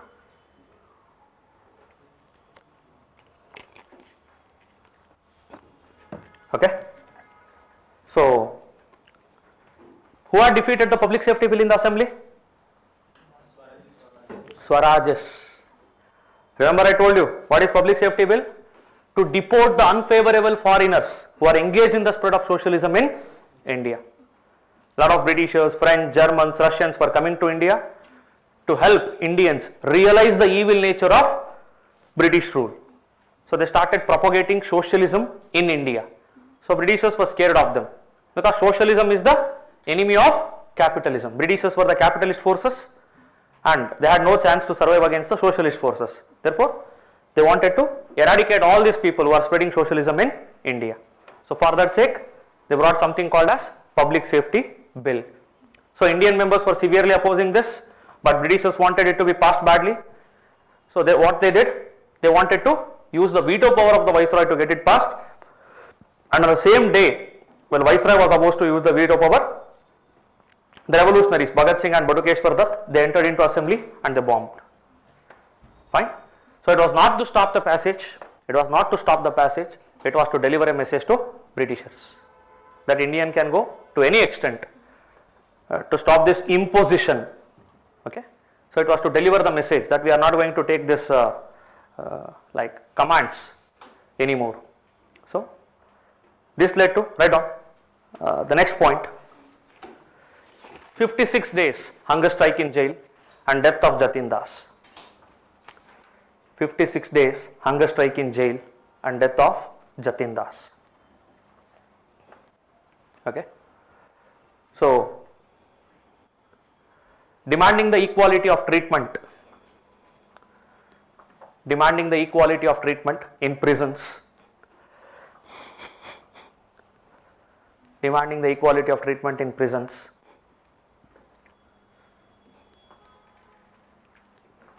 They started hunger strike. The revolutionaries started hunger strike.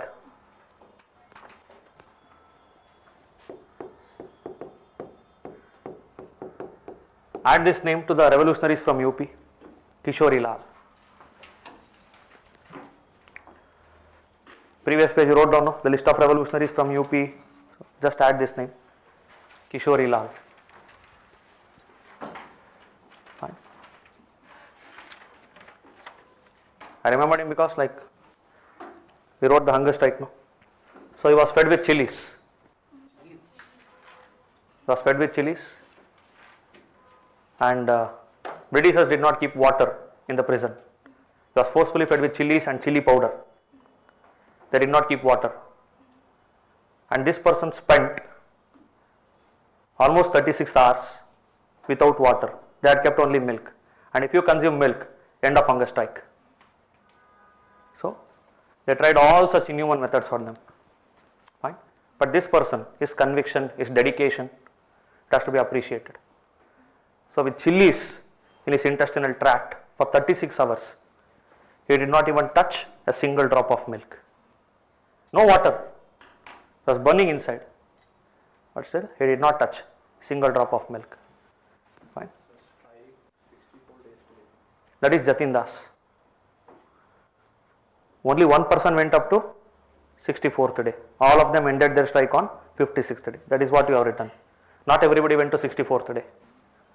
Okay. 56th day the government agreed to satisfy the demands. So it ended. But Jatin Das, he decided to continue his hunger strike till we achieve independence. And he was martyred on 64th day of his hunger strike. He was a chemistry professor. Earlier he was a Gandhian. And he was the one who manufactured that bomb which they threw in the assembly. And Jatin Das was a chemistry professor. Imagine, chemistry knowledge. He used it for bomb making. Okay. So death of Jatin Das, and Jatin Das funeral procession, it was held in Calcutta, attended by one of the largest ever crowds in pre and post independent India. Almost 6 lakh people attended it. Jatin Das funeral procession. That showcases that revolutionaries were able to revolutionize the masses. Okay. So next thing, death of Chandrasekhar Azad.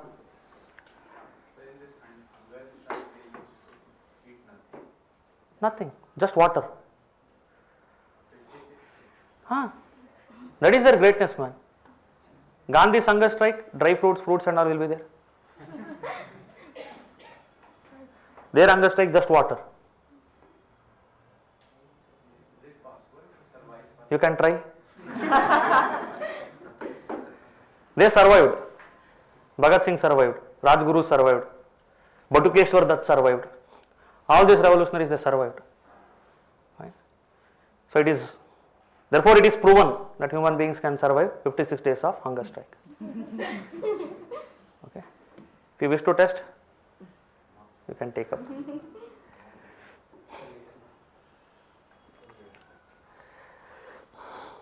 What was I telling? Death of Chandrasekhar Azad during police encounter at Alfred Park in Allahabad. Death of Chandrasekhar Azad during police encounter. He killed himself. Chandrasekhar Azad, he killed himself. He had a gun called as Bamtula Bukhara.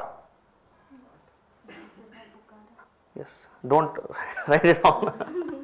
The name of his gun was Bamtula Bukhara.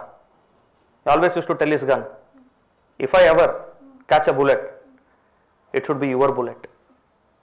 Means I have to die from your bullet, not by a bullet of a Britishers. So one last bullet was left, surrounded by police in all directions, and he was dead. Okay. During the police encounter at Alfred Park in Allahabad,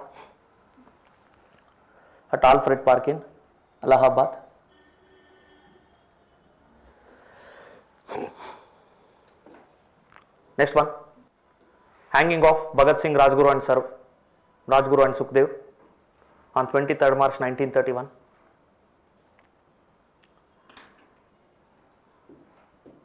On 23rd March 1931, after Viceroy rejected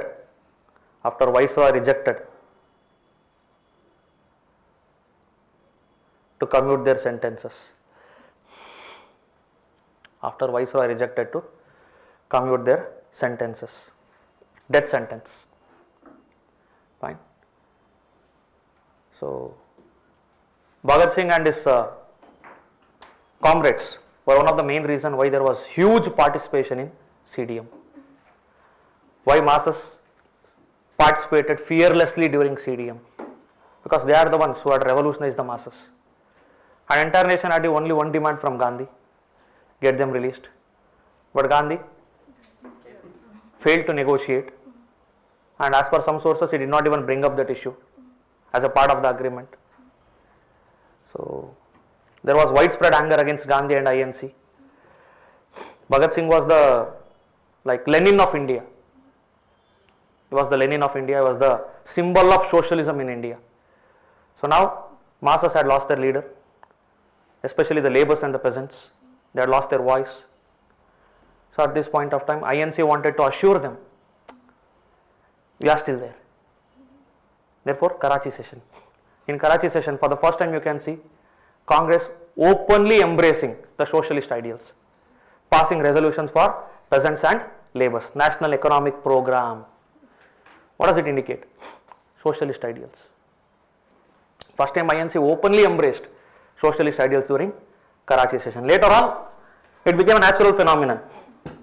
1936, Lucknow session. You can write down 1936, Lucknow session. INC passed the resolution.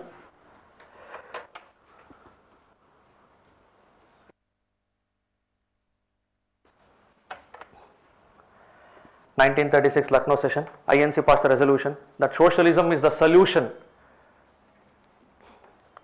to India's problems. Socialism is the solution to India's problems.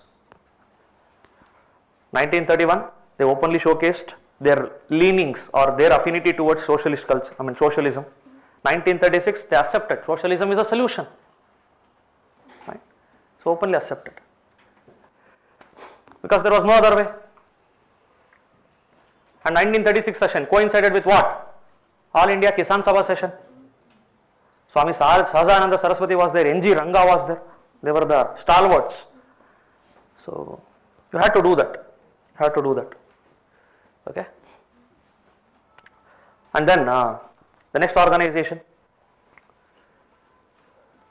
Indian Republican Association, Chittagong Armory raid. Indian Republican Association, Chittagong Armory raid, 18th April 1930. Chittagong Armory raid, 18th April 1930.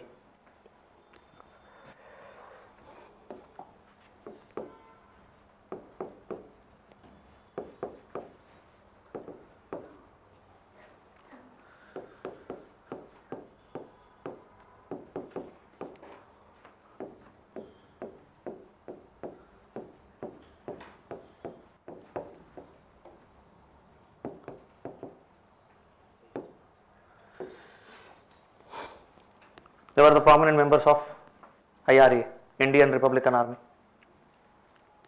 Okay. They raided Chittagong Armory. They wanted to give weapons to every like Chittagong person to fight against the Britishers. Okay. They raided Chittagong Armory. And there was next point, write down, large scale participation of women revolutionaries.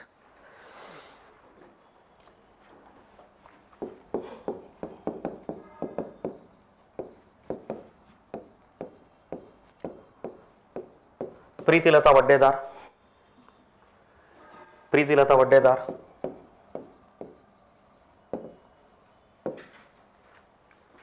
led the raid on European club in Pehertali.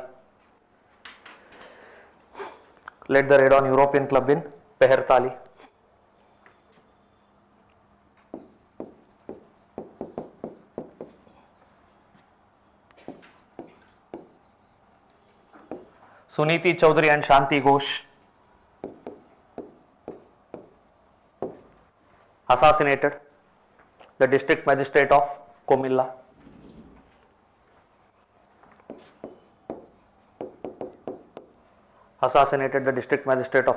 What's his name?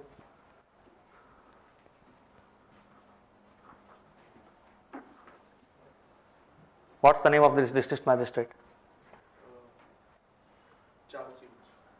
Charles Stevens. District magistrate Charles Stevens. Bina Das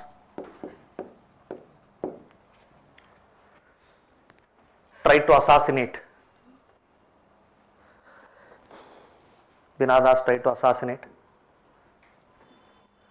The governor of Bengal, Stanley Jackson,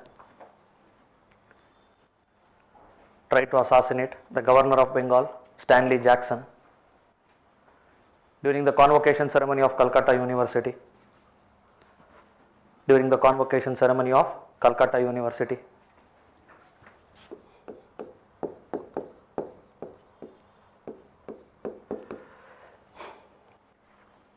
And Suniti Chaudhary, youngest women revolutionary in India, 13-year-old when she killed.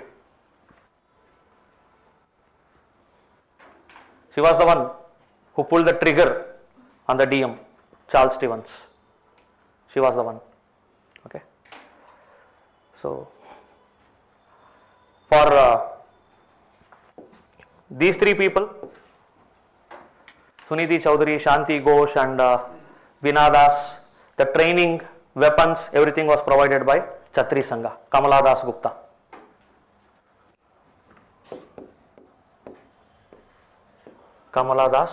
Gupta. In regular classes I usually tell the story and all, but now not plausible.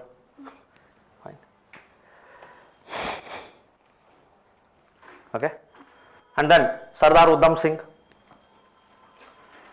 Next episode, Sardar Udham Singh assassinated whom? Michael O. Dwyer, not General Dyer.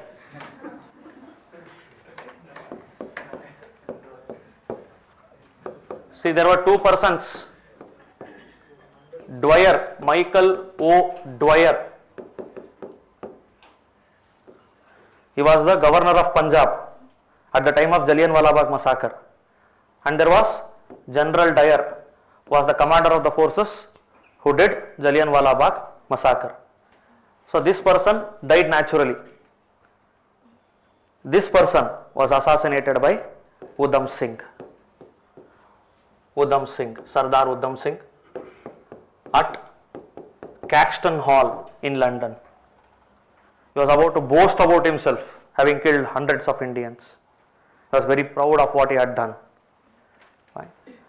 So on that occasion he was assassinated by Sardar Udham Singh. And coincidentally, both Madanlal Dhingra and Udham Singh were hanged in the same prison, Pentonville prison. Fine. So Udham Singh was hanged in the same prison where Madanlal Dhingra was hanged. Great union of revolutionaries. Fine. So there is one more revolutionary attempt. Gopinath Saha assassinated Charles Teggart. Gopinath Saha assassinated Charles Teggart, and numerous such things, man. Like numerous such things. In Tamil Nadu, there was a revolutionary called as Vanchinathan. Vanchu or Vanchinathan.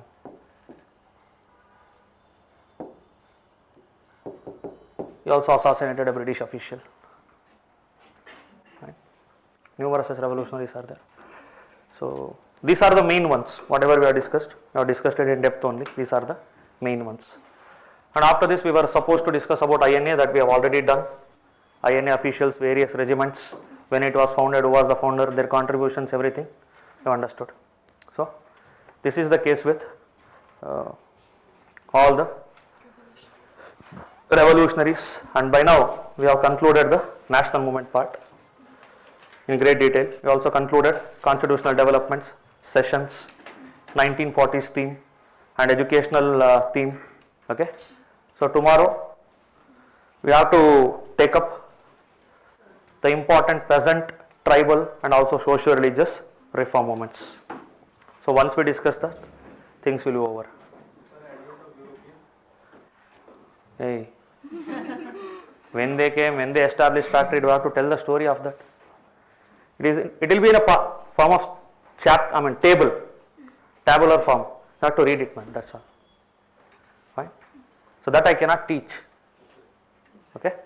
So it will be in a tabular form. It is in very simplest form. You have to read. Or else you can do one thing. Whatever is given in the tabular form, no, bring it down to the map form. Red color pen, Britishers; black, French; green, Portuguese; another different thing, pencil for Dutch. So use that and depict. Okay. Take one map, advent of Europeans, one map. And similarly, you can use map for different things. For example, Swadeshi movement. I told you, in Tamil Nadu region, there was V.O. Chidambaram Pillai. In Karnataka, it was called as Vanga Banga movement. In Andhra, it was called as Vande Mataram movement. In Bombay region, there was, who are the leaders? Tilak, Gopal Krishna Gokhale. In Bengal region, there was Surendranath Banerjee, Arvindo Ghosh, Bipin Chandra Pal, etc. In Delhi region, there was Syed Haidar Raza. In Punjab region, there was Lala Lajpat Rai, Ajit Singh. Understood? Similarly, for HRL, who are the leaders in different parts of country? NCM. Again, you can draw the map and you can depict. Fine. Here there was Mopla rebellion. Here there was Rampa rebellion. Understood? And here there was Akali Dal movement. Here there was anti-indigo movement. And in Bengal there was like anti-indigo movement. Fine. So likewise, here there was liquor boycott movement. Tana Bhagat sect. All India Trade Union Congress movement was there. Fine. Depicted. One map, entire NCM depicted. You can take up one more map. CDM. Fine. CDM. K. Kedappan, salt march in Malabar region. C. Rajagopalachari, salt march in Madras region. Ankola, Shirsi, Siddhapur. Ankola known for salt, these two known for forest. Fine. Here, Darsana salt trade, Sarojini Naidu, Manilal. Bardoli, Keda, known for what? No tax campaign. UP, no rent, no revenue campaign. And then there is one more thing, anti-Chowkidari tax campaign. Fine. So here in Assam region, anti-Cunningham circular agitation. Now also masses marched from Sylhet to Noakhali. Manipur, Nagaland region, Rani Gaidiniliu. Northwest Frontier Province, Khan Abdul Ghaffar Khan, red shirts, Kudai Kitmatgars, peaceful. Understood? Are you getting it? So one map, you can depict all these things. So features of these things and all, you can remember very easily. So one map for one movement. Understood? Very easily you can remember. Or else again in one map only you can, if at all you are confident, for NCM one different thing, CDM one different thing, you can use that, and one map only you can represent everything. Or else if you don't want confusion, if you are like want to revise it separately, you can do 3 to 4 maps, entire movement will be covered. And at the same time, if you want to take up this issue also, like the various present moments, fine, you can start. Fine. Sannyasi revolt, 1770s to 1800. Who are the leaders? Majnu Shah, Bhavani Patak, Devi Chaudhrani.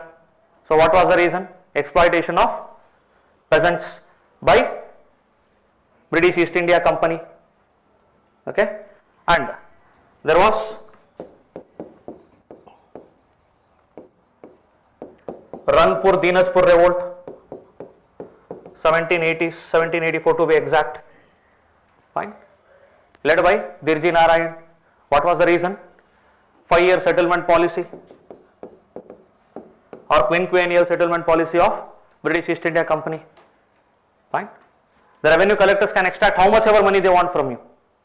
They have to pay a fixed amount to the British, but there is no upper limit on how much money they can extract from the farmers. Severe exploitation, they revolted, and both these things led to imposition of zamindari policy or permanent settlement.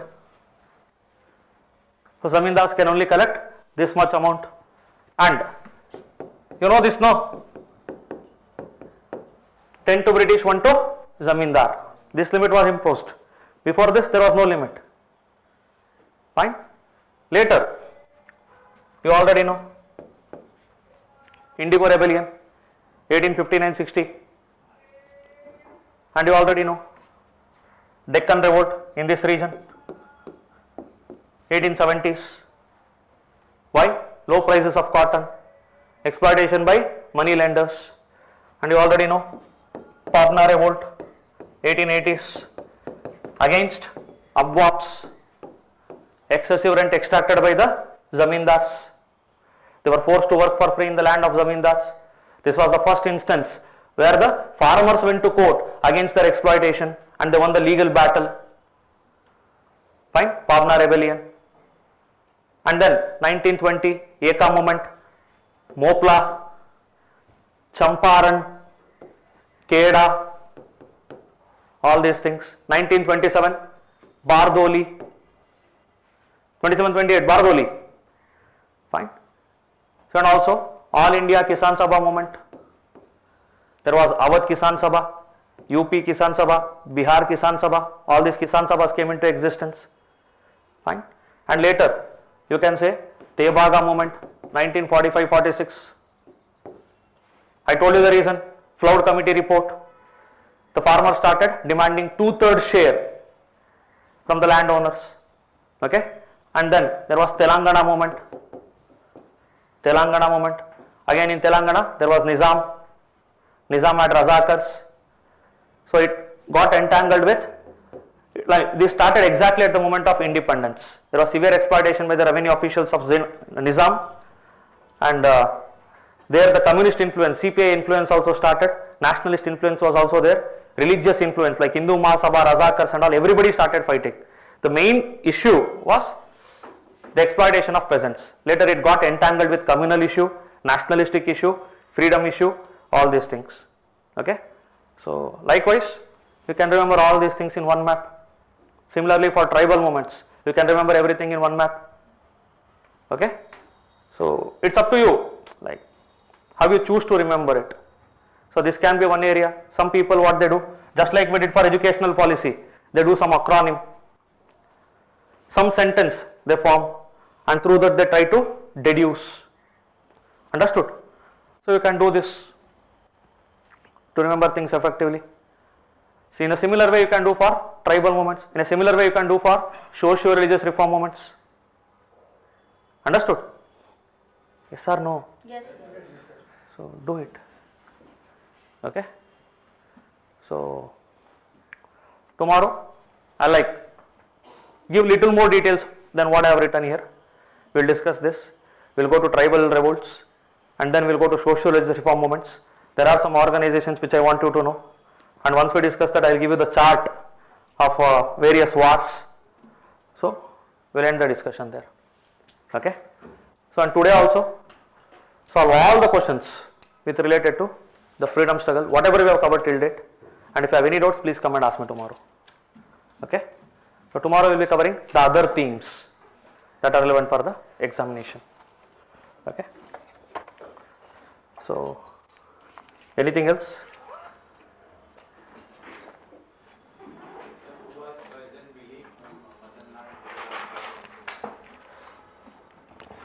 Curzon Whaley was the member of Secretary of State's Advisory Council, that is Council of India. Madala Dhingra was a young Punjabi youth who got revolutionized by Veer Savarkar.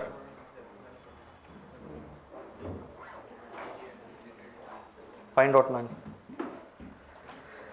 For story you have to come to the class. Now I cannot keep on telling all the stories. What is the relationship between them? Why he assassinated him? Like what all happened in between? So not plausible now. Okay. Thank you all. See you all tomorrow. So the timing of the class probably it might be 7:30. Okay. Yes. You want from 7 only? 6?